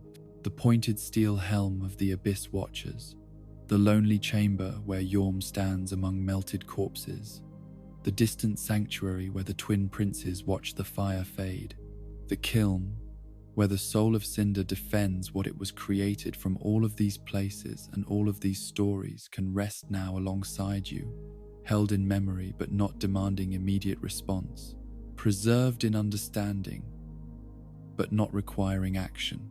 Sleep, and let the dying world continue its slow collapse or sudden transformation or stubborn persistence without you for these few hours of darkness. You have earned this rest through witnessing so much tragedy, through walking so far through broken kingdoms and converged ages. The fire burns or fades according to its own nature, and your eventual choice. But for now there is only sleep, only darkness, only the peace that comes from setting down burdens that have been carried too long through too many twisted corridors and impossible geographies. Rest well in the knowledge that even in worlds of ash and fading light, even in cycles that repeat past any point of meaning, even in kingdoms where everything sacred has been corrupted and everything noble has been twisted into mockery of itself, there remain moments of genuine beauty and connection and meaning. The bond between brothers, the dedication of eternal servants, the courage to refuse impossible duties, the persistence of fighting even when becoming what you fight seems inevitable. These things matter, even when their outcomes seem futile, even when their consequences spiral outward into tragedy. Sleep now, and let all these heavy tales fade into the gentle darkness that asks nothing and offers rest without condition or expectation. The dying world will still be there when you wake. The choices will still wait for your decision.